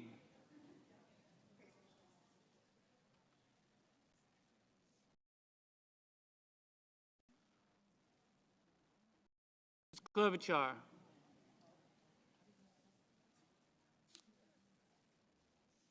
Mr. Langford.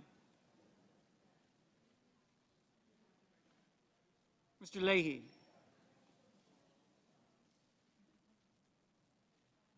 Mr. Lee.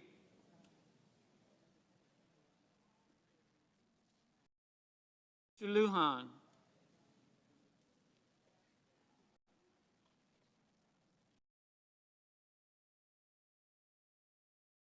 Ms. Lamas. Mr. Manchin. Mr. Markey. Mr. Marshall. Mr. McConnell. Mr. Menendez. Mr. Merkley. Mr. Moran. Ms. Murkowski. Mr. Murphy. Mrs. Murray. Mr. Ossoff. Mr. Padilla. Mr. Paul. Mr. Peters. Mr. Portman. Mr. Reed. Mr. Risch. Mr. Romney. Ms. Rosen. Mr. Rounds. Mr. Rubio.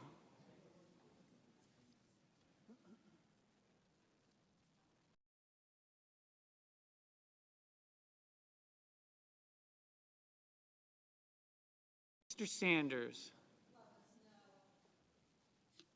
Mr. Sass. Mr. Schatz. Mr. Schumer.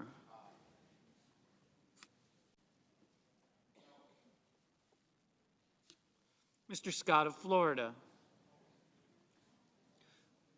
Mr. Scott of South Carolina.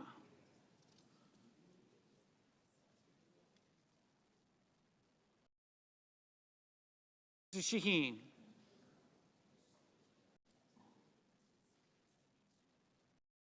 Mr. Shelby.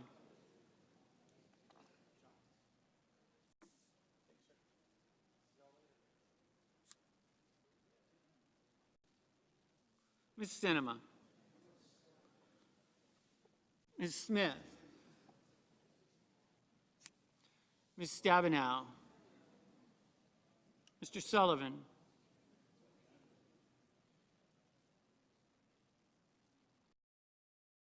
Mr. Tester. Mr. Thune. Mr. Tillis.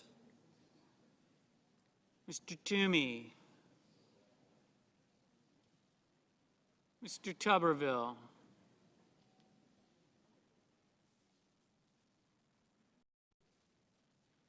Mr. Van Hollen. Mr. Warner. Mr. Warnock. Ms. Warren.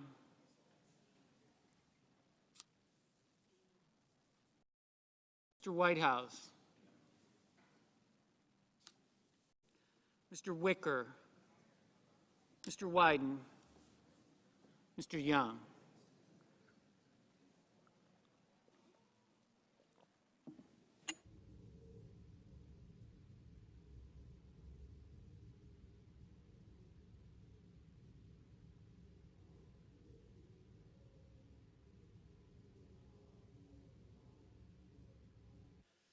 Senators voting in the affirmative: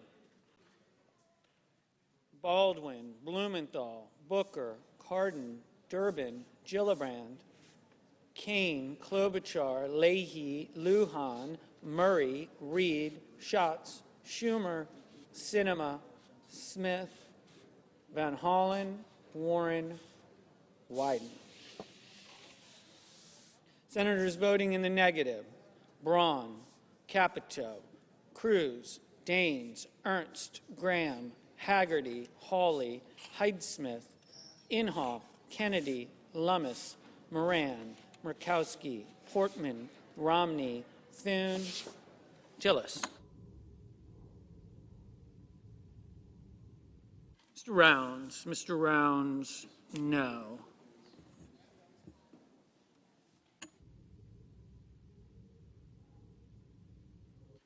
Mr. Bozeman, no. Mr. Wicker, no.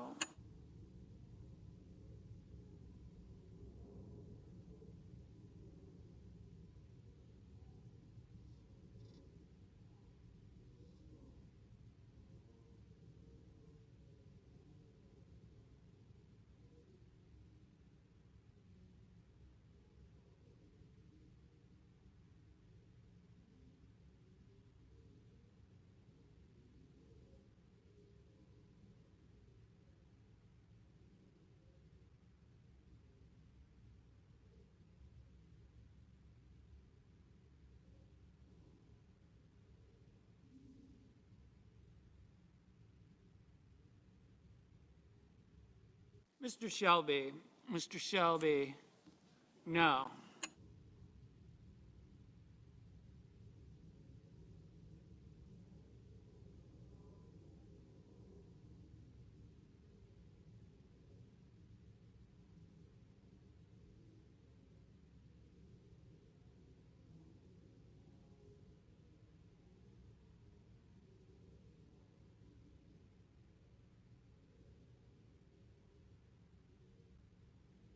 Mr. Padilla, aye.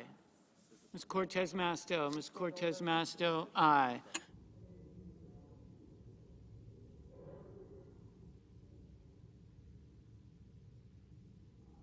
Mr. Menendez. Mr. Menendez, aye.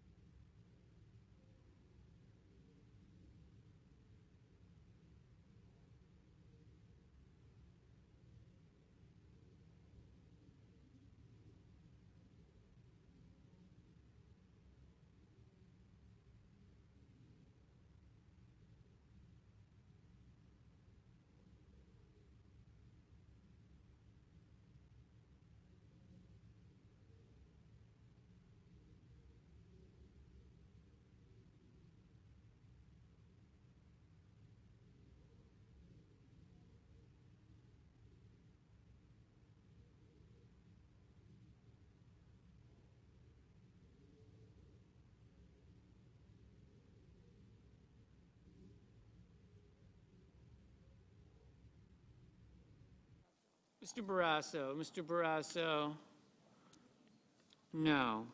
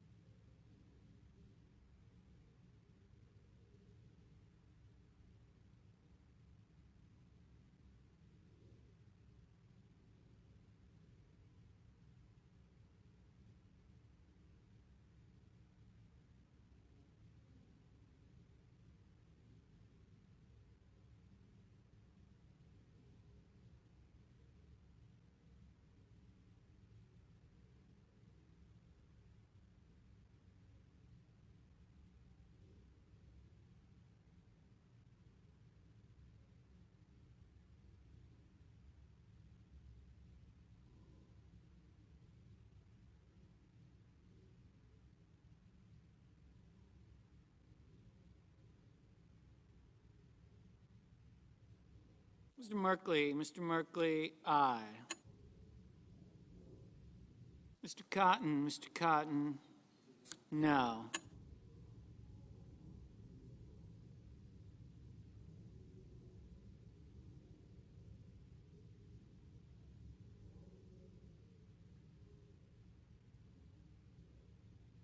Mr. Casey. Mr. Casey, aye.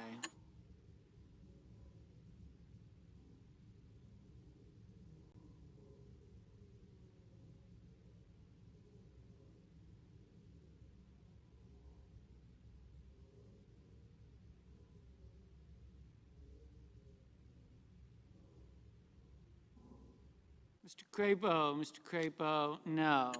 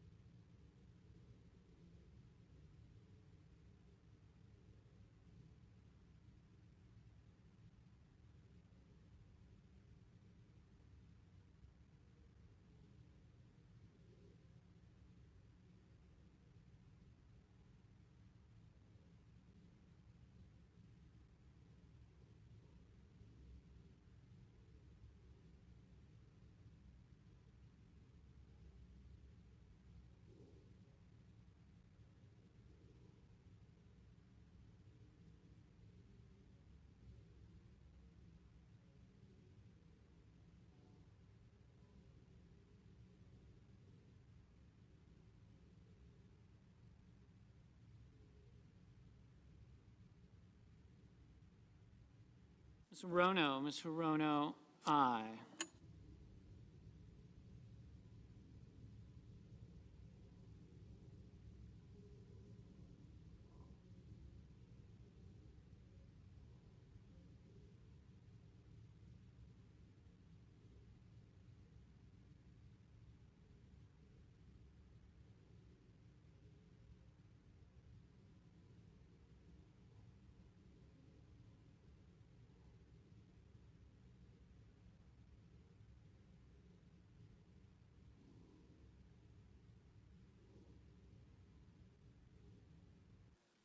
Mr. Langford, no. Mr. Peters, aye.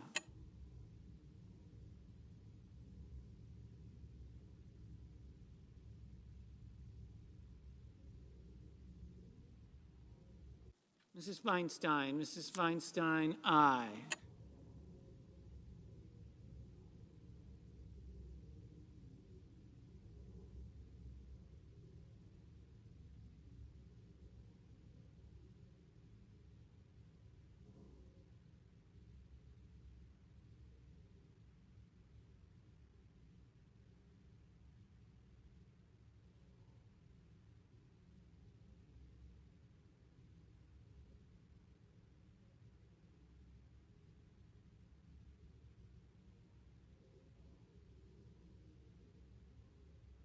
Ms. Hassan, aye.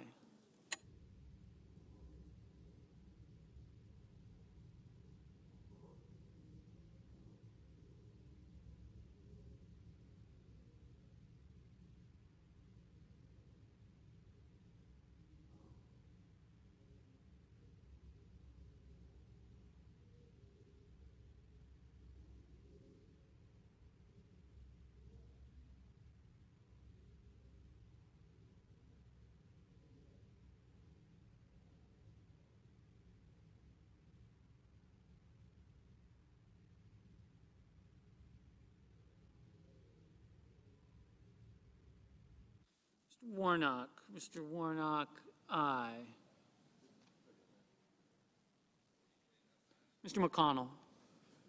McConnell, no. Mr. Scott of South Carolina, no.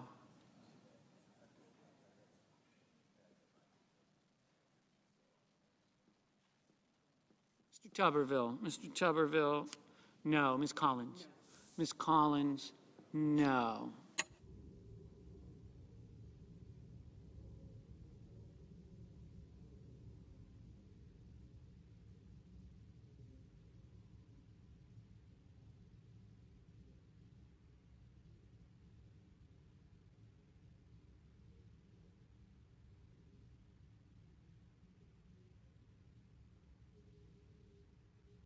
Ms. Stabenow, aye.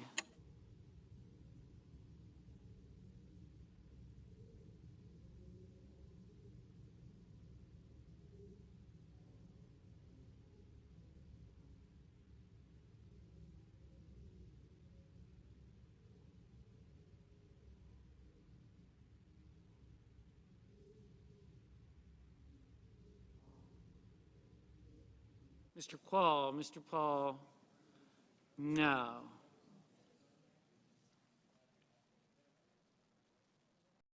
Mr. Murphy, aye. Mr. Sass, no. Mr. Brown, aye.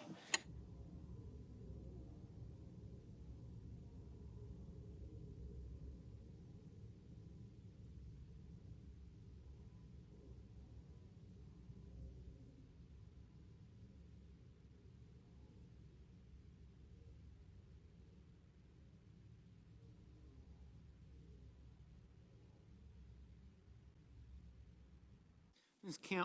Cantwell, aye. Mr. Sanders, aye.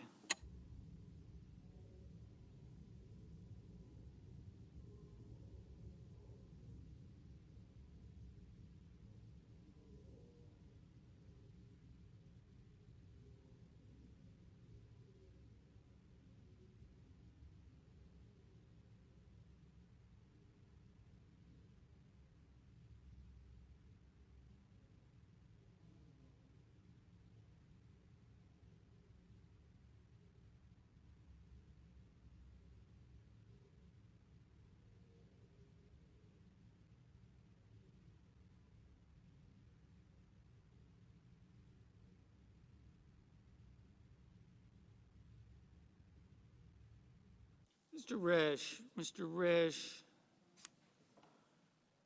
No.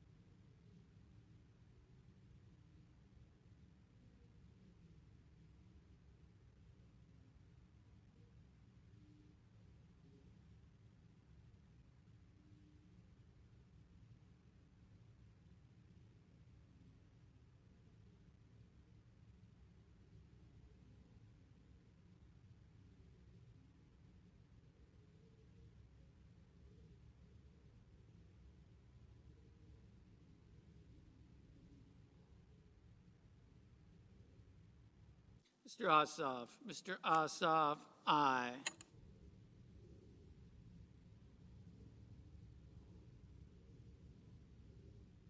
Mr. Burr. Mr. Burr, no. Mr. Scott. Mr. Scott of Florida, no.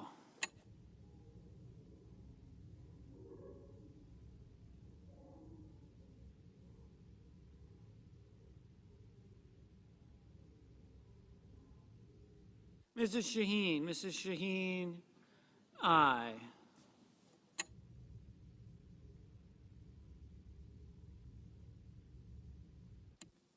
Mr. Lee. Mr. Lee, no.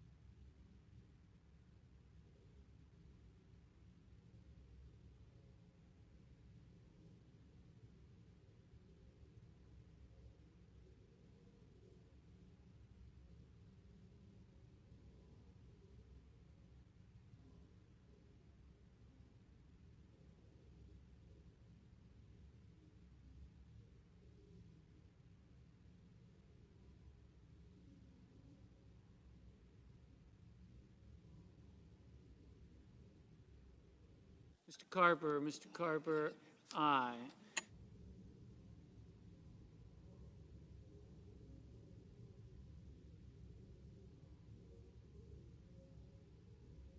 Mr. Rubio. Mr. Rubio, no. Mr. Grassley. Mr. Grassley, no.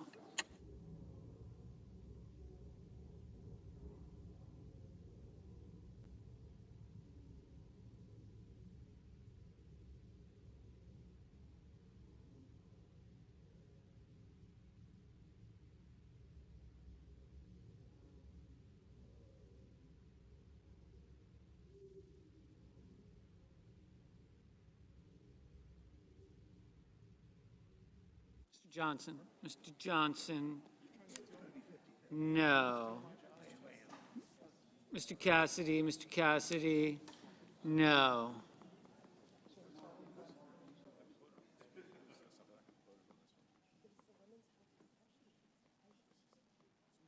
Ms. Duckworth. Ms. Duckworth, aye. Mr. Hickenlooper. Mr. Hickenlooper, aye. Mr. Markey. Mr. Markey, aye.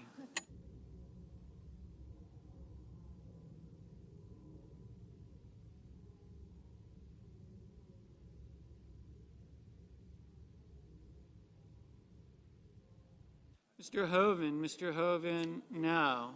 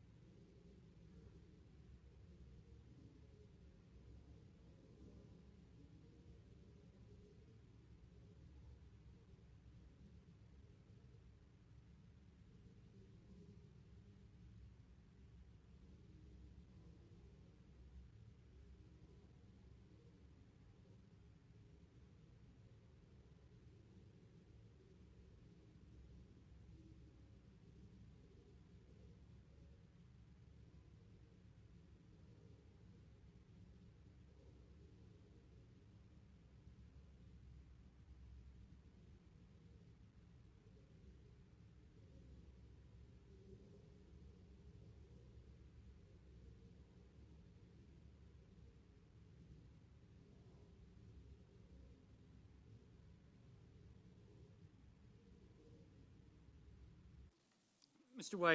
Whitehouse, aye.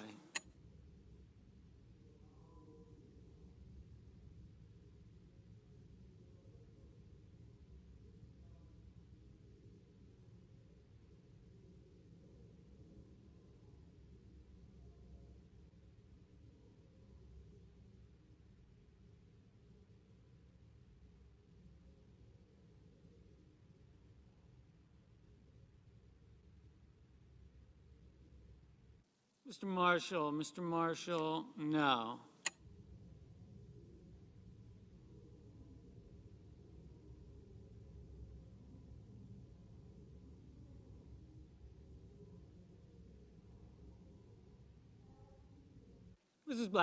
Mrs. Blackburn, no.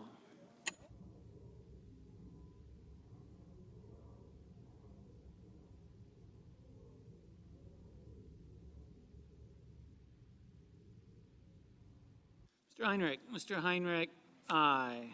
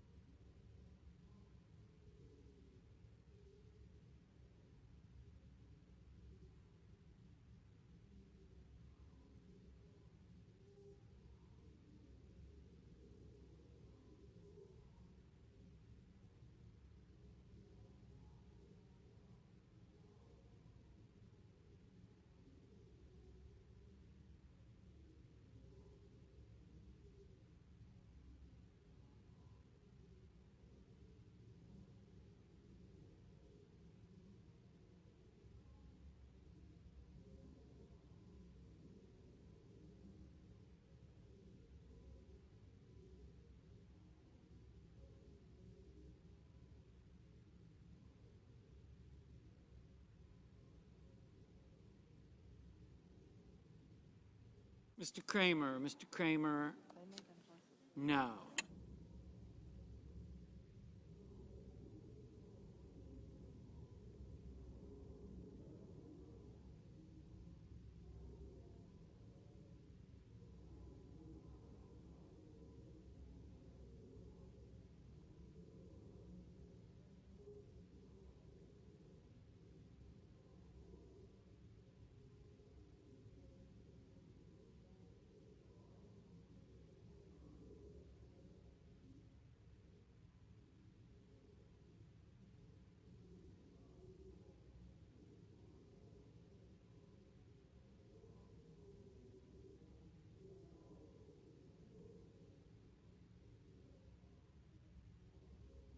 Mr. Blunt, no.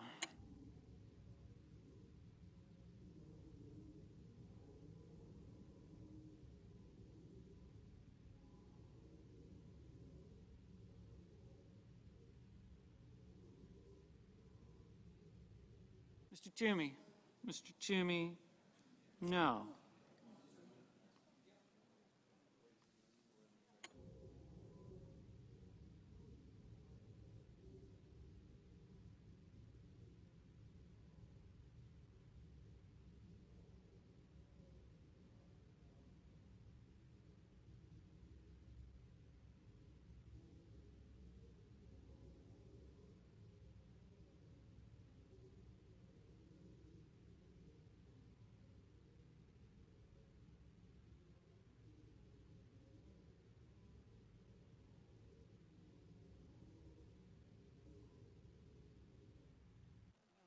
Mr. Kelly, aye.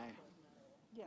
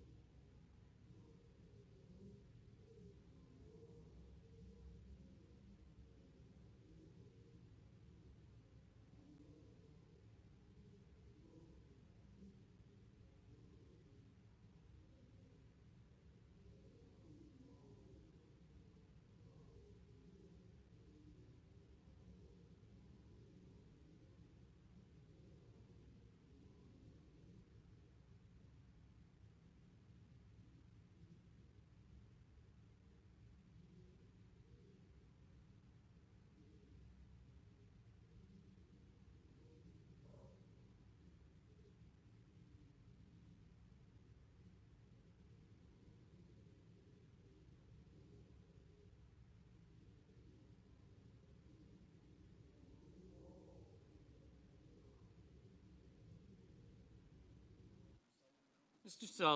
Sullivan, no.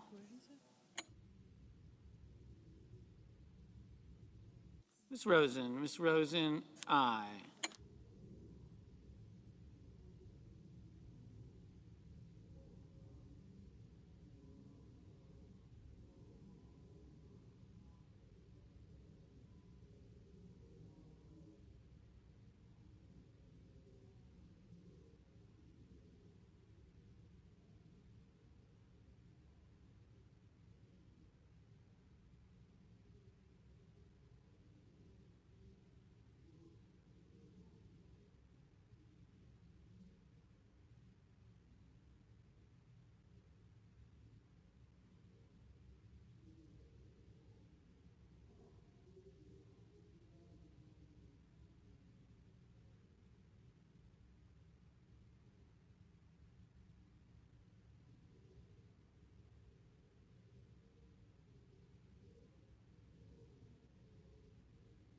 Mr. Coons, aye.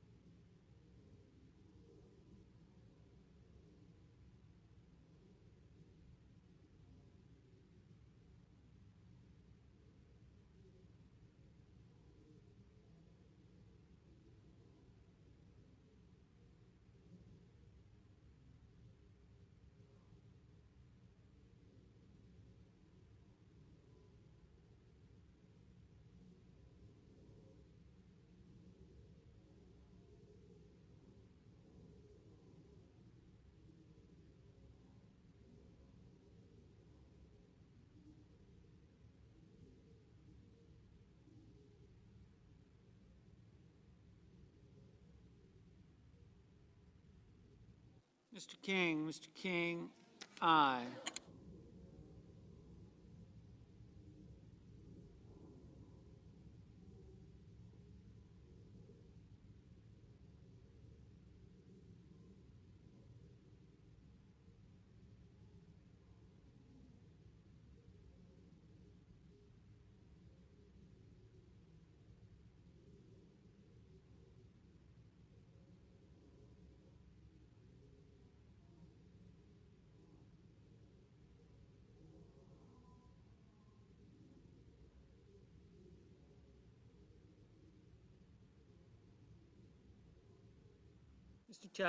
Mr. Chester, aye. Mr. Warner, aye. Mrs. Fisher, no.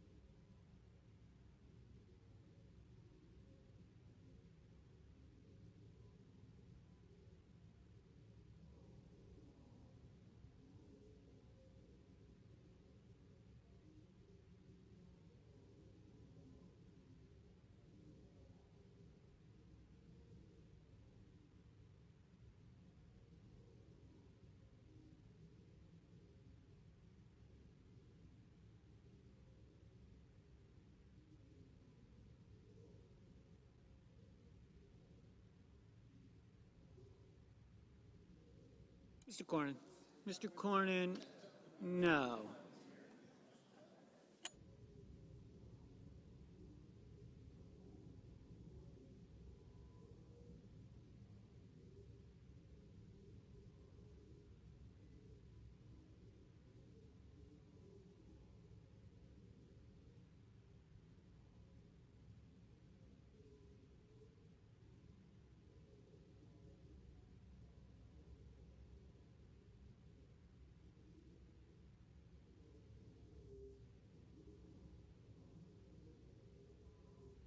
Mr. Young, no.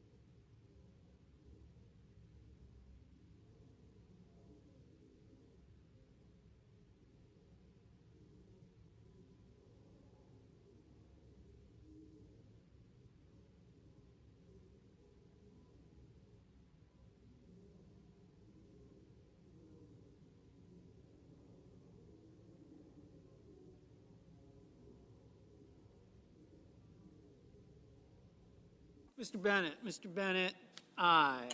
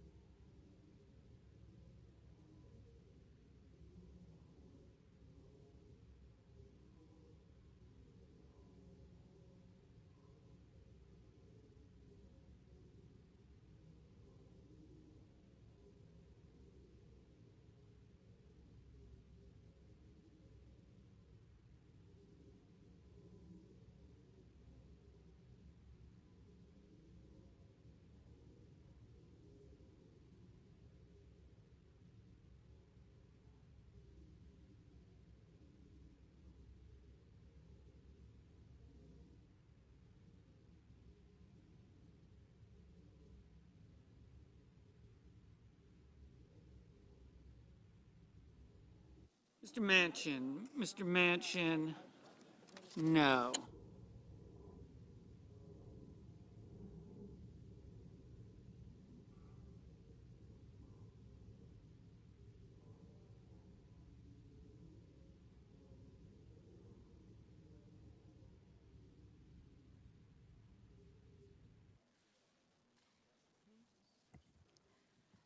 On this vote, the yeas are 49, the nays are 51.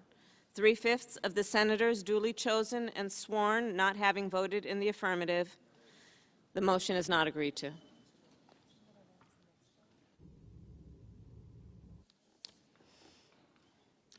The clerk will report the motion to invoke cloture. Cloture motion. We, the undersigned senators, in accordance with the provisions of Rule 22 of the Standing Rules of the Senate, do hereby move to bring to a close debate on the nomination of Executive Calendar Number 865, Julia Ruth Gordon of Maryland, to be an Assistant Secretary of Housing and Urban Development, signed by 18 senators. Number 2. By unanimous consent, the mandatory quorum call has been waived. The question is it the sense of the Senate that debate on the nomination of Julia Ruth Gordon of Maryland to be an Assistant Secretary of Housing and Urban Development shall be brought to a close? The yeas and nays are mandatory under the rule. The clerk will call the roll. Ms. Baldwin, Mr. Barrasso, Mr. Bennett, Mrs.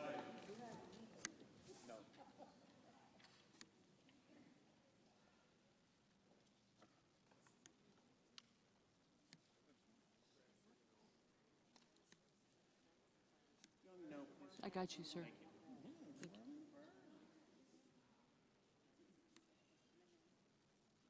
Yep, thank you. Thank you.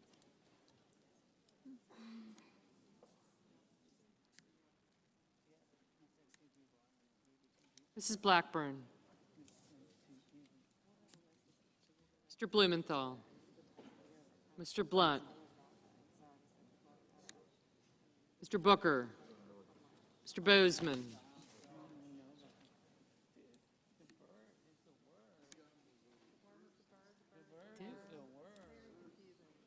Mr. Braun. Mr. Brown. Mr. Burr. Ms. Cantwell. Mrs. Capito. Mr. Cardin.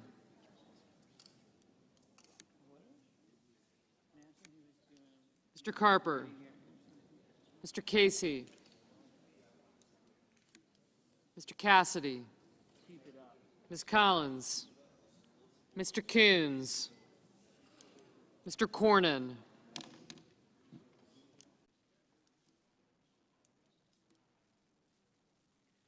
Cortez Masto.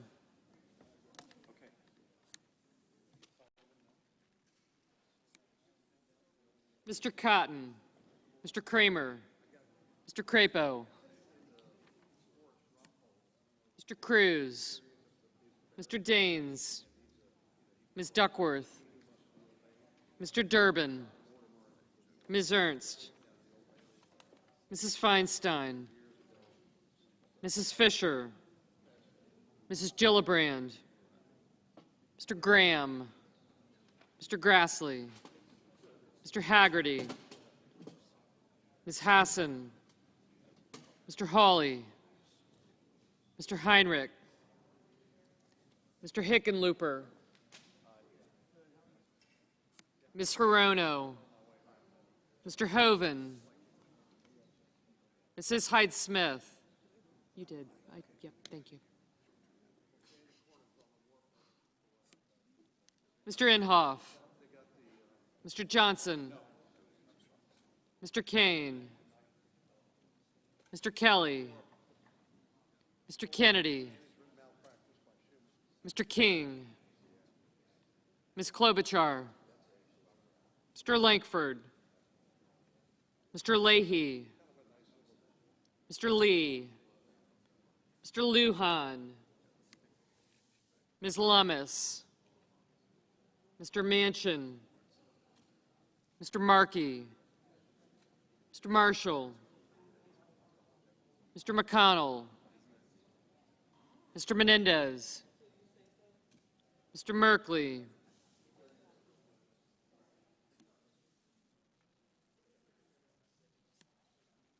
Mr. Moran. Ms. Murkowski. Mr. Murphy. Mrs. Murray.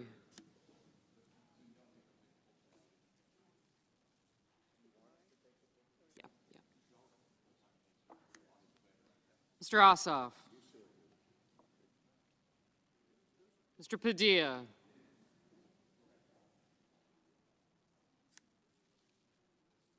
Mr. Paul.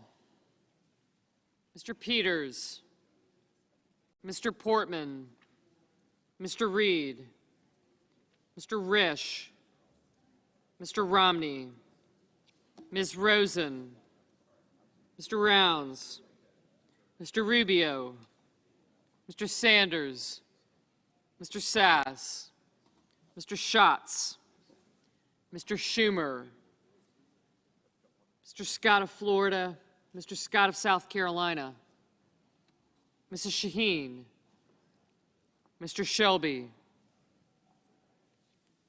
Ms. Sinema. Ms. Smith. Ms. Stabenow. Mr. Sullivan. Mr. Tester.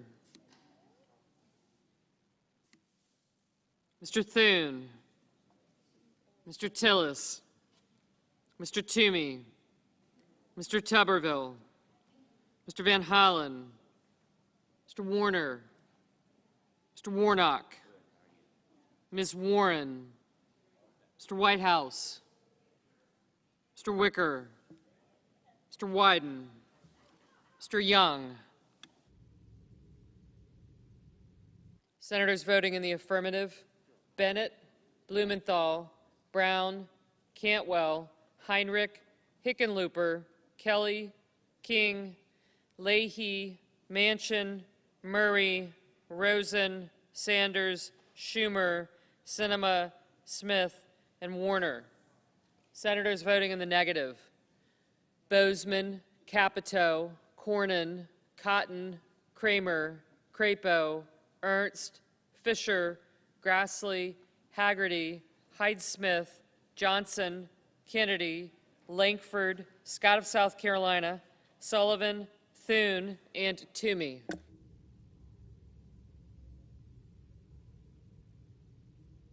And Young.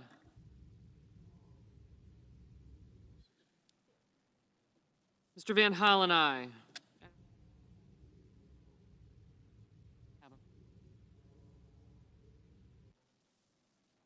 Ms. Hirono, aye. Mr. Burr, no.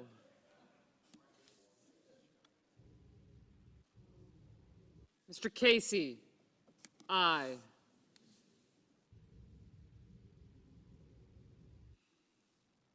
Mr. Moran, no.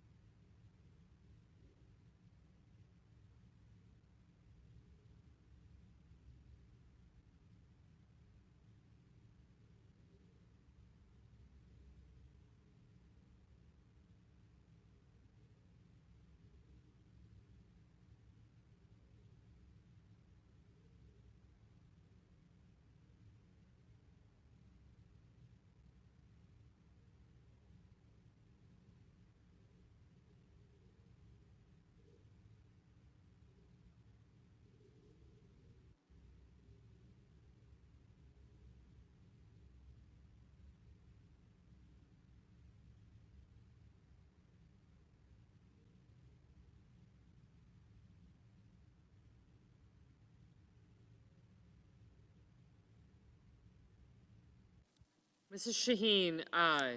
Mr. Markey, aye.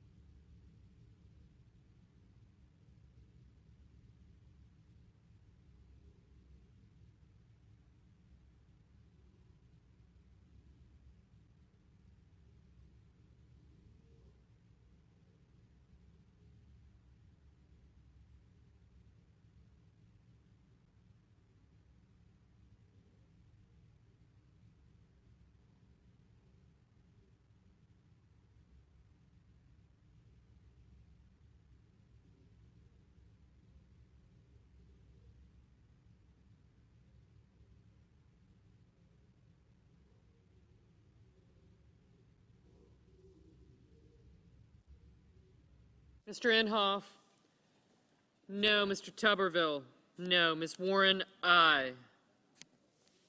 Ms. Murkowski, no.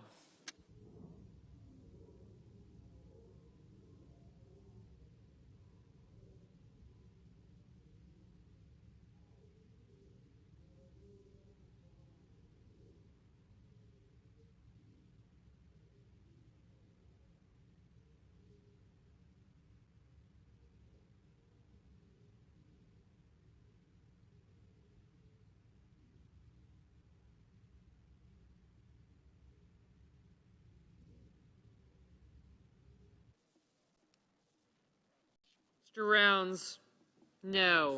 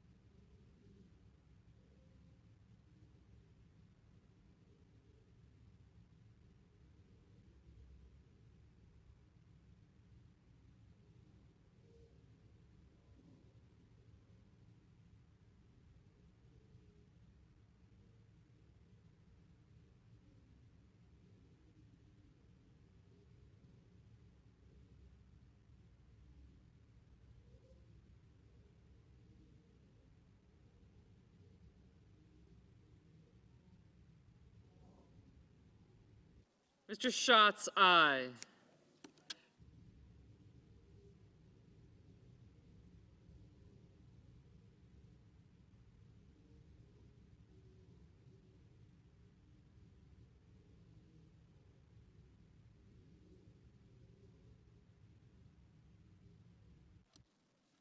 Mr. Merkley, aye.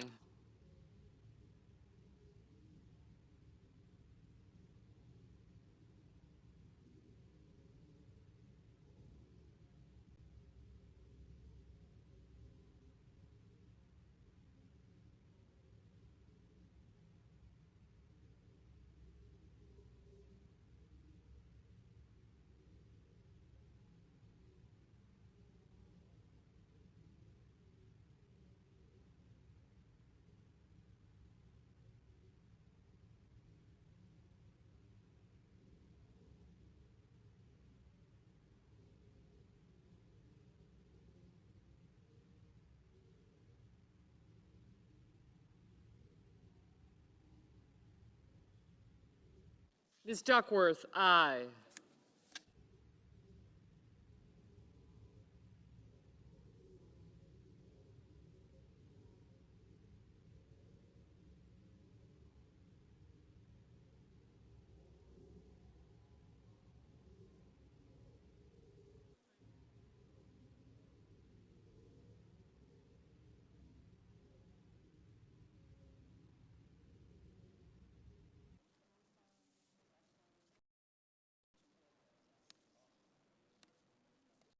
Mr. Rubio, no. Mr. Kane, aye.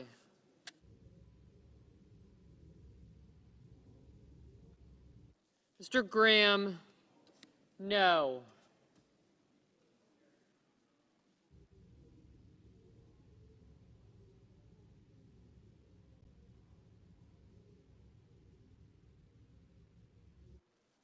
Ms. Hassan, aye.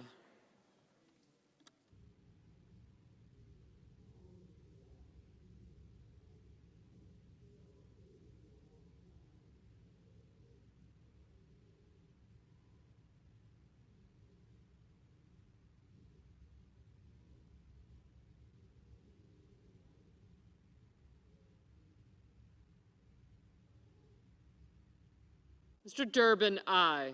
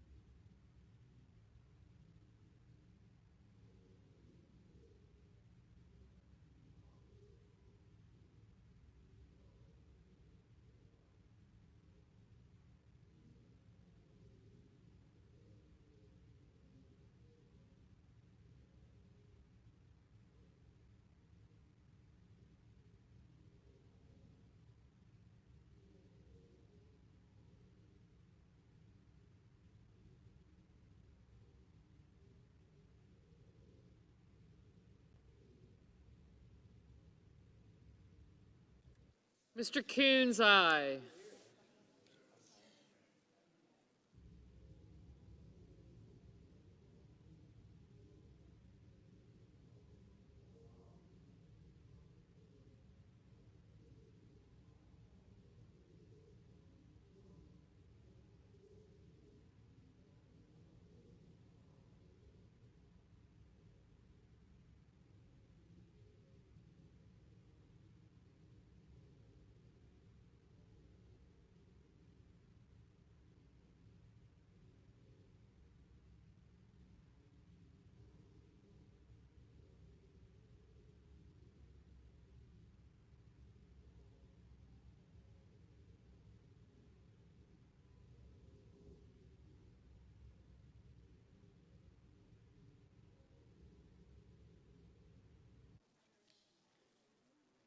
Mr. Lujan, aye.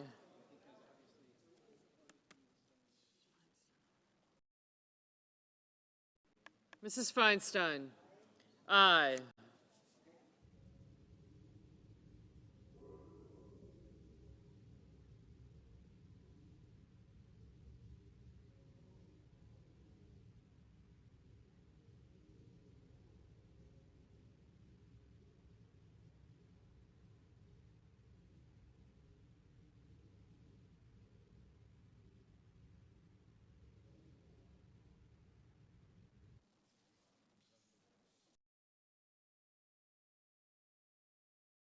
Mr. Portman, no.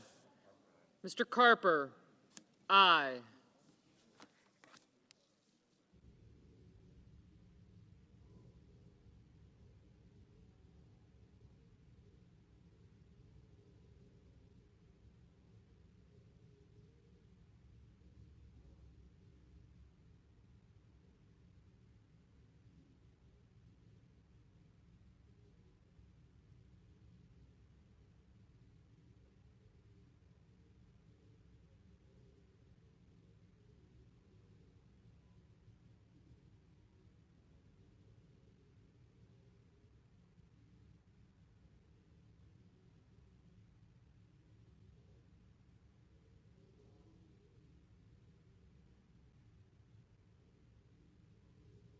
Mr. Peters, aye. Mr. Marshall, no.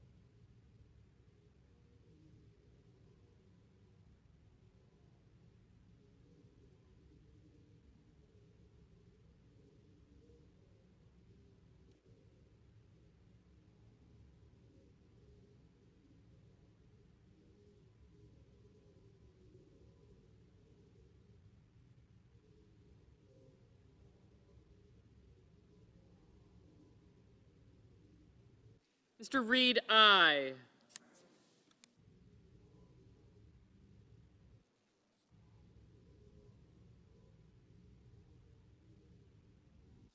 Mr. Braun, no.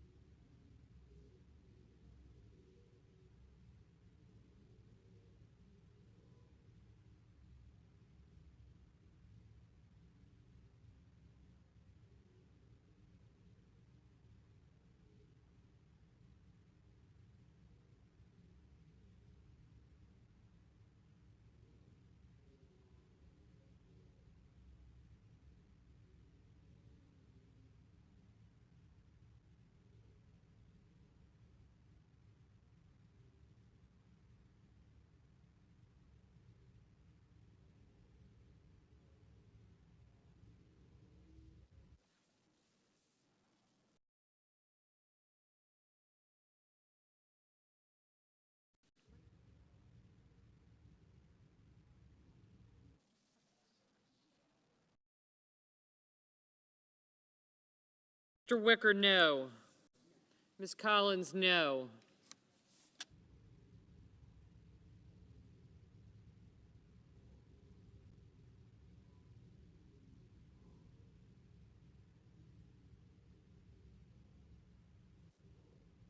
Mr. Paul, no.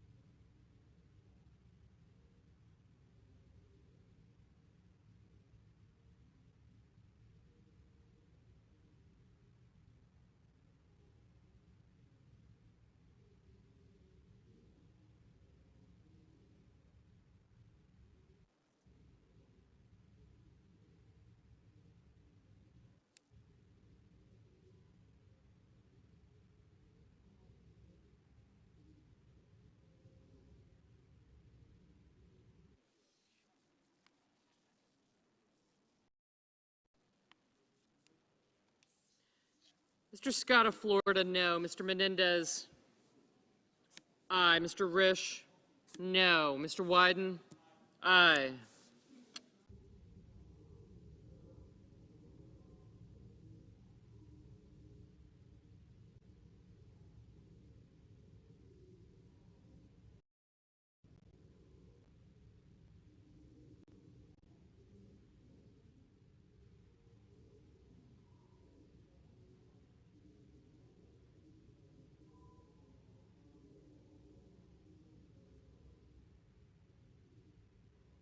Ms. Cortez Masto, aye.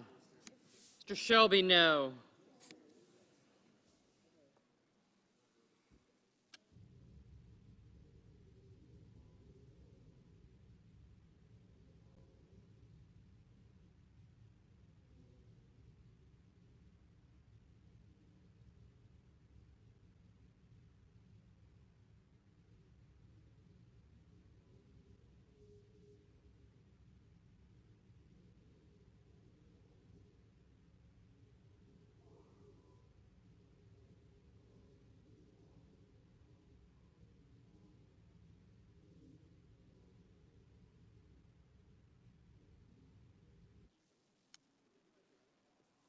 Mr. Cardin, aye. Mr. Cassidy, no. Mr. Romney, no. Mr. Blunt, no.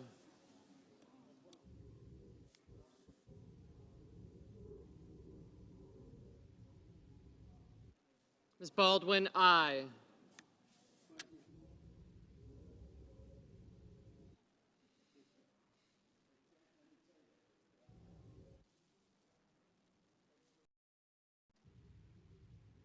Mr. Sass, no.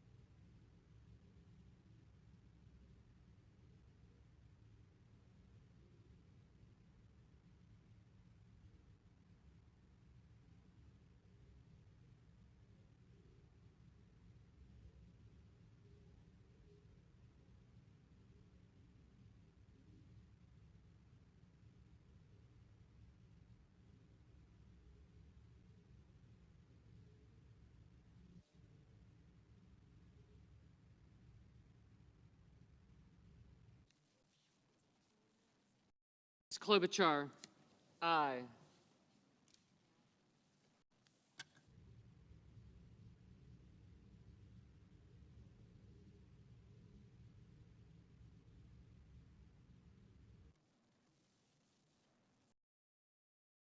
Mr. Whitehouse, aye.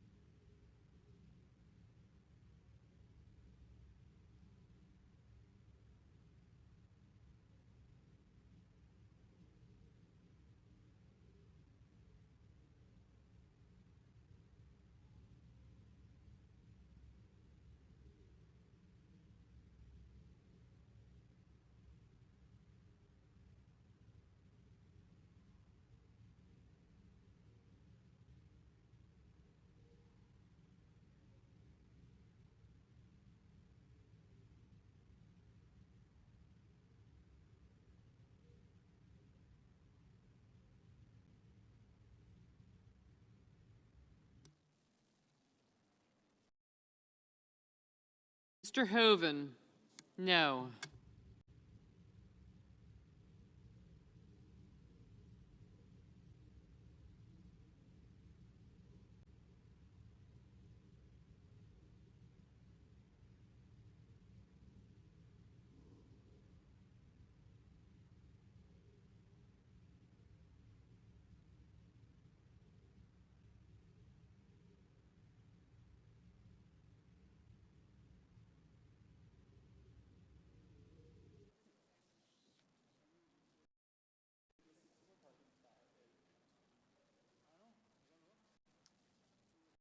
Stabenow. Aye.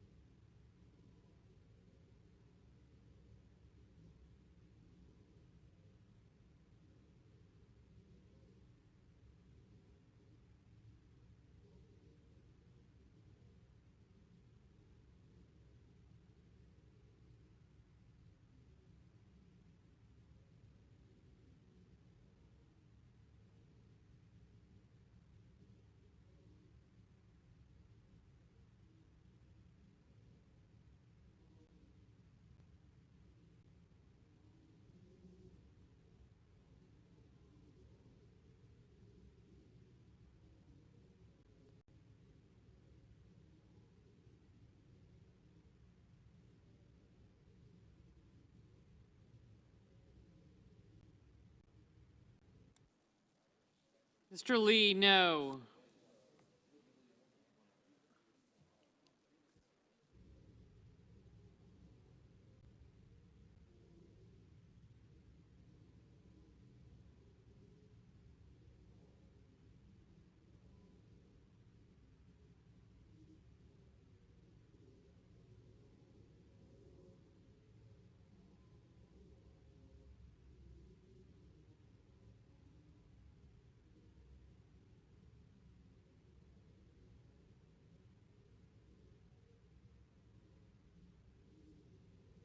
Mr. Ossoff, aye.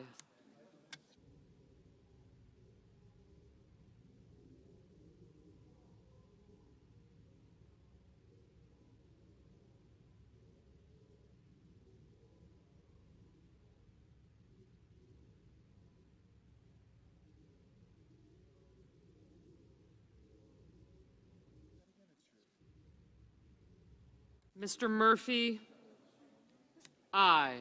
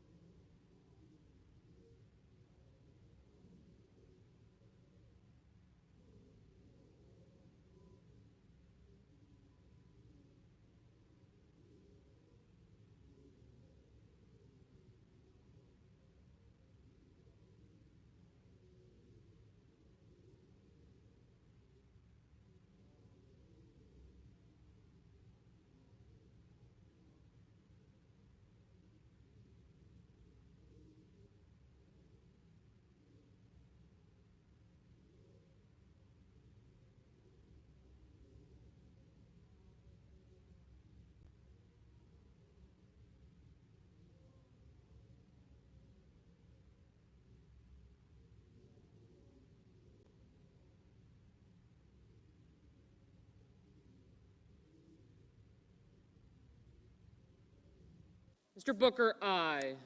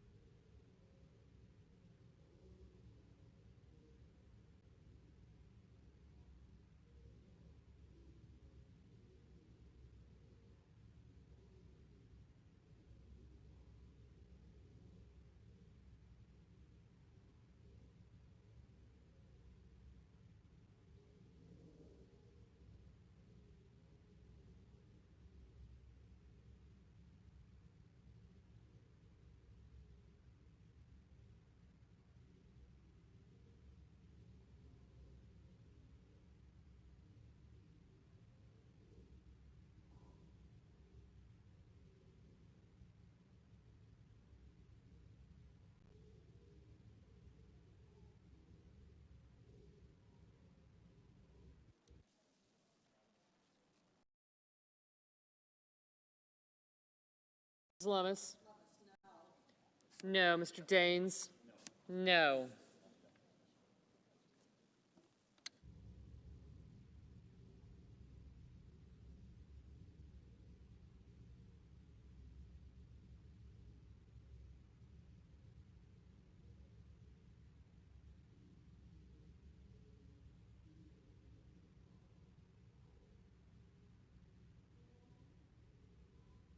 Mrs. Gillibrand, aye.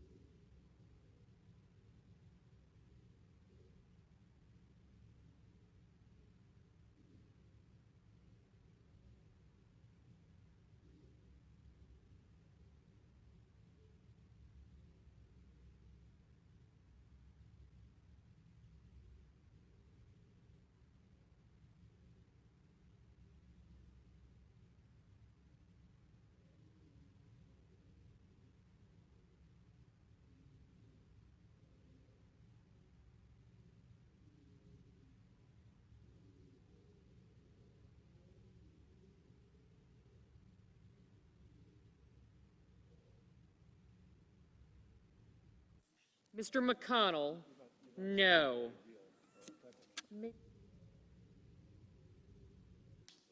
Mr. Cruz, no.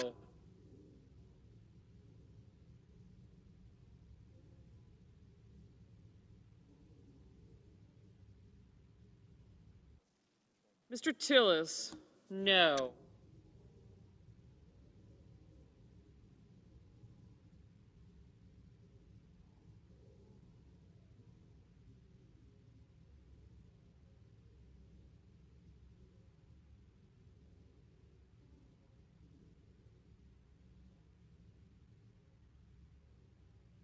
Mr. Barrasso, no.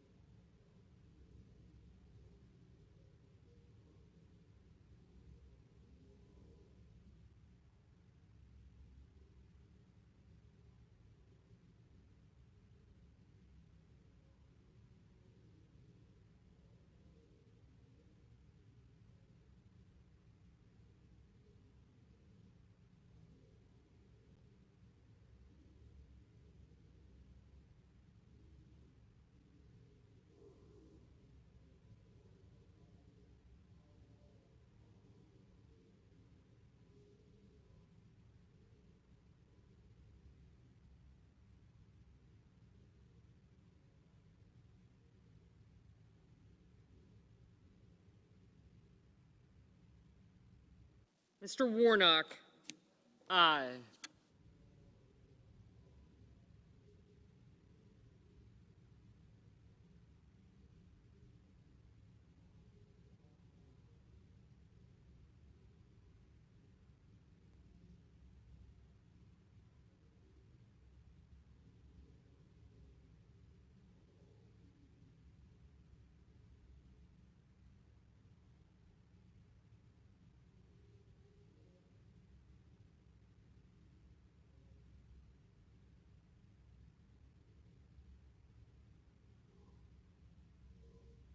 Mr. Tester, aye.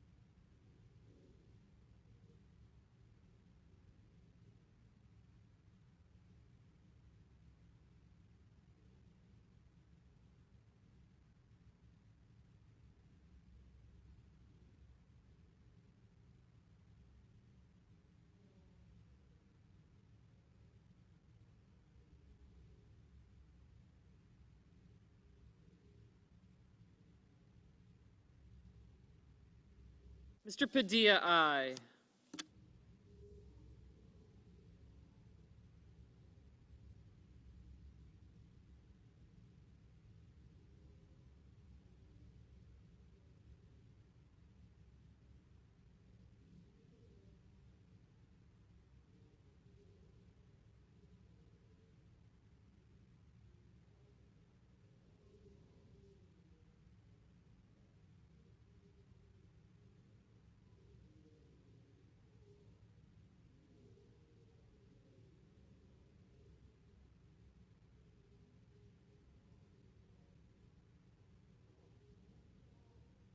Mrs. Blackburn, no.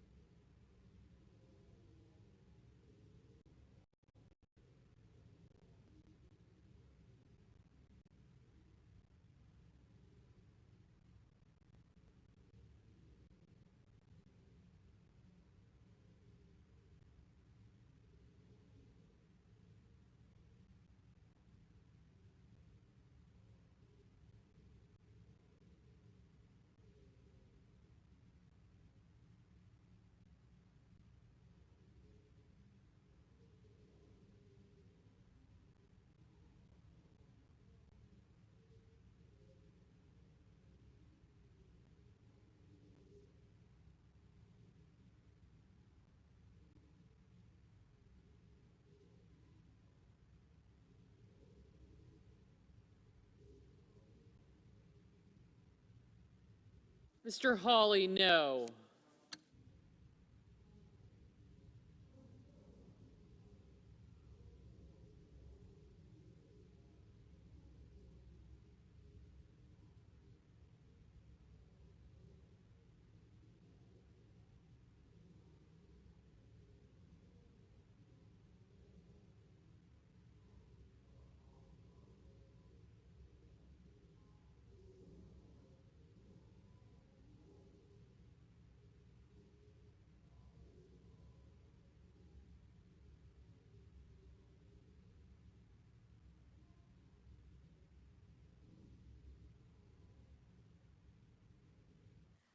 On this vote, the yeas are 50, the nays are 50. The Senate being evenly divided, the Vice President votes in the affirmative. The motion is agreed to.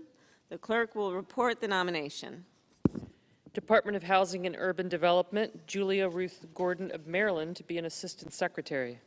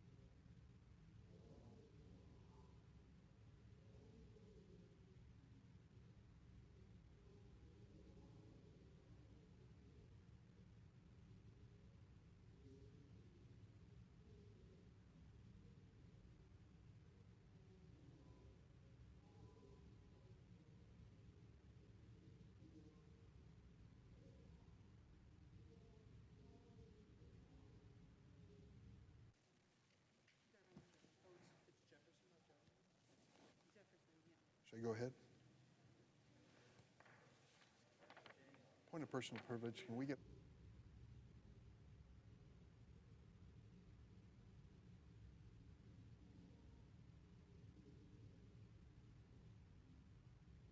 Go ahead, Trish. Yes. Mr. President, The Majority Whip. I ask unanimous consent that all post-cloture time on the Gordon nomination expire at 6 p.m. today, and that upon disposition of that nomination, the Senate immediately vote on confirmation, Executive Calendar 809, the nomination of Philip Nathan Jefferson to be a member of the Board of Governors of the Federal Reserve with no intervening action or debate. Is there objection? Without objection. Senator from Oregon. I ask unanimous consent that Sidney Beasley, a fellow in my office, be granted floor privileges for the remainder of the Congress. Without objection.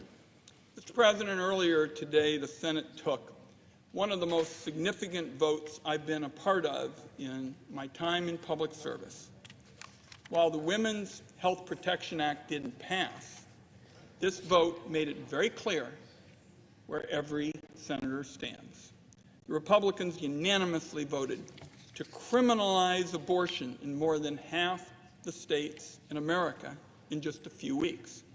Democrats vowed to stop the Alito court from turning the clock back on women's health by a century. Let's be very clear about the consequences of this ruling when it becomes final. It will immediately criminalize abortion in many states. It will allow Republicans to pass a law criminalizing abortion in all 50 states. It will throw out the constitutional right to privacy, a right upon which marriage and choice and many other civil rights depend. And it will put government and governments in control of women's bodies for millions and millions of people across America. This is a terrifying prospect. It's no secret that people have been considering what would happen if and when this far-right Supreme Court would throw out Roe.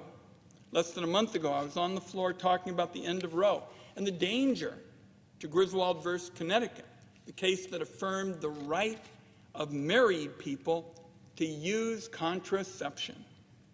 However, it is still a shock, a gut punch, to see how eager our colleagues on the other side are to strip women of their constitutional freedoms and endanger their lives. They're going a lot further, Mr. President, than simply overturning Roe.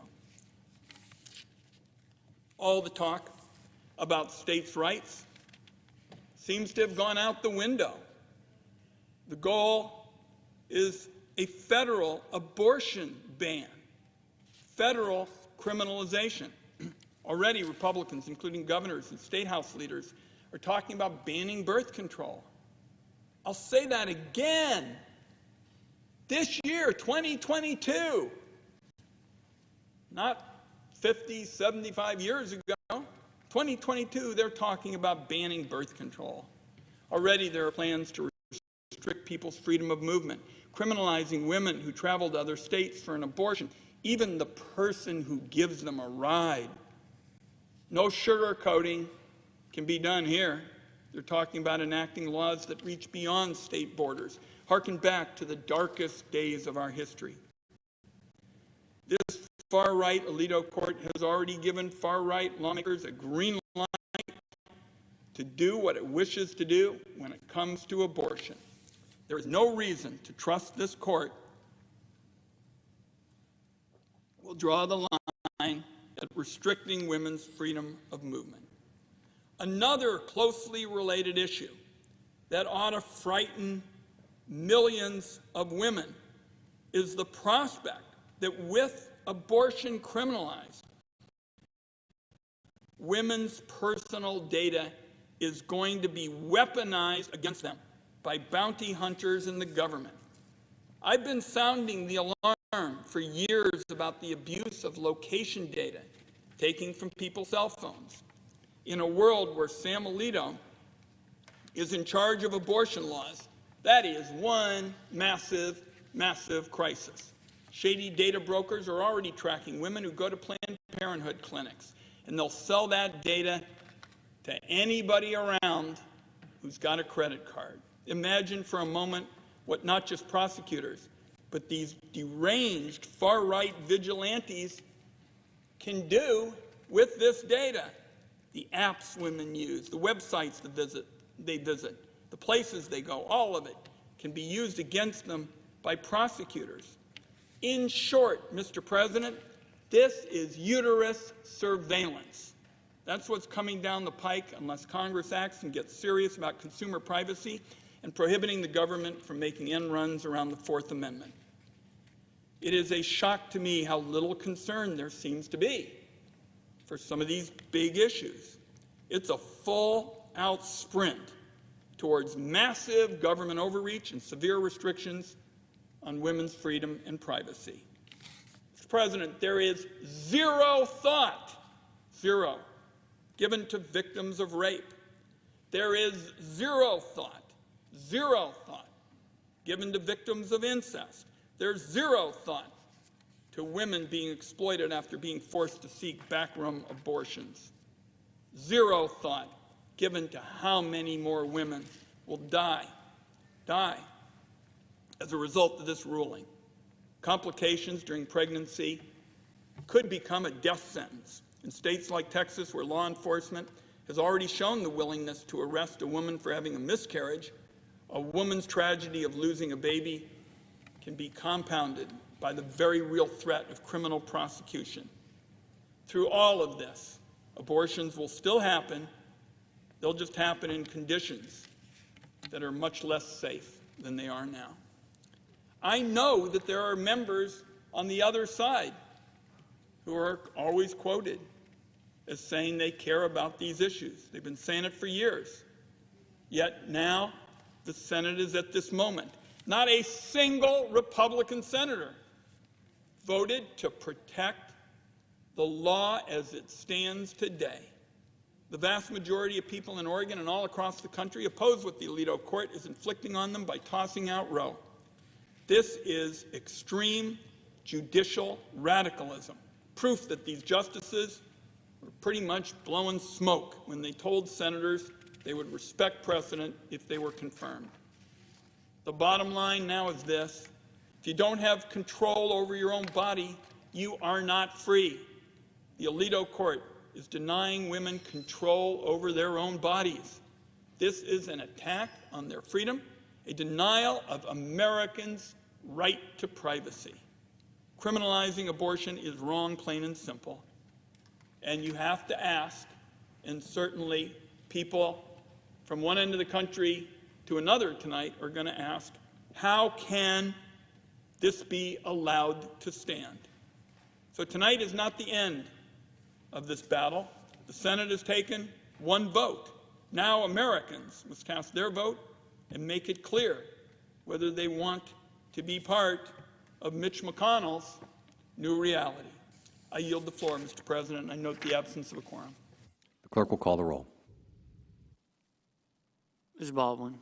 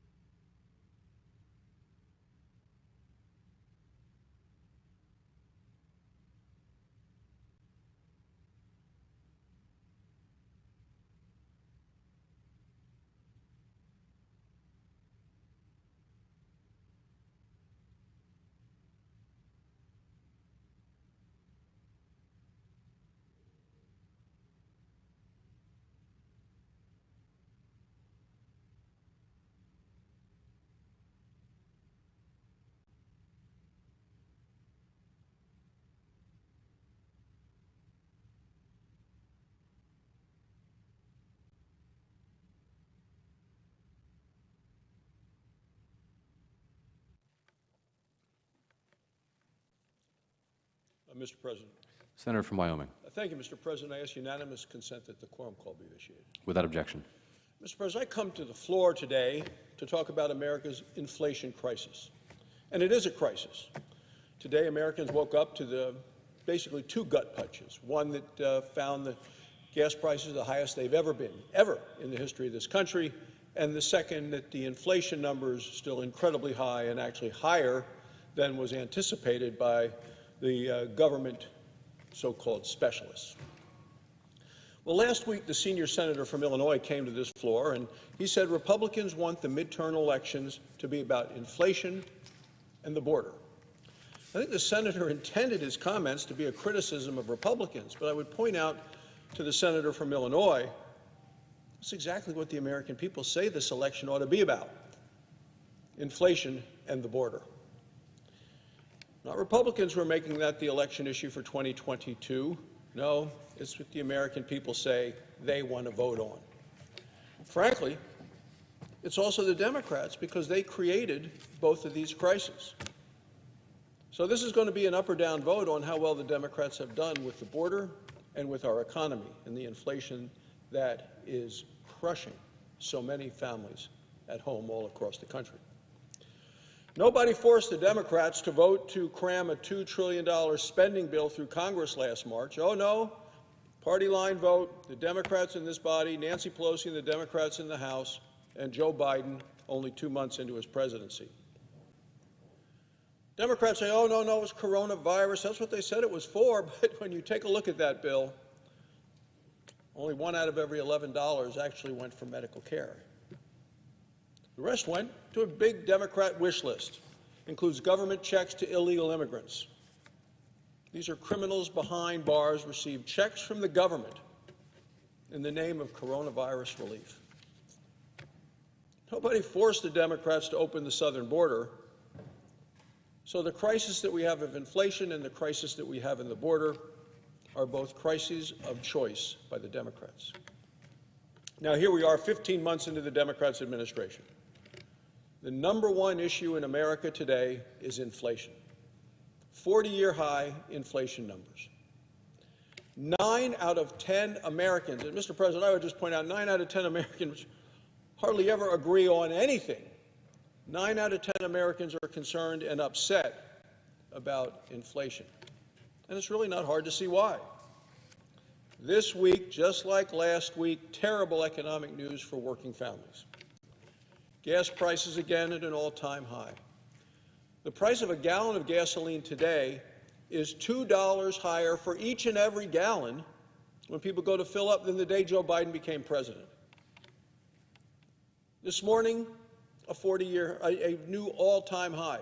Yesterday, an all-time high. Higher yet this morning for gasoline. Inflation, a 40-year high. But prices are going up much faster than wages. In fact, this gap between prices and wages continues to grow. People are falling further and further behind. The average family is poorer today than they were the day Joe Biden took office in terms of their ability to buy goods and services in our economy from the dollars they have in their pockets. And these are even for people that have gotten raises. People can't afford necessities like baby formula if they can find baby formula. Hard time finding that all across the country. It finally made the national news last night, but I've been hearing about it in Wyoming now for a number of weeks. Credit card debt is also near an all-time high. Why? Because people in the Biden economy are having to borrow more and more money just to get by. And the interest rates on these credit cards is also at an all-time high. So people are being punished again and again and again in so many ways that they turn in the Biden economy. People are paying more and getting less and less, and people are not happy. People have been pushed to the breaking point, and they are angry, and they're angry at the Democrats who put us as a nation in this mess. Americans haven't been this pessimistic about the economy since the Great Recession. And when they look in Washington, D.C., they see a Senate with Chuck Schumer claiming to be in charge of a majority in the Senate. They look at Nancy Pelosi claiming to be in charge of the House, and Joe Biden in the White House saying he's in charge there.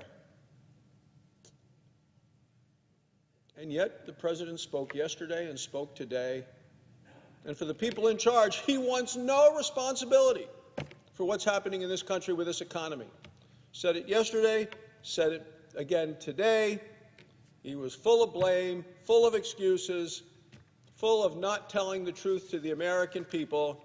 Blame somebody else. Look, in just 30 minutes in a speech, Joe Biden blamed. Let me go through this whole list of the folks he blamed in just 30 minutes.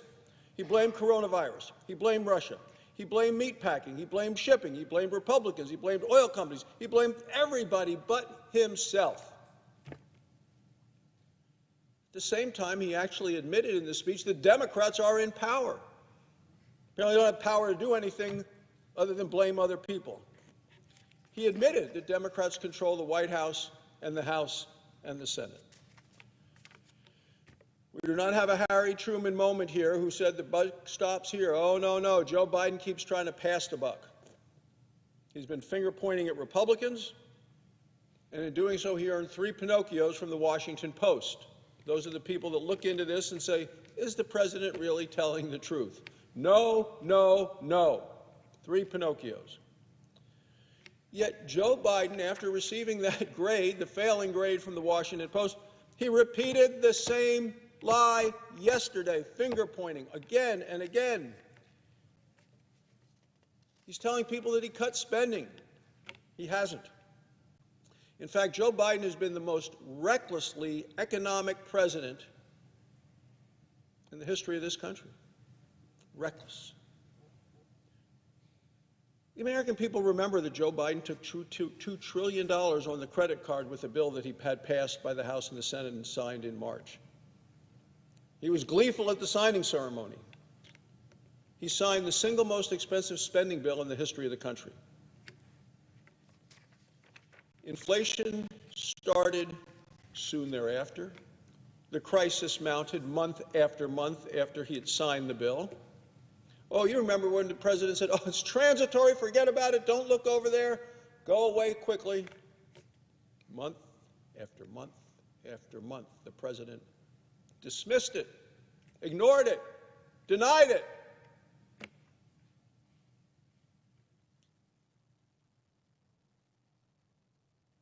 The American people remember that just 6 months later, Joe Biden tried to pass another massive spending bill. Joe Biden has never cut a dime of spending in his life, but he has added trillions of dollars to our debt. What did it get us? The worst inflation in 40 years and a stagnant economy. There's still 1 million fewer Americans working today than there were before the pandemic struck.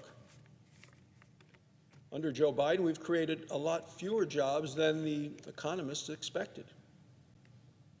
The economists have gotten it wrong again and again. They got it wrong in terms of how many jobs they expected to be made, and they got it wrong today when they thought what the inflation rate would be. And in both cases, their projections were more optimistic than the actual results turned out to be.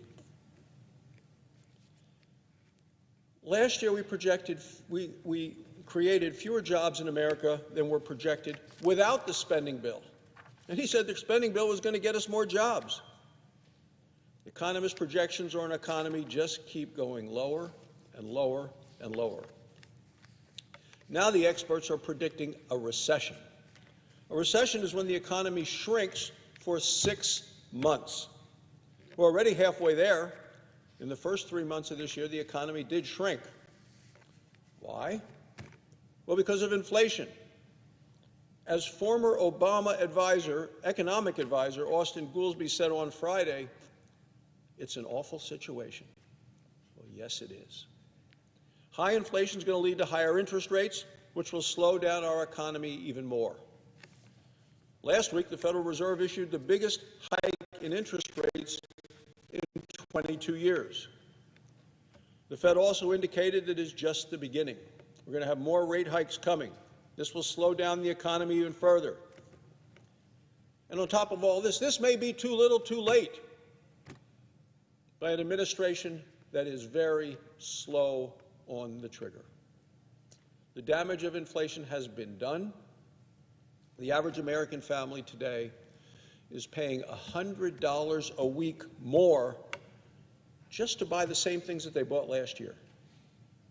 That's $5,200 a year more this year than last year because of the way Joe Biden has mishandled and mismanaged our American economy. Prices are going up, interest rates are going up, the economy is slowing down. And what's Joe Biden going to do? Regrettably, he is trying to double down. And so did the senior senator from Illinois.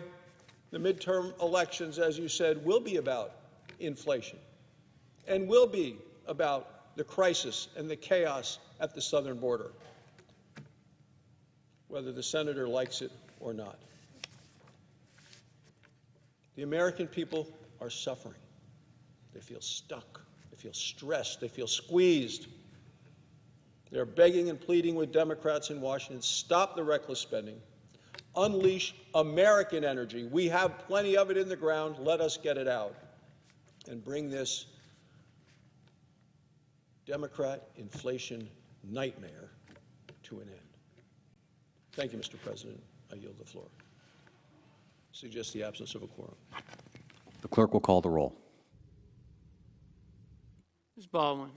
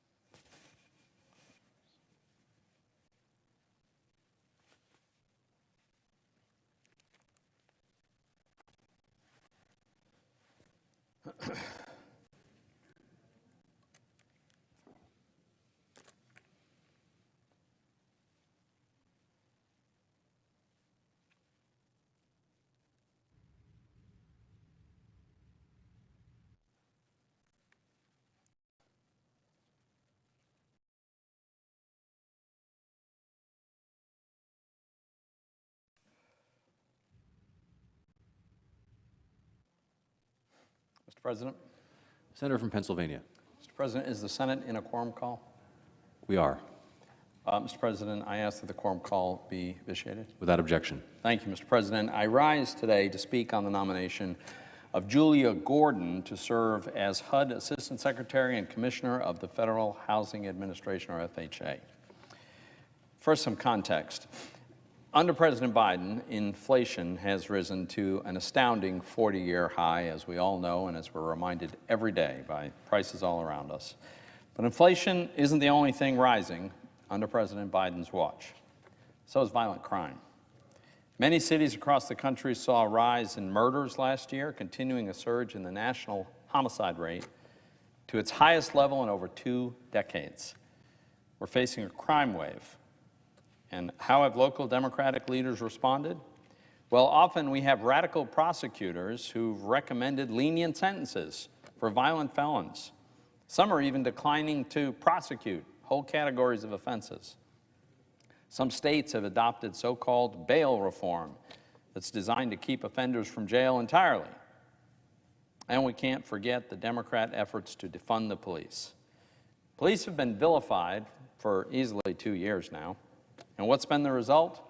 Shootings, assaults, killings of police officers have been on the rise since 2020. Budget cuts have forced veteran police officers into retirement. Municipalities are having real trouble finding new police recruits and, in many cases, keeping the police they currently have on their force. We should be doing everything we can to support the police who risk their lives to keep us safe. Despite these terrible developments, the administration has repeatedly nominated individuals with these strong anti-police views. Let's consider some examples. There's Federal District Court Judge Nusrat Chowdhury, an ACLU lawyer who's falsely claimed that, and I quote, "Cops kill unarmed black men in America every single day," end quote. Senator Kennedy confronted her 2 weeks ago about this demonstrably false anti-police statement. She defended it as rhetorical advocacy. In addition, multiple Biden administration nominees have expressed support for defunding the police, including HUD nominee Solomon Green and Department of Justice nominees Kirsten Clark and Vanita Gupta. And with National Police Week starting this Sunday, what a terrible message the Senate is sending to law enforcement by having voted yesterday to confirm Lisa Cook for the Federal Reserve. Professor Cook publicly called for the firing of a professor, a colleague of hers, because he dared to criticize the defund the police movement. She actually encouraged donations to the very bail fund that were helping criminals get out of jail during the riots after George Floyd was killed. She also insulted U.S. police officers by comparing their actions to the, quote, heavy-handed tactics of the Russian police. Now, to make matters worse, the Senate is being asked to confirm Julia Gordon for FHA Commissioner. Ms. Gordon has a history of very troubling statements denigrating the police. Among other things, she retweeted an inflammatory post that described police officers as, quote, the people killing us, end quote. That's how she describes the police. She also suggested in a letter that she wrote, not a tweet or a retweet, a letter she wrote, that cases of police violence are not just outliers, but, quote, stem from flawed and biased systems that require structural change, end quote. It's Gordon's insinuation that the institution of policing itself requires structural change because police officers are racist. That idea is offensive, and in my view, should disqualify her from holding a senior position in the federal government. And that view is shared by the National Sheriff's Association, a leading law enforcement group which has publicly opposed her nomination. Ms. Gordon has also spread caustic rhetoric about her fellow Americans residing in southern states. She retweeted an article that asserted that the South, and I quote, has rejected nearly everything that's good about this country and has become just one big nuclear waste site of choleric and extremely racialized resentment, end quote. And she's repeatedly disparaged elected Republican officials, including our colleagues, Senator Graham, Senator Paul, former Vice President Pence. Having spread such partisan views, it's hard to imagine her working cooperatively with both parties in Congress to help all American households. Unfortunately, we don't know the full extent of Ms. Gordon's public statements because she deleted some of her previously public tweets before being nominated. I asked her to try to recover her deleted tweets from Twitter because that is possible, but she refused to comply with this very reasonable request. Kind of makes you wonder, what does she have to hide? During the nomination process, Ms. Gordon has tried to walk back her past statements. But I think we should focus on what she said before she was nominated and needed the Senate's approval. I'm reminded of something that the poet Maya Angelou said, and I quote, "When someone shows you who they are, believe them the first time," end quote. That's good advice when it comes to nominees, especially Ms. Gordon. If Ms. Gordon's anti-police views and hostility toward one of our two political parties are not sufficient for some of my colleagues to oppose her, then I'd urge them to look at her record on housing policy. Despite record home and rental prices, Ms. Gordon advocates for throwing still more taxpayer money at the housing market, despite the fact that it's government intervention that has caused the massive inflation we've seen, or at least a large part of the massive inflation we've seen in the housing market. As we prepare to start National Police Week this Sunday, I urge my colleagues, stand up for law enforcement by opposing Julia Gordon. And I ask President Biden to nominate a less radical nominee, someone who supports the police, someone who can garner bipartisan support, and who won't exacerbate rising housing costs. I yield the floor. Mr. President. Senator from Ohio. Thank you, Mr. President. I ask and consent that I be able to complete my remarks before the vote. Without objection. Thank you, Mr. President. Ms. Gordon I rise to support Julia Gordon, who's very, very qualified. There is a pattern of Republicans blocking very qualified women in this body, very qualified women nominees for all kinds of jobs. We see it night after night after night. I could cite lots of examples. They'll say, well, we support women for jobs that aren't quite as important, but these really key, extraordinarily important jobs, the Federal Reserve, at FHFA, at the Exim Bank, at certainly this job, HUD. We know, we can read between the lines. I'll just leave it at that. Ms. Gordon made clear that she doesn't support defunding the police. People have done all kinds of things on social media on both sides, left and right. And we could make all our decisions based on something somebody retweeted, but it's not the way to run a government. We know that. I urge my colleagues to support Ms. Gordon, highly qualified, decades of experience, broad support from the Mortgage Banking Association, the Manufactured Housing Institute, Habitat for Humanity. Your support is bipartisan. Brian Montgomery, FHA Commissioner under George W. Bush, HUD's Deputy Secretary under Donald Trump, wrote in support. Ms. Gordon served as president of the National Community Stabilization Trust, a nonprofit that supports neighborhood revitalization and affordable home ownership. Before that, she served as the manager of the single-family policy team at the Federal Housing Finance Agency, FHFA, working to help families stay in their homes. She's devoted her life to housing. She's helped people get opportunity to live decent lives in clean, affordable, safe housing. She's led a whole team of policy analysts overseeing all aspects of single-family mortgage policy at Fannie and Freddie. Hundreds of thousands of homeowners and seniors with FHA loans and reverse mortgages are at risk of losing their homes, either because they've fallen behind or they're exiting forbearance. At this critical time, we need her on the job immediately. Unfortunately, my colleagues on the Banking, Housing, and Urban Affairs Committee thought it important to delay, to slow walk, to boycott. The presiding officer today has seen it up close as a member of that committee. Her breadth of experience will help her work with a variety of stakeholders to design policies across the Office of Housing that will strengthen families and communities and help us bring down the cost of housing. I urge my colleagues to confirm Julia Gordon today. Let's do our jobs. Let's focus on the results Americans care about and expect from their public servants. Mr. President, I ask unanimous consent to have the rest of my remarks in a different position in the record. Without objection. Yeah, I rise to speak in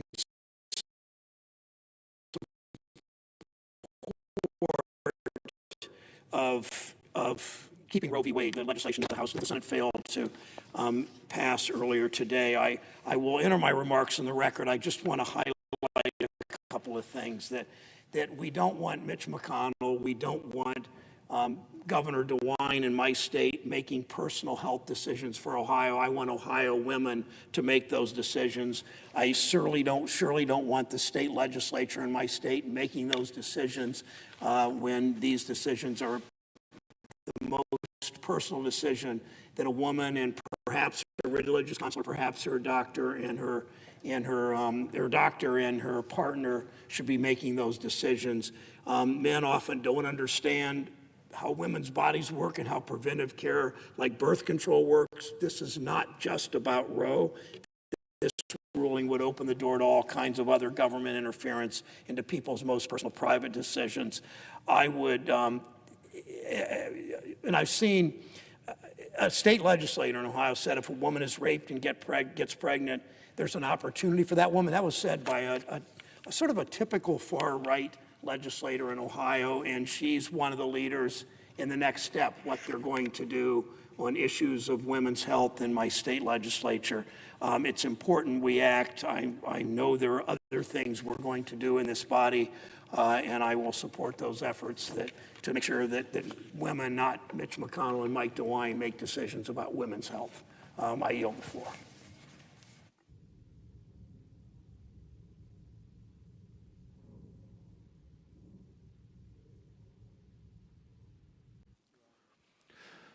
Under the previous order, all post-cloture time is expired. The question is on the Gordon nomination. Is there a sufficient second? There appears to be. The clerk will call the roll.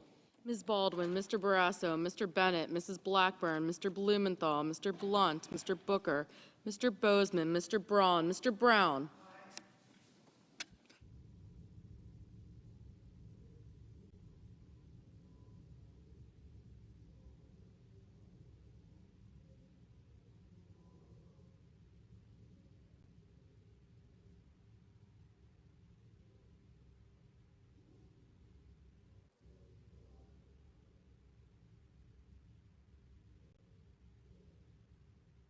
Mr. Burr, Ms. Cantwell, Mrs. Capito,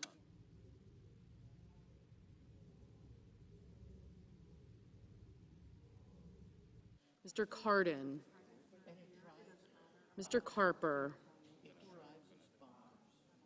Mr. Casey, Mr. Cassidy, Ms. Collins, Mr. Coons, Mr. Cornyn, Ms. Cortez Masto, Mr. Cotton, Mr. Kramer, Mr. Crapo, Mr. Cruz,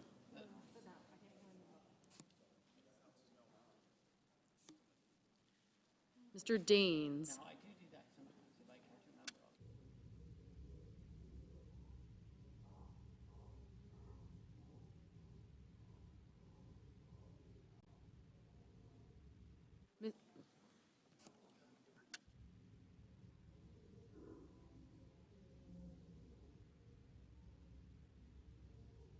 Mr. Daines, Ms. Duckworth,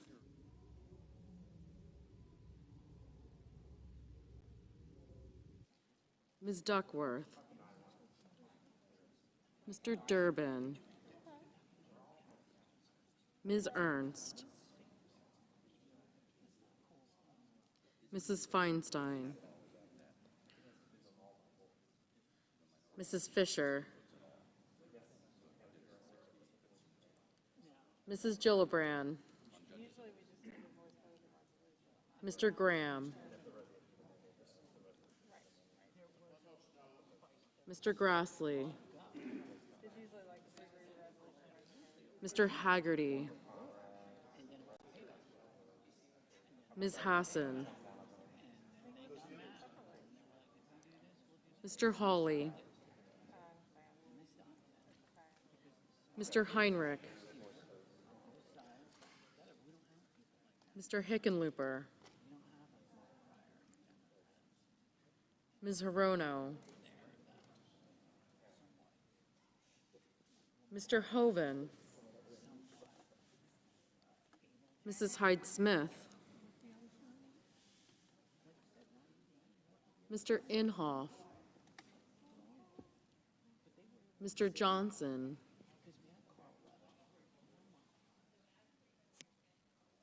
Mr. Kane,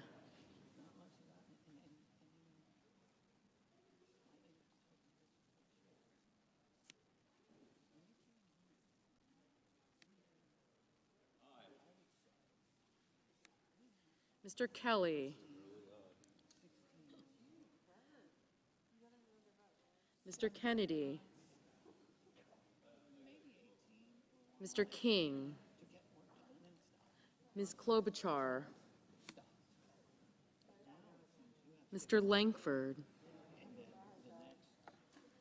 Mr. Leahy, Mr. Lee, Mr. Lujan, Ms. Lummis, Mr. Manchin, Mr. Markey, Mr. Marshall, Mr. McConnell, Mr. Menendez, Mr. Merkley, Mr. Moran, Ms. Murkowski,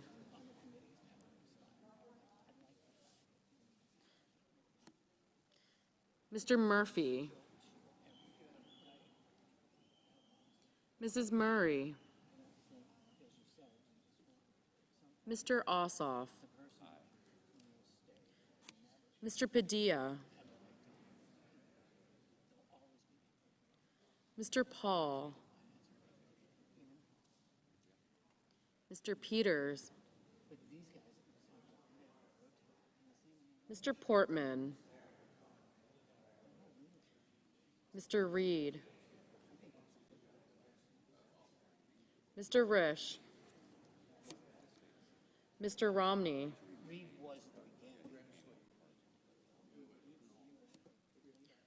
Ms. Rosen,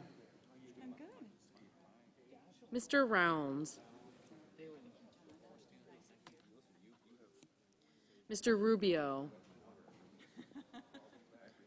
Mr. Sanders, Mr. Sass, Mr. Schatz, Mr. Schumer, Mr. Scott of Florida,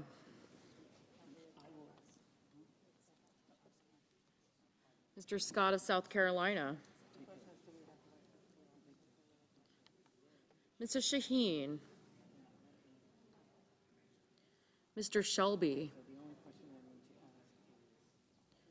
Ms. Sinema, Ms. Smith, Ms. Stabenow, Mr. Sullivan, Mr. Tester,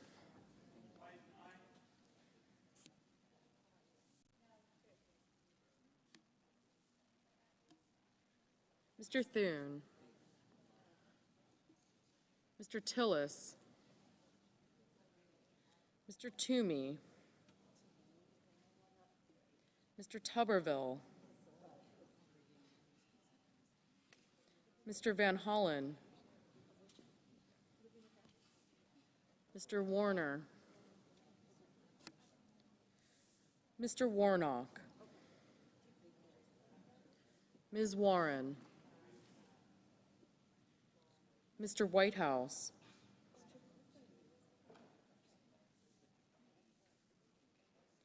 Mr. Wicker, Mr. Wyden. Mr. Young.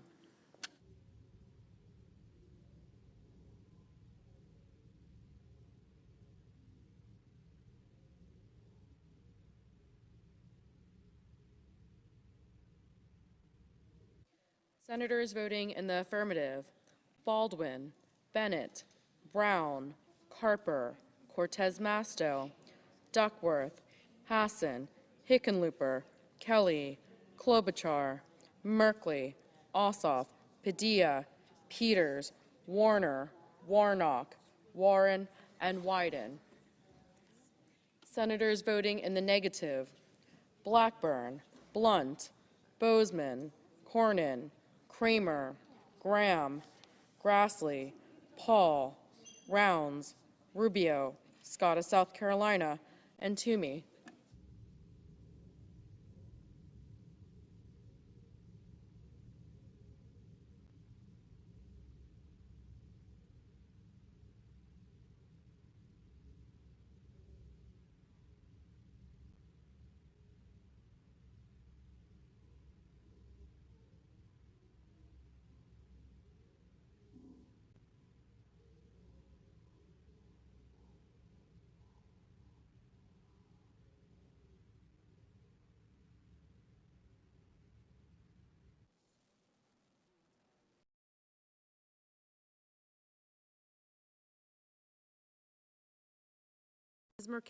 Ms. Murkowski, no.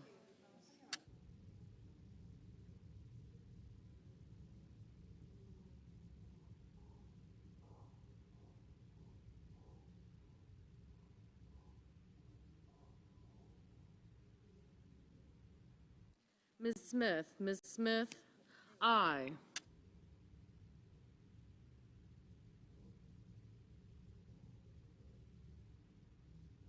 Mr.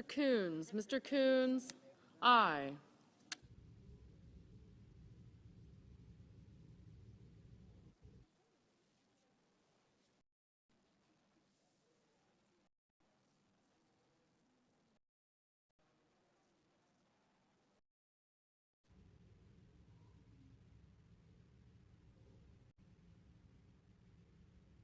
Mr. Haggerty, no.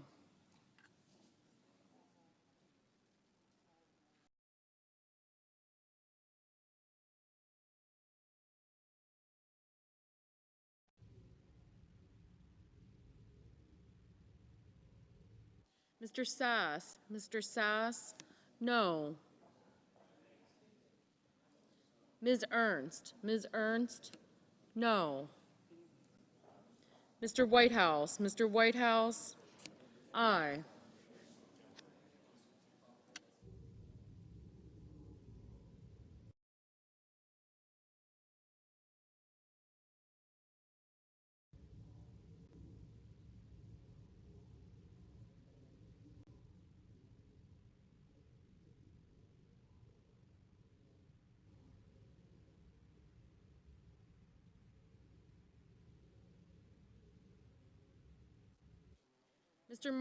Mr. Marshall, no.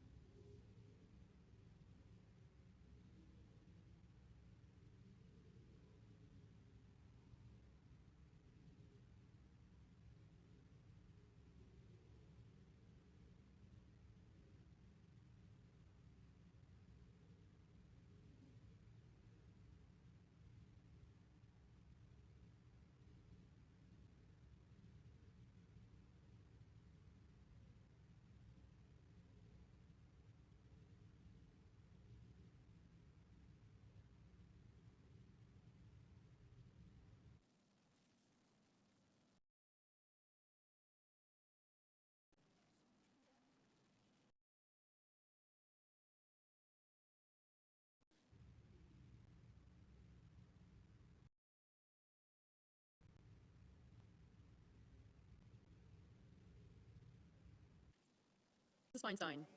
Mrs. Feinstein, aye.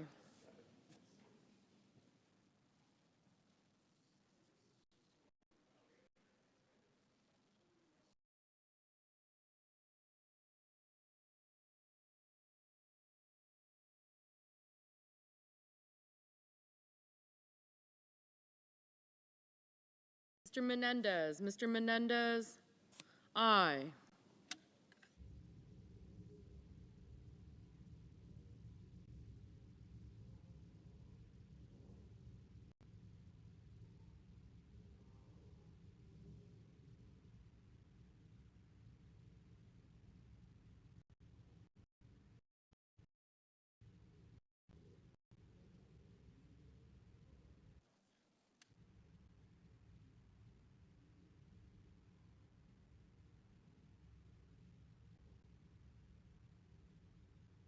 Mr. Tillis. Mr. Tillis, no.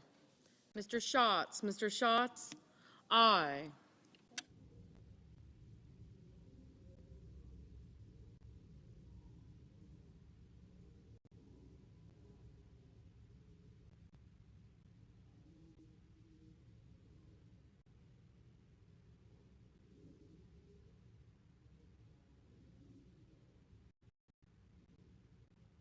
Mr. Leahy. Mr.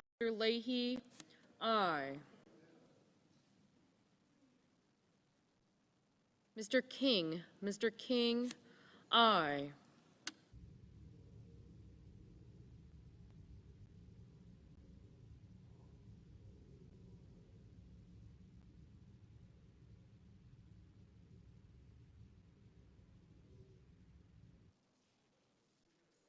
Mrs. Capito. Mrs. Capito, no.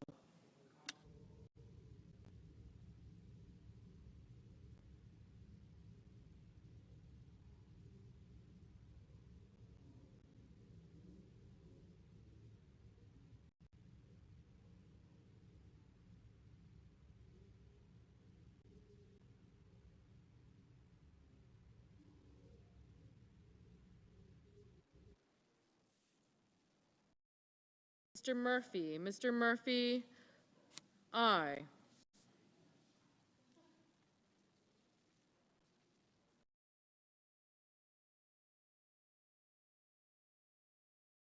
Ms. Collins. Ms. Collins, no.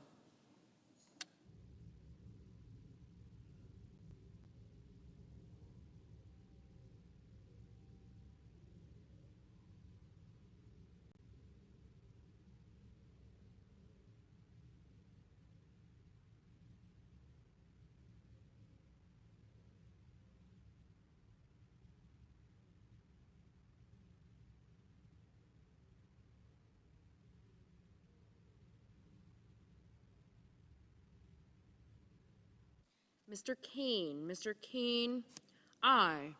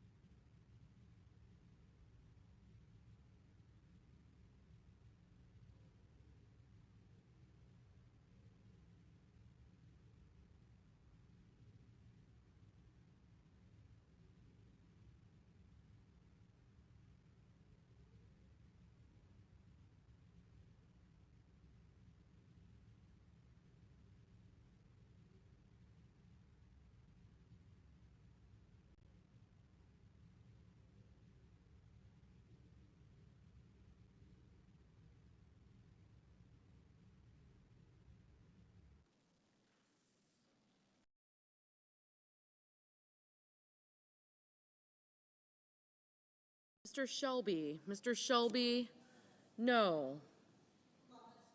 Ms. Lummis. Ms. Lummis, no. Mr. Scott. Mr. Scott of Florida, no. Mrs. Shaheen. Mrs. Shaheen, aye.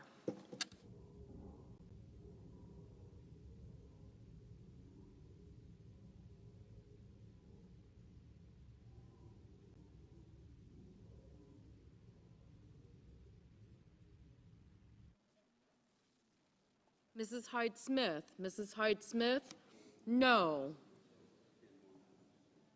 Mr. Reed. Mr. Reed, aye.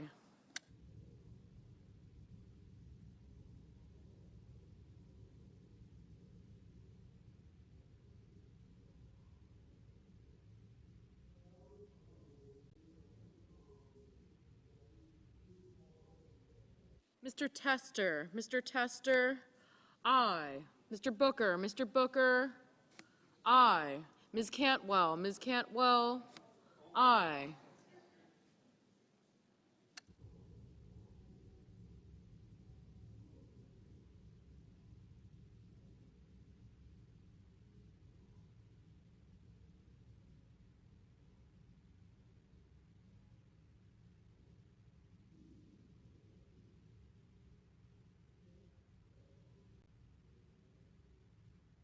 Mr. Burr. Mr. Burr, no.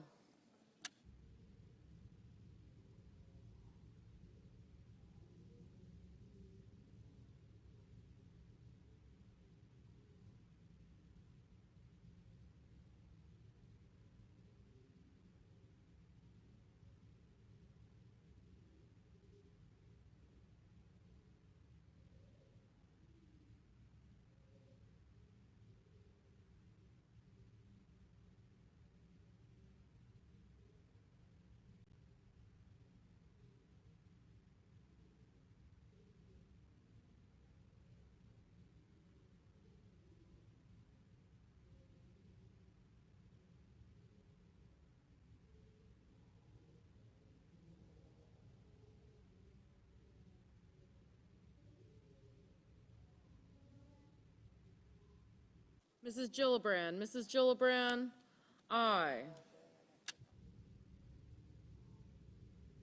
Ms. Stabenow. Ms. Stabenow, aye.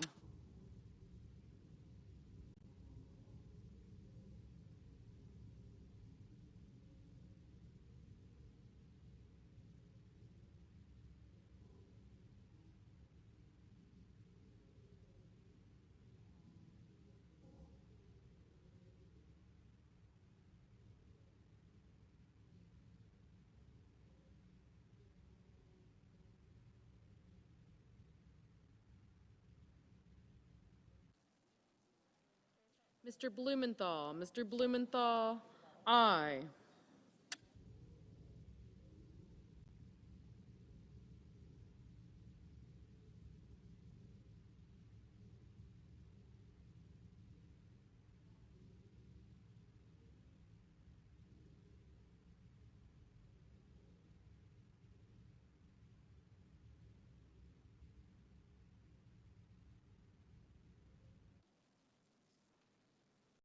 Mr. Braun. Mr. Braun, no.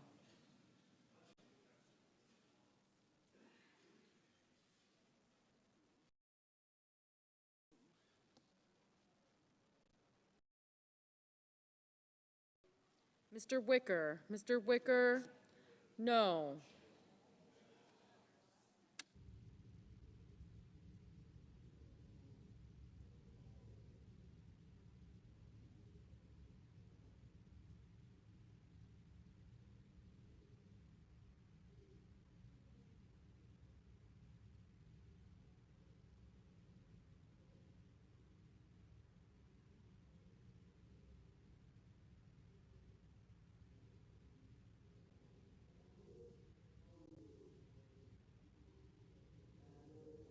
Mr. Schumer. Mr. Schumer, aye.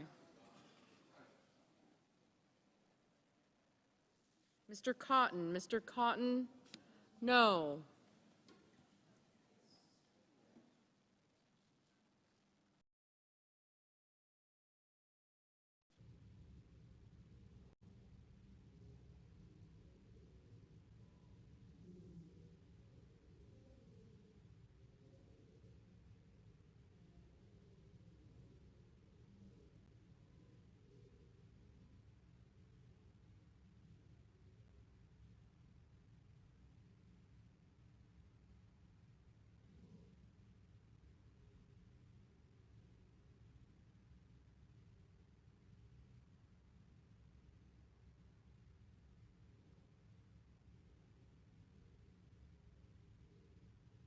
Mr. Cardin. Mr. Cardin, aye.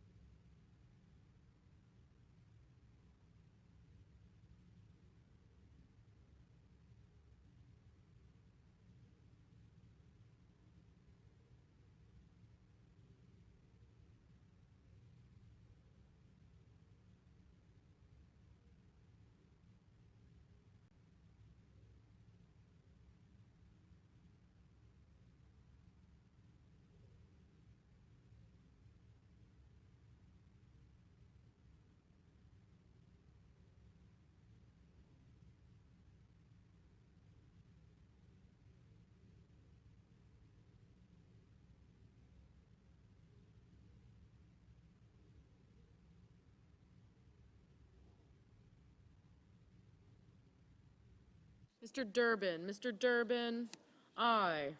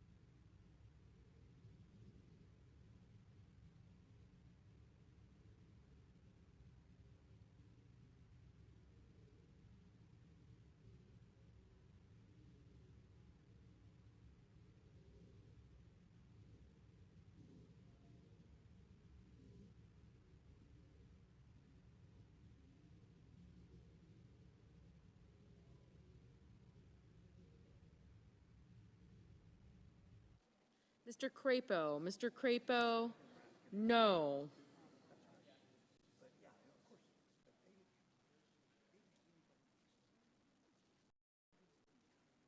Mr. Cassidy. Mr. Cassidy, no.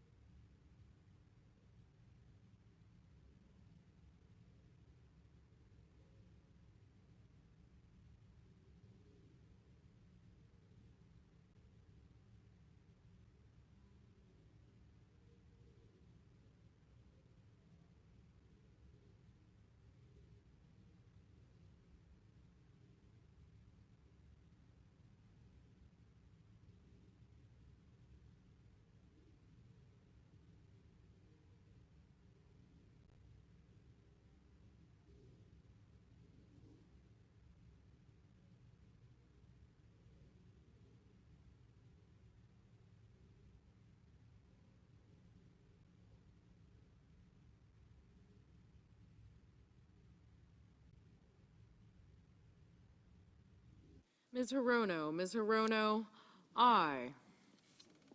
Mr. Inhofe. Mr. Inhofe, no.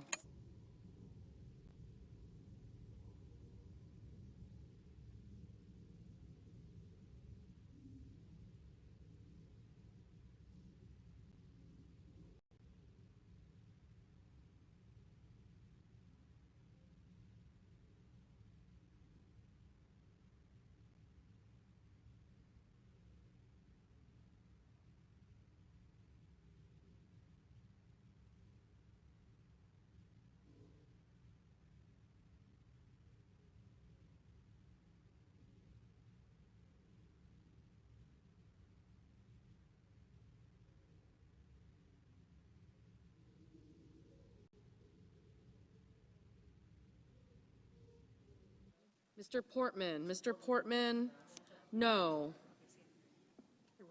Mr. Tuberville. Mr. Tuberville, no.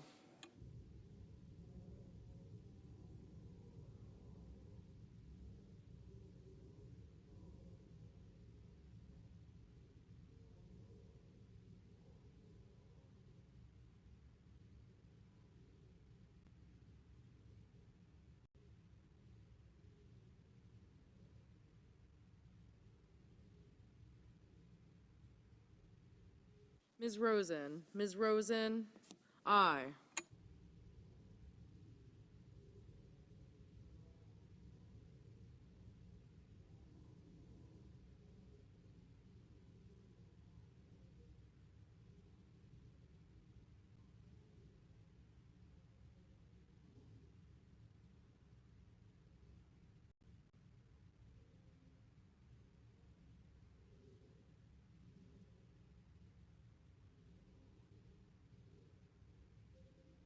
Mr. Moran. Mr. Moran, no. Mr. Sanders. Mr. Sanders, aye. Mr. Thune. Mr. Thune, no. Mr. Langford. Mr. Langford, no.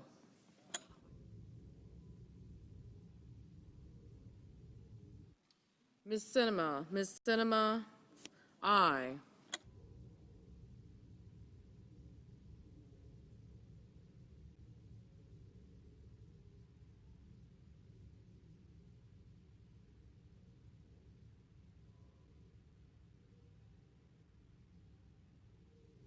Mr. Casey.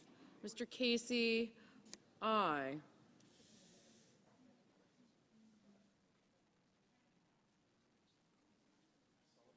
Mr. Sullivan. Mr. Sullivan, no.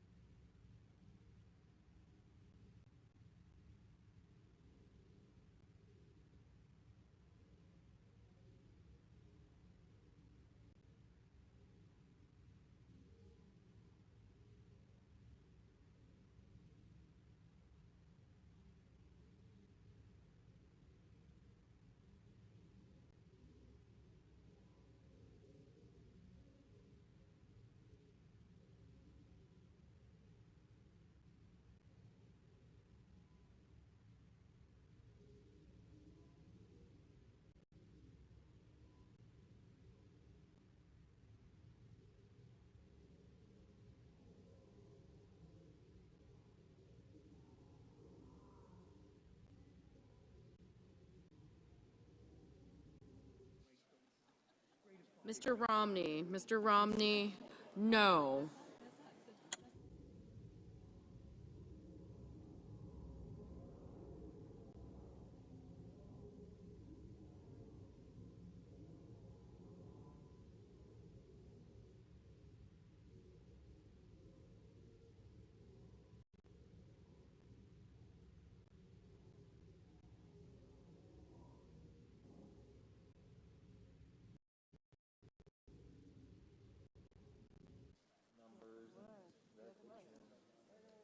Mr. Kennedy. Mr. Kennedy, no.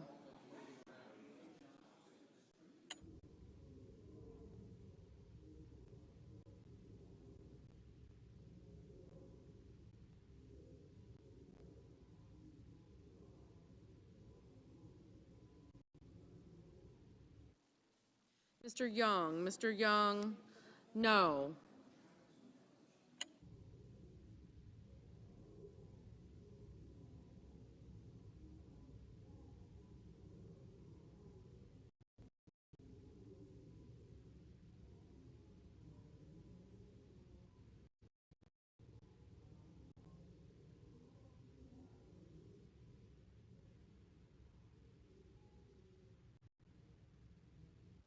Mr. Barrasso. Mr. Barrasso, no.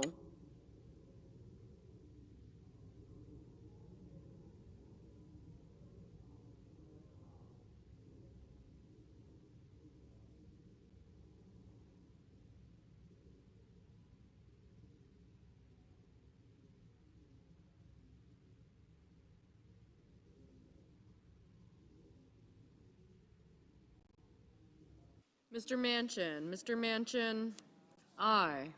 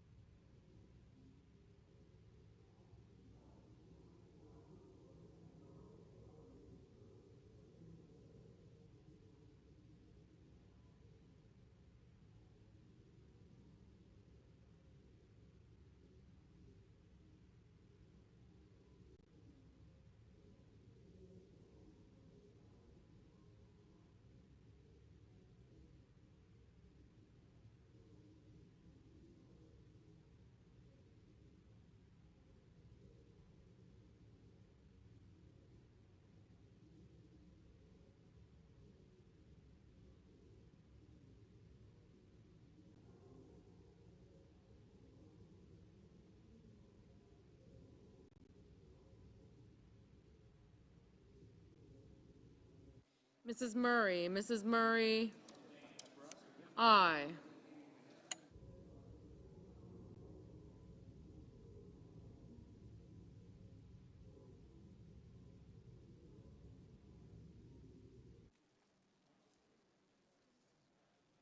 Mr. Hoven. Mr. Hoven, no.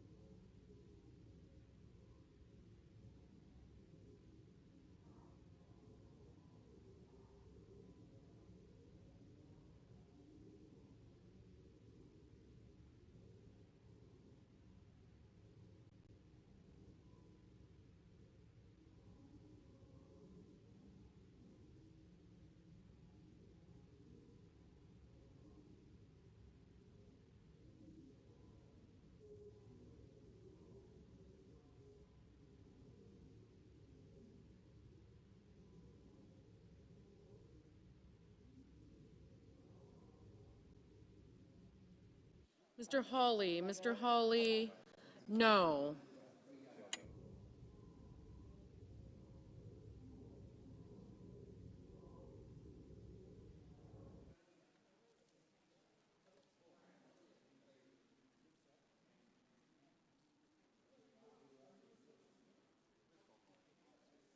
Mr. Daines. Mr. Daines, no.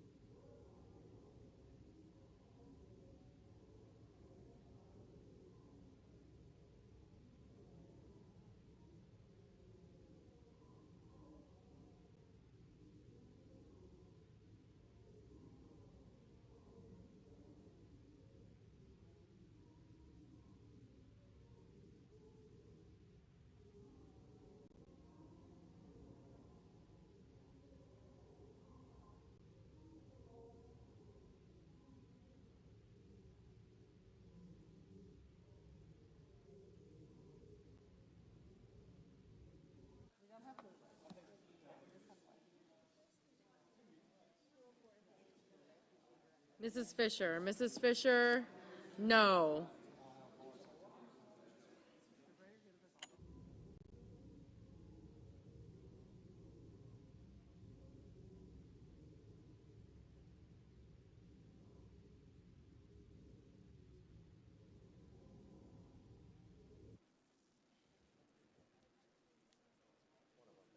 Mr. Johnson. Mr. Johnson, no. But again, another reason.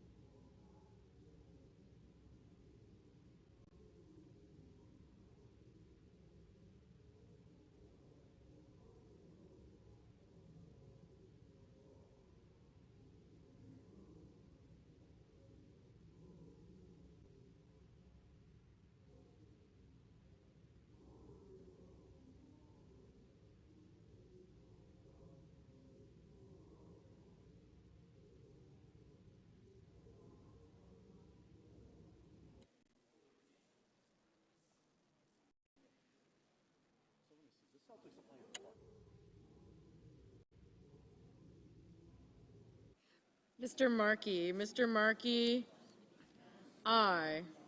Mr. Cruz. Mr. Cruz, no.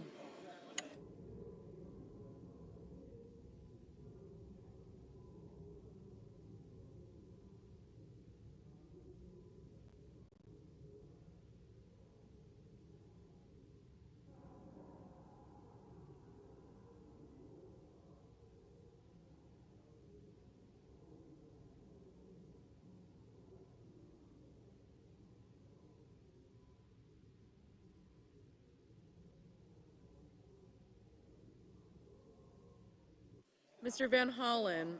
Mr. Van Hollen, aye.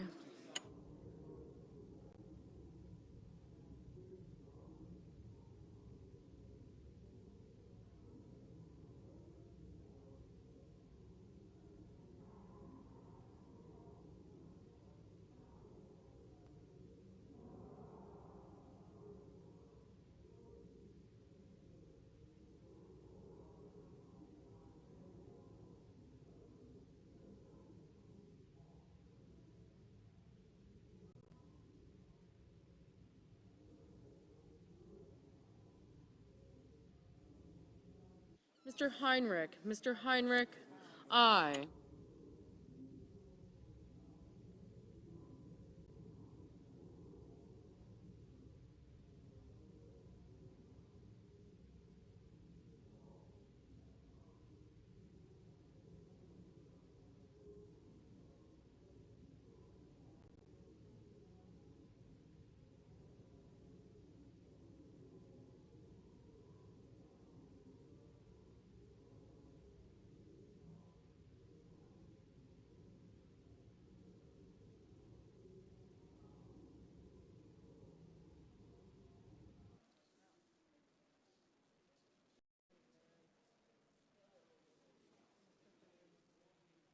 Mr. McConnell.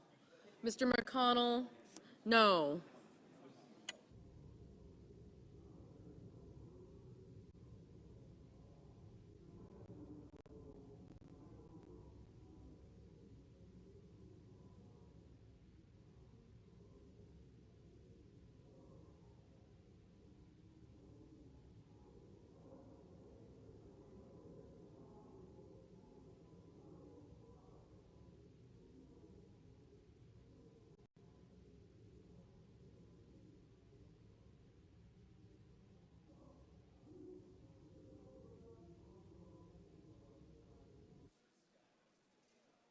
Mr. Risch. Mr. Risch. No.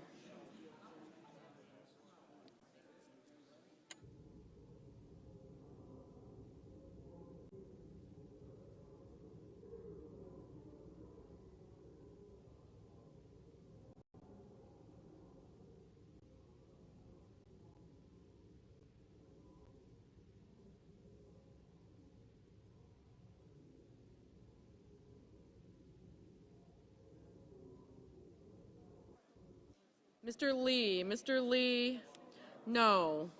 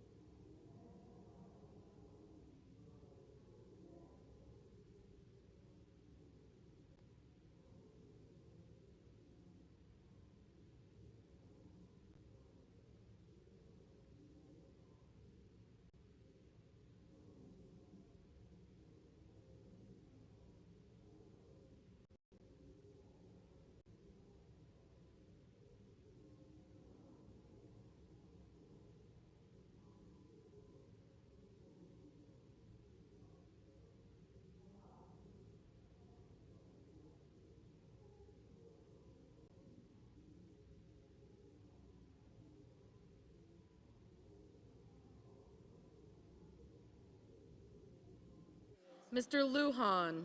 Mr. Lujan, aye. Then as soon as after the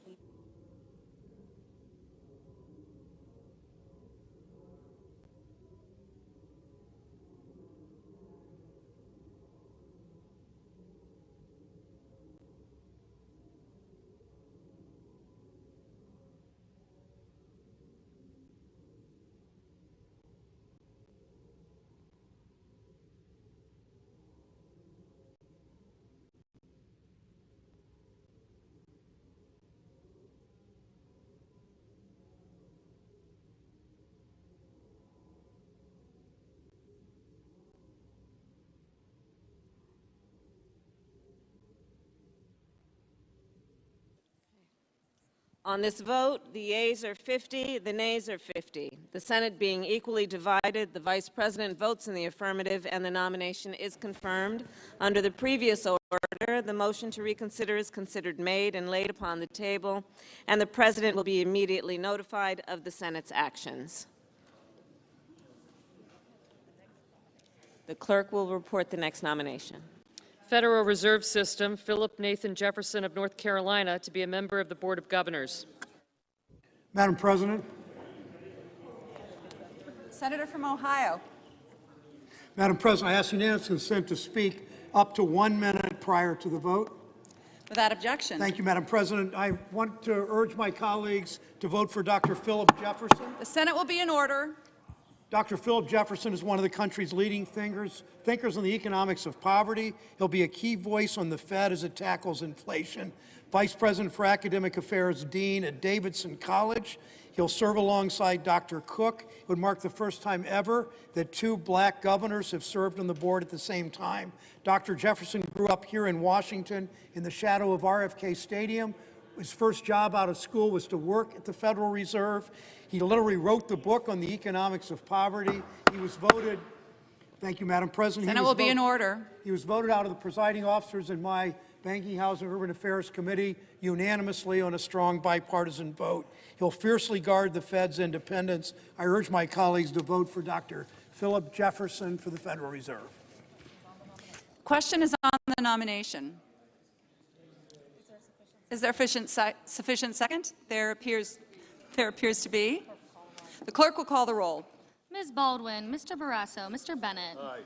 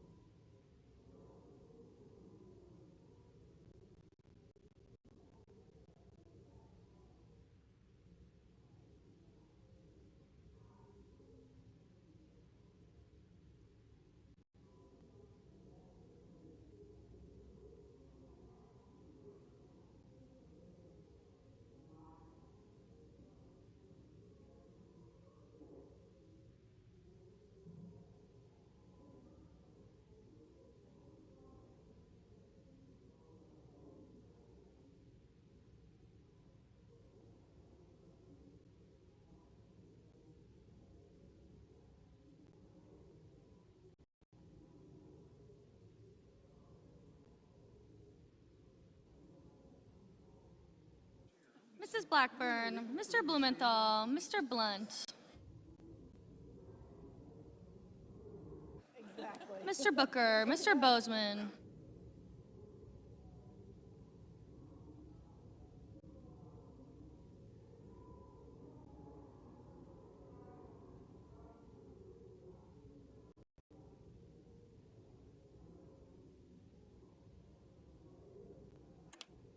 Mr. Booker, Mr. Bozeman, Mr. Braun, Mr. Brown, Mr. Burr, Ms. Cantwell, Mrs. Capito.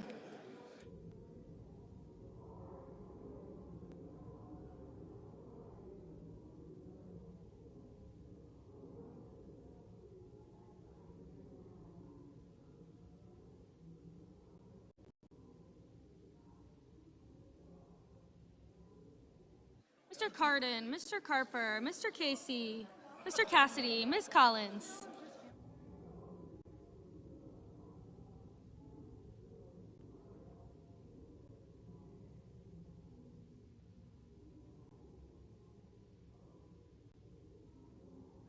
Mr. Coons, Mr. Cornyn, Ms. Cortez Masto, Mr. Cotton,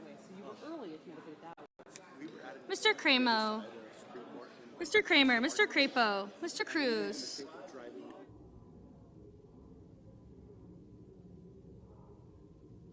Mr. Cruz, Mr. Daines, Ms. Duckworth, Mr. Durbin, Ms. Ernst, Mrs. Feinstein, Mrs. Fisher, Mr. Gillibrand, Mr. Graham, Mr. Grassley, Mr. Haggerty, Ms. Hassan,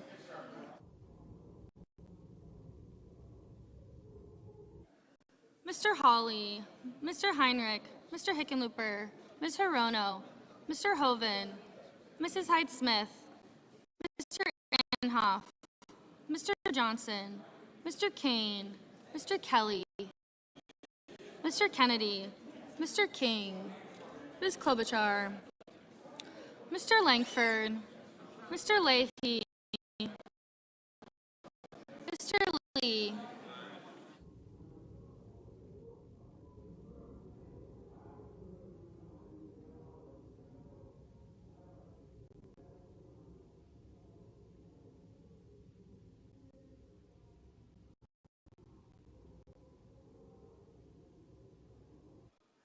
Mr. Lee, Mr. Lujan, Ms. Lummis, Mr. Manchin, Mr. Markey,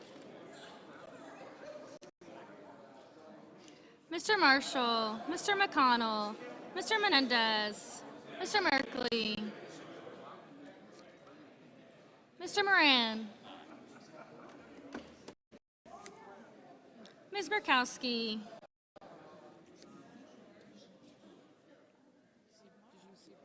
yep. Gotcha.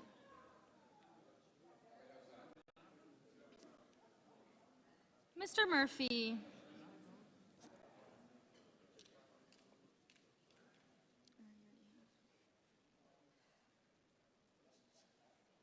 Mrs. Murray, Mr. Ossoff, Mr. Padilla,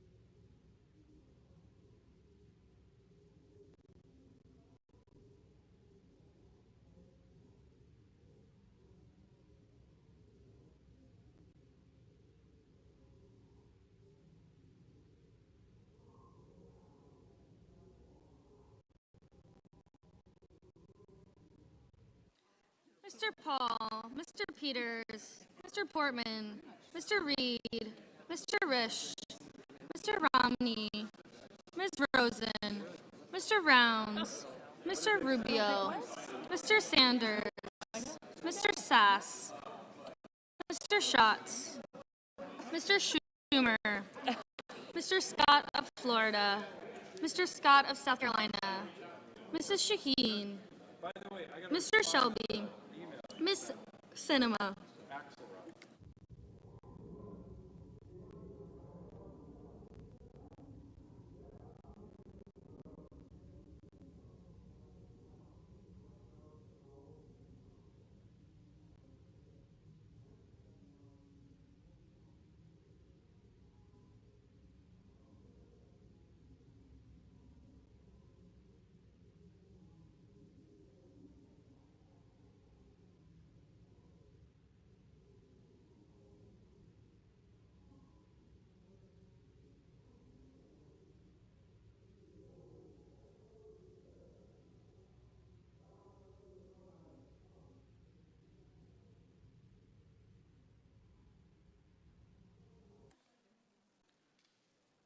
Mr. Shelby, Ms. Sinema, Ms. Smith, Ms. Stabenow, Mr. Sullivan, Mr. Tester, Mr. Thune, Mr. Tillis, Mr. Toomey, Mr. Tuberville, Mr. Van Hollen, Mr. Warner, Mr. Warnock, Ms. Warren, Mr. Whitehouse, Mr. Wicker, Mr. Wyden, Mr. Young.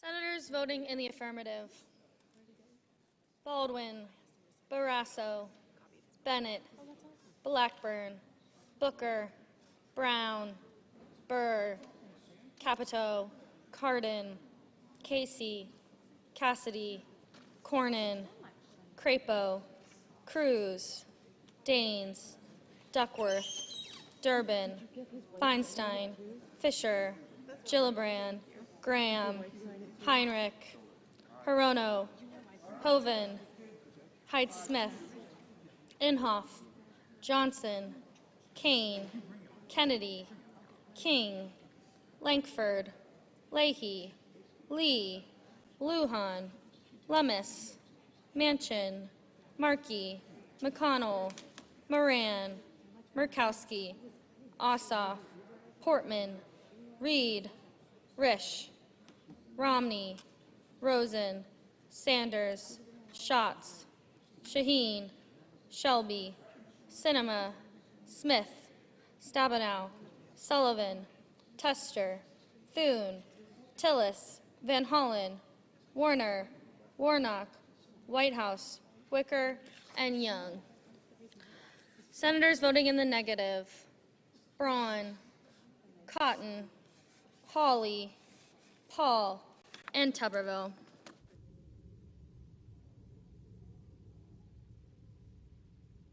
Ms. Collins. Ms. Collins, aye.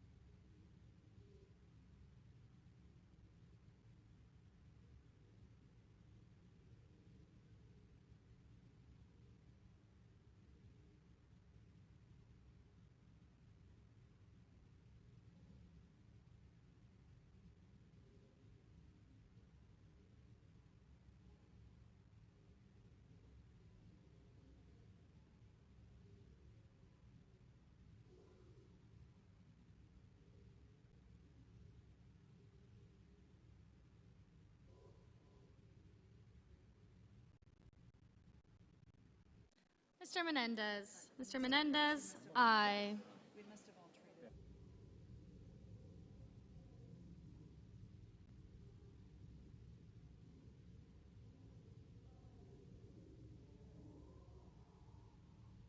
Mr. Kelly.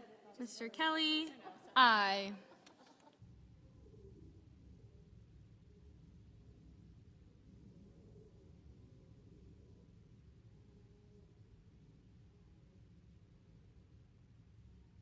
Mr. Murphy. Mr. Murphy, aye. They usually send us an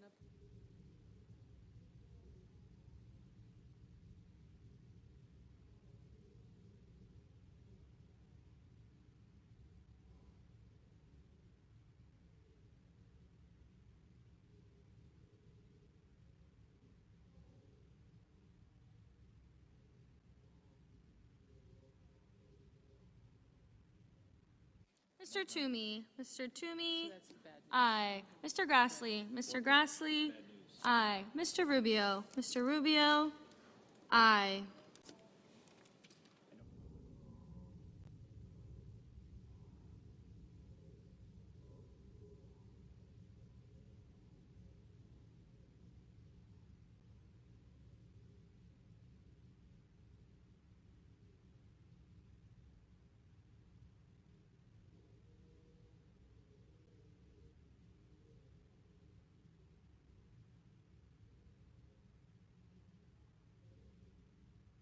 Mr. Peters, Mr. Peters, aye.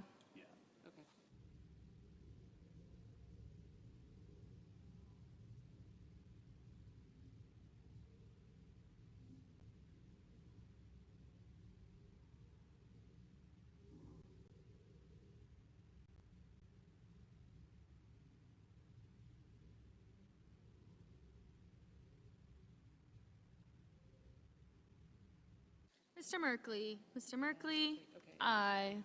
Thank you.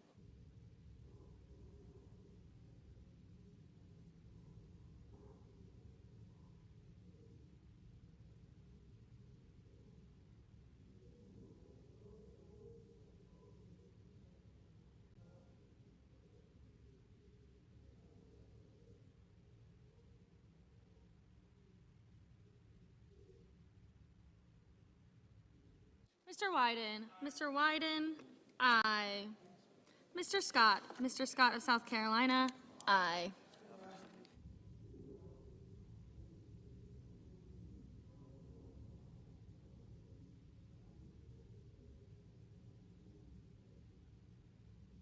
Ms. Cantwell, Ms. Cantwell, aye.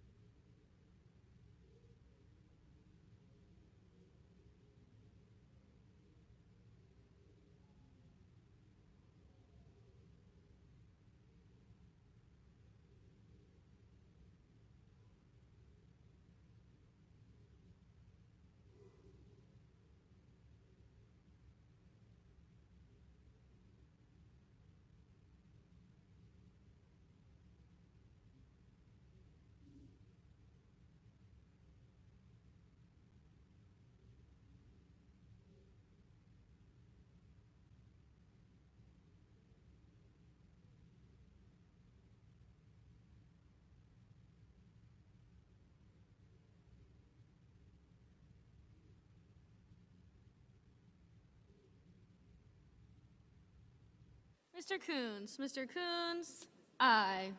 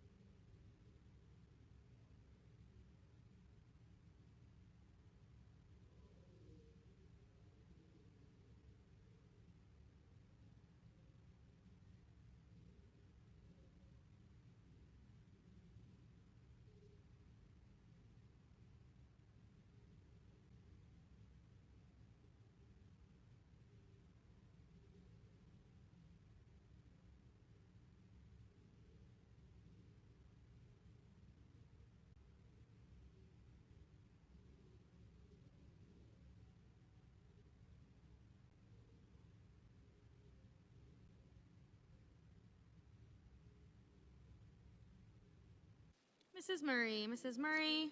Aye.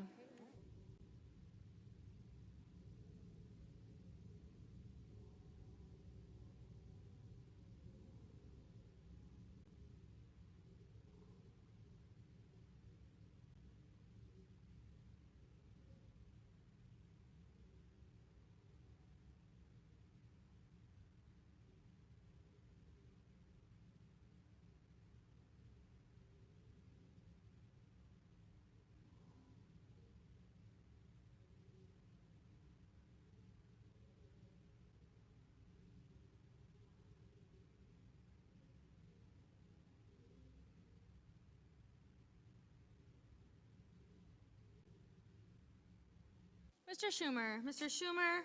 Aye.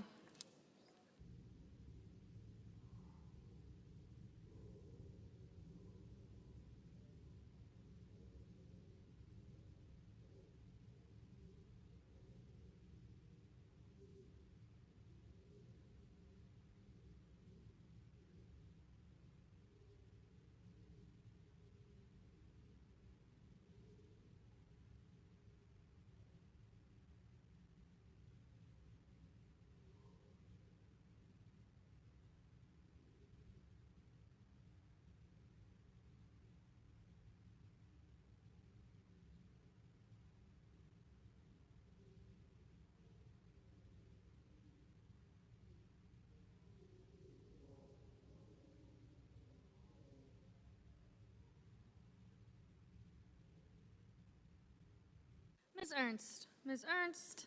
Aye.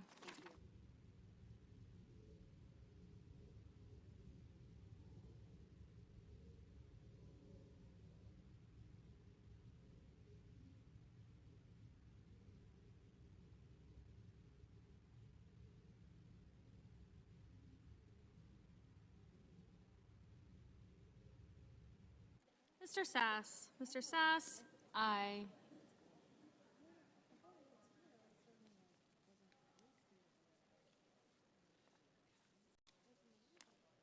Ms. Warren. Ms. Warren? Aye.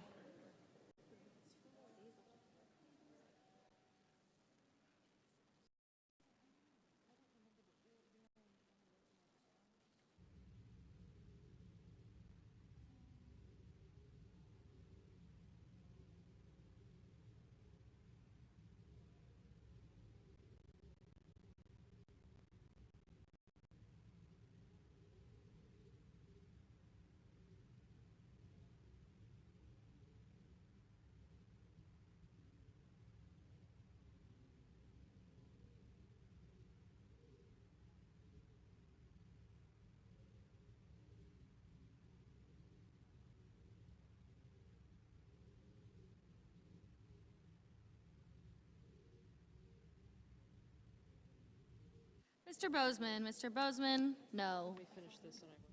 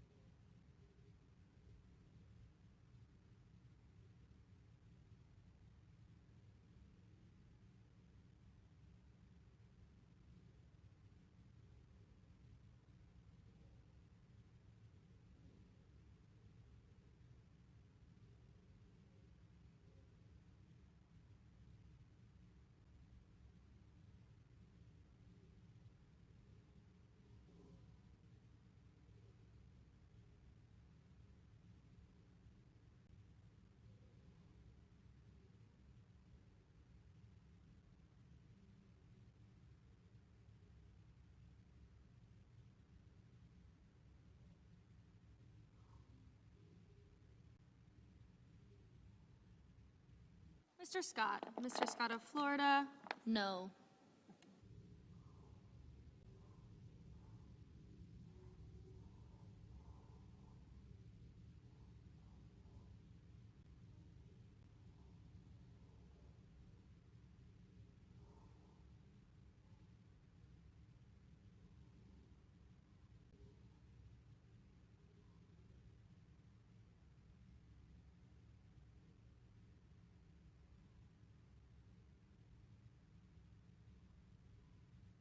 Mr. Kramer. Mr. Kramer, aye.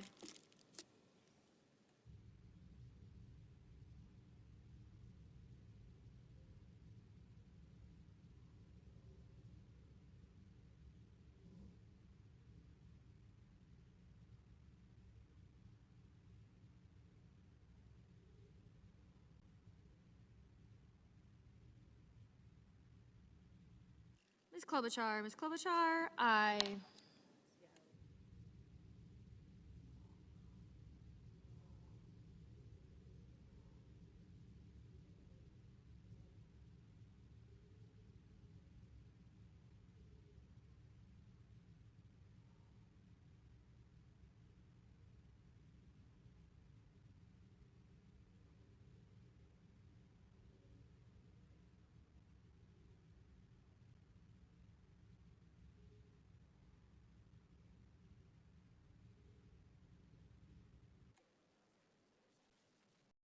Mr. Rounds. Mr. Rounds, aye.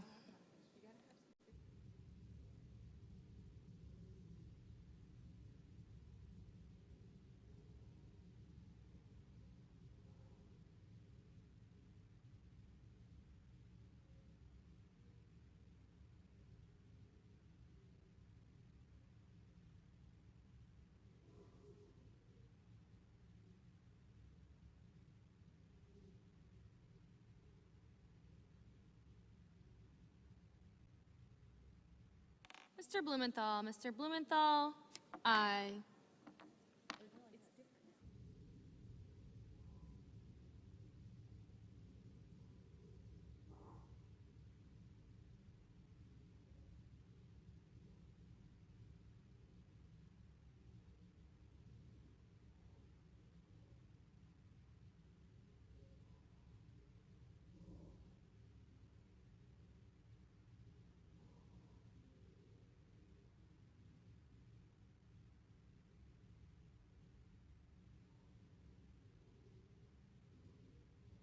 Mr. Haggerty. Mr. Haggerty, aye.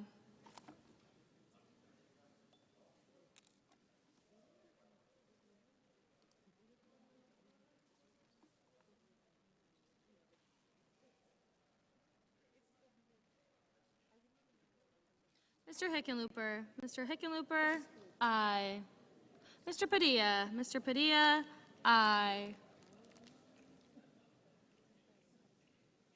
Ms. Cortez Masto. Ms. Cortez Masto, aye.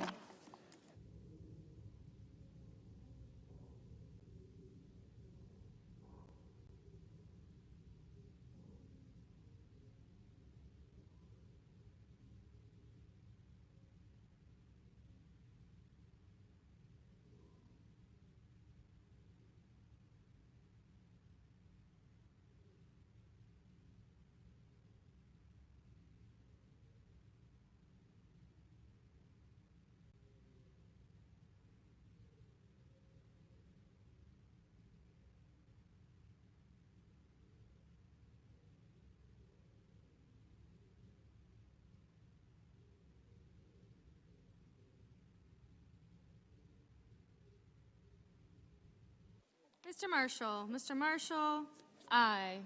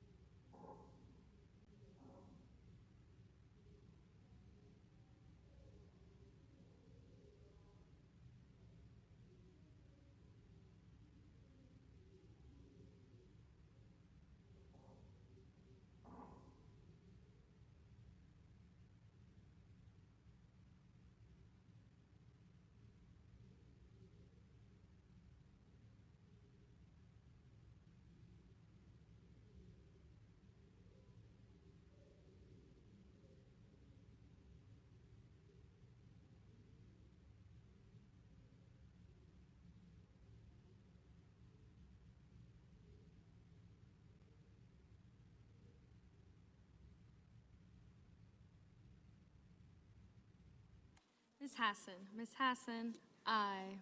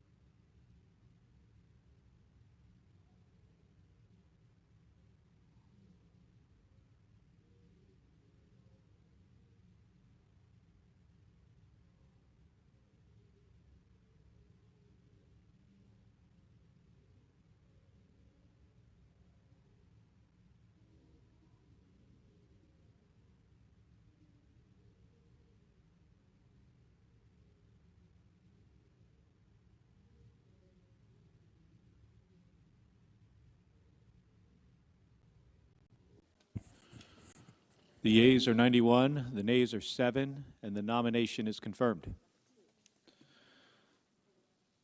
Under the previous order, the motion to reconsider is considered made and laid upon the table, and the President will be immediately notified of the Senate's actions.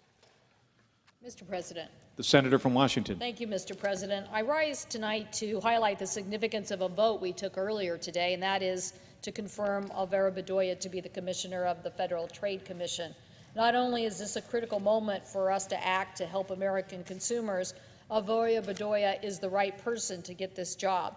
The FTC is the first line of defense for consumers, and if a company is lying to its customers about their products, about what they can do, or teaming up with competitors to keep prices high, the FTC is the officer on the beat to stop bad actors and to protect those consumers.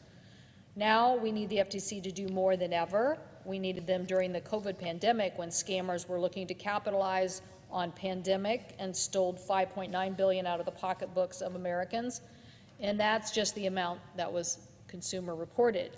It doesn't include people who never knew they were scammed or too embarrassed to report their losses.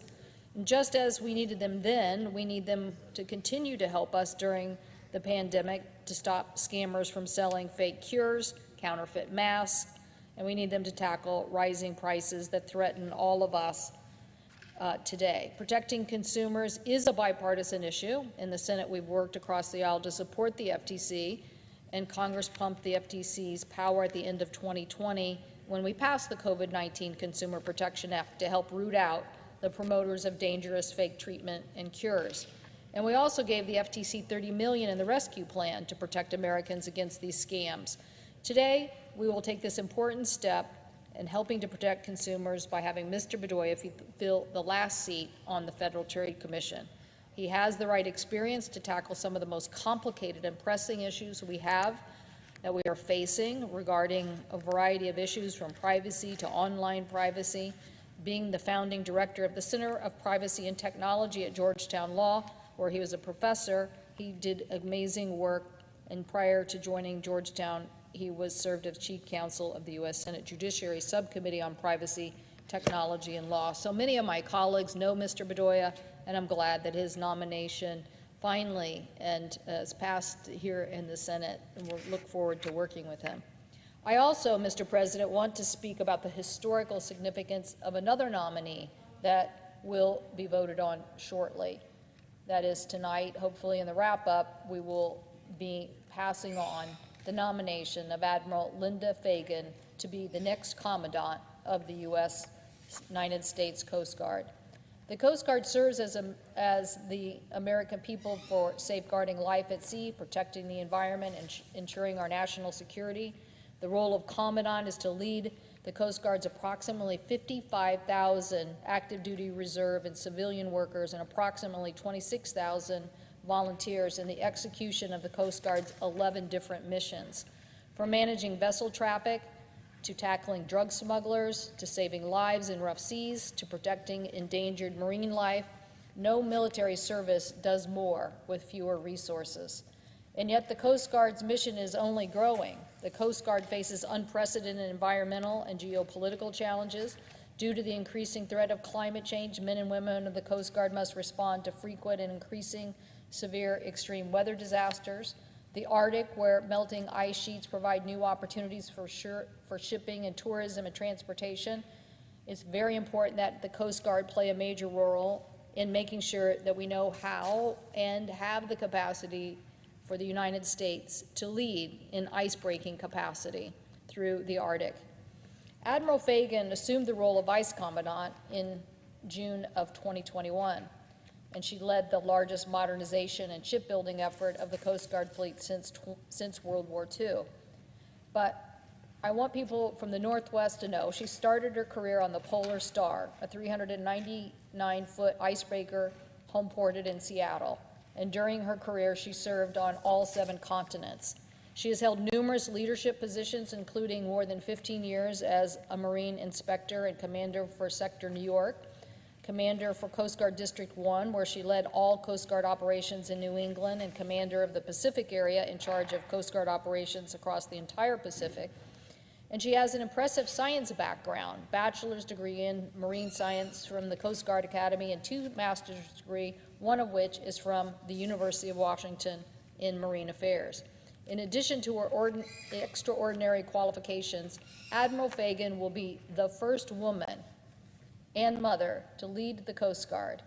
She will also be the first woman to lead any branch of our armed services. Now, more than ever, we must have a strong, tested leader as Commandant. It is clear from her record that Admiral Fagan is the right woman for the job. I look forward to working with her to ensure that the men and women in the Coast Guard have the tools they need to execute their mission and support their families. And it means continuing to make investments on shore infrastructure, aircraft, and as I mentioned earlier, our polar icebreakers. But just as we have fought hard to work with the Coast Guard on their people, it's time to work with Commandant Fagan to continue the hard work to expand paid family leave policies, to improve access to child care, to champion efforts to retain women and underrepresented minorities serving in the Coast Guard. Recently, we helped secure $429 million for the Coast Guard infrastructure in the infrastructure bill, and $120 million of that investment will go to construction of on-site child care facilities. As our working mothers and working daughters serve in the Coast Guard, Admiral Fagan knows that the realities of a Coast Guard family. She knows that with 40% of the Coast Guard being women, that we need to have good policies that will continue to encourage them to stay in the Coast Guard and move up in leadership just as she's done. I know under her we will build world-class, state-of-the-art facilities to help all our coasties and all our coast families. And I know that we'll continue to be proud of the mission of the Coast Guard and continuing to have those many, many challenges that they help us deal with every single day. But tonight we're doing more than just helping. We are confirming Admiral Fagan. We are sending a strong message to women serving in the Coast Guard. We're sending a strong message to women cadets and academy and training people at Cape May. And we are sending a strong message to young girls who dream of someday serving in the Coast Guard. We are saying now that the leader of this organization, that your service matters, your contribution to the Coast Guard and to the country matters, and yes, you too can be Commandant someday.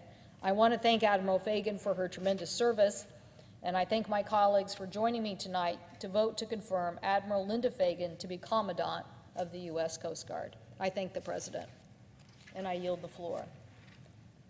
And I suggest the absence of a quorum. The clerk will call the roll. Ms. Baldwin.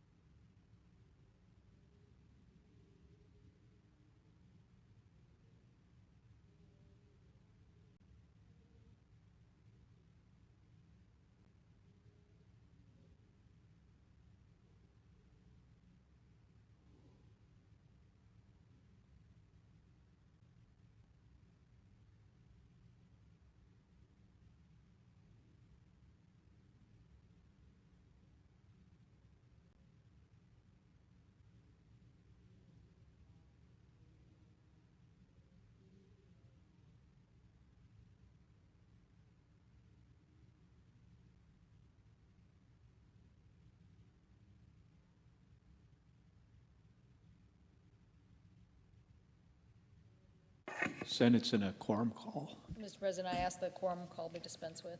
Without objection. Mr. President, pursuant to S. Res. 27, the Commerce Committee being tied on the question of reporting, I move to discharge the Commerce Committee from further consideration of the nomination of Mary T. Boyle, the Office of Maryland, to be Commissioner of the Consumer Product Safety Commission. The presiding officer, under the provisions of Senate Resolution 27, there will now be up to 4 hours of debate on the motion, equally divided between the two leaders or their designees, with no motions, points of order, or amendments in order. I ask unanimous consent that a time be determined by the Majority Leader in consultation with the Republican Leader, the Senate proceed to executive session to consider the following nomination. Calendar 777, Christopher Joseph Lohman to be Assistant Secretary of Defense.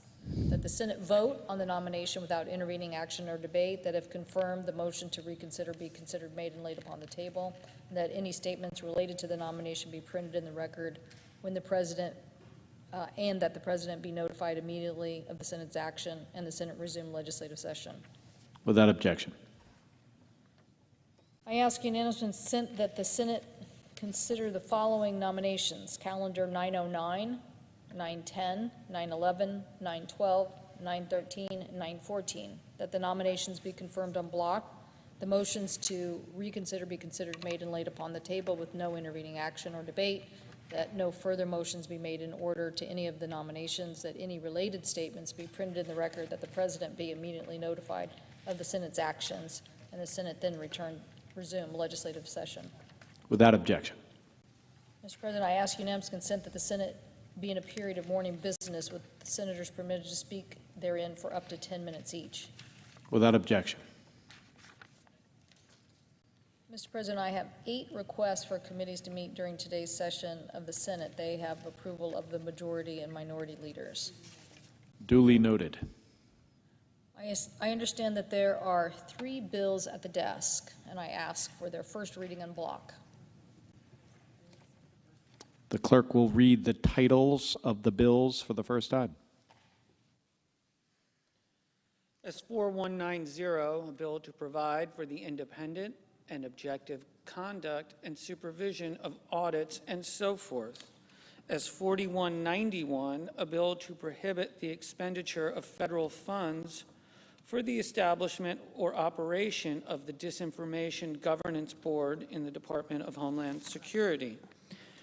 H.R. 7691, an act making emergency supplemental appropriations and so forth and for other purposes. I now ask for the second reading, and I object to my own requests, all en bloc. Objection is heard. The bills will be read for the second time on the next legislative day.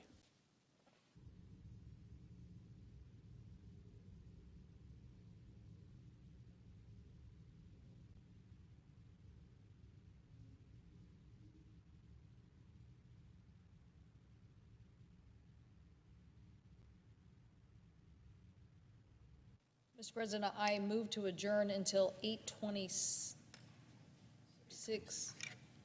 I move to adjourn until 8:26 p.m. today. Question is on the motion. All in favor say aye. Aye. All opposed, no. The ayes appear to have it. The ayes do have it. The motion is agreed to. The Senate stands adjourned until 8:26 p.m. today.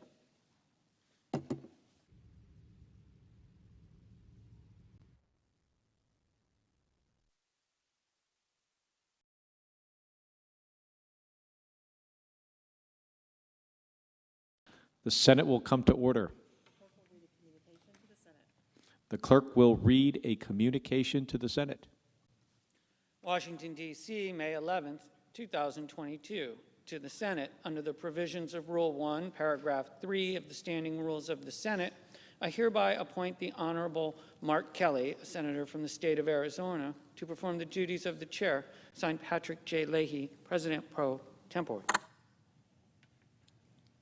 Mr. President, I ask unanimous consent that the morning hour be deemed expired, the journal of proceedings be approved to date, the time for the 2 leaders be reserved for their use later in the day, and the Senate be in a period of morning business with senators permitted to speak therein for up to 10 minutes each. Without objection. I understand that there are 3 bills at the desk for a second reading on block.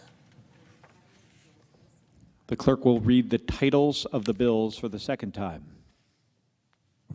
S 4190, a bill to provide for the independent and objective conduct and supervision of audits and so forth. S 4191, a bill to prohibit the expenditure of federal funds for the establishment or operation of the Disinformation Governance Board in the Department of Homeland Security. H.R. 7691, an act making emergency supplemental appropriations, and so forth, and for other purposes.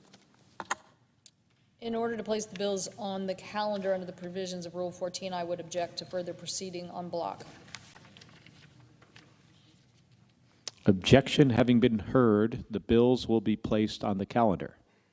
I ask unanimous consent the Senate proceed to the immediate consideration of S. Res. 630, which was submitted earlier today. The clerk will report. Senate Resolution 630, expressing support for the designation of the week of May 1st, 2022 through May 7th, 2022 as National Small Business Week, and so forth. Without objection, the Senate will proceed to the measure. I further ask that the resolution be agreed to, the preamble be agreed to, and the motion to reconsider be considered made and laid upon the table with no intervening action or debate. Without objection. I ask unanimous consent the Senate proceed to the consideration of calendar number 29, S. Res. 122. The clerk will report. Calendar number 29, Senate Resolution 122, reaffirming the importance of United States alliances and partnerships. Without objection, the Senate will proceed to the measure. I ask unanimous consent that the committee reported substitute amendment to the resolution be agreed to, the resolution as amended be agreed to, the committee report amendment to the preamble be agreed to, the preamble as amended be agreed to, and that the motion to reconsider be considered made and laid upon the table. Without objection. I ask unanimous consent the Senate proceed to the immediate consideration of calendar 316 as Res 427. The clerk will report. Senate Resolution 427, calendar number 316, resolution to commemorate the 30-year anniversary of the 1991 Paris Peace Agreements with Cambodia, and so forth. Without objection, the Senate will proceed to the measure. I further ask that the committee reported substitute to the resolution be agreed to. Without objection. I know of no further debate on the resolution as amended. If there's no further debate, the question is on the resolution as amended. All in favor say aye. Aye. All opposed, no. The ayes appear to have it. The ayes do have it. The resolution as amended is agreed to. I ask unanimous consent that the preamble be agreed to, the motion to be reconsidered be considered made and laid upon the table with no intervening action or debate. Without objection. I ask unanimous consent that the Senate proceed to the consideration of calendar number 322 S. Res. 473. The clerk will report. Calendar number 322, Senate Resolution 473, expressing the sense of the Senate on the necessity of maintaining the United Nations arms embargo on South Sudan, and so forth. Without objection, the Senate will proceed to the measure. I know of no further debate on the resolution. If there's no further debate, the question is on the resolution. All in favor say aye. Aye. All opposed, no. The ayes appear to have it. The ayes do have it. The resolution is agreed to. I ask unanimous consent the preamble be agreed to and that the motion to be reconsidered be considered made and laid upon the table. Without objection. I ask unanimous consent the Senate proceed to the immediate consideration of calendar 324 S. Con Res. 20. The clerk will report. Calendar number 324, S-Con Res 20, concurrent resolution condemning the October 25, 2021 military coup in Sudan and standing with the people of Sudan. Without objection, the Senate will proceed to the measure. I know of no further debate on the concurrent resolution. If there's no further debate, the question is on the concurrent resolution. All in favor, say aye. Aye. All opposed, no. The ayes appear to have it. The ayes do have it. The concurrent resolution is agreed to. I ask unanimous consent that the preamble be agreed to and the motion to reconsider be considered, made, and laid upon the table with no intervening action or debate. Without objection. I ask unanimous consent the Senate proceed to the immediate consideration of Calendar 339, S. Res. 456. The clerk will report. Calendar number 339, Senate Resolution 456, expressing support for a free, fair, and peaceful December 4th, 2021 election in the Gambia. Without objection, the Senate will proceed to the measure. I further ask that the committee reported amendment to the resolution be withdrawn, the Durbin substitute amendment at the desk to the resolution be agreed to. Without objection. I know of no further debate on the resolution as amended. If there's no further debate, the question is on the resolution as amended. All in favor, say aye. Aye. All opposed, no. The ayes appear to have it. The ayes do have it. The resolution as amended is agreed to. I ask unanimous consent that the committee reported amendment to the preamble be withdrawn, the Durbin substitute amendment at the desk to the preamble be agreed to, the preamble as amended be agreed to, and the motion to reconsider be considered, made, and laid upon the table with no intervening action or debate. Without objection. Mr. President, I ask unanimous consent that when the Senate completes its business today, it adjourn until 10 a.m. on Thursday, May 12th, that following the prayer and pledge, the morning hour be deemed expired, the journal of the proceedings be approved to date, the time for the two leaders be reserved for their use later in the day, and morning business be closed, that upon the conclusion of morning business, the Senate proceed to executive session to resume consideration of the motion to discharge the Boyle nomination. Further, that the vote on the motion to discharge occur at 12 noon. Finally, that if any nominations are confirmed during Thursday sessions, the motion to reconsider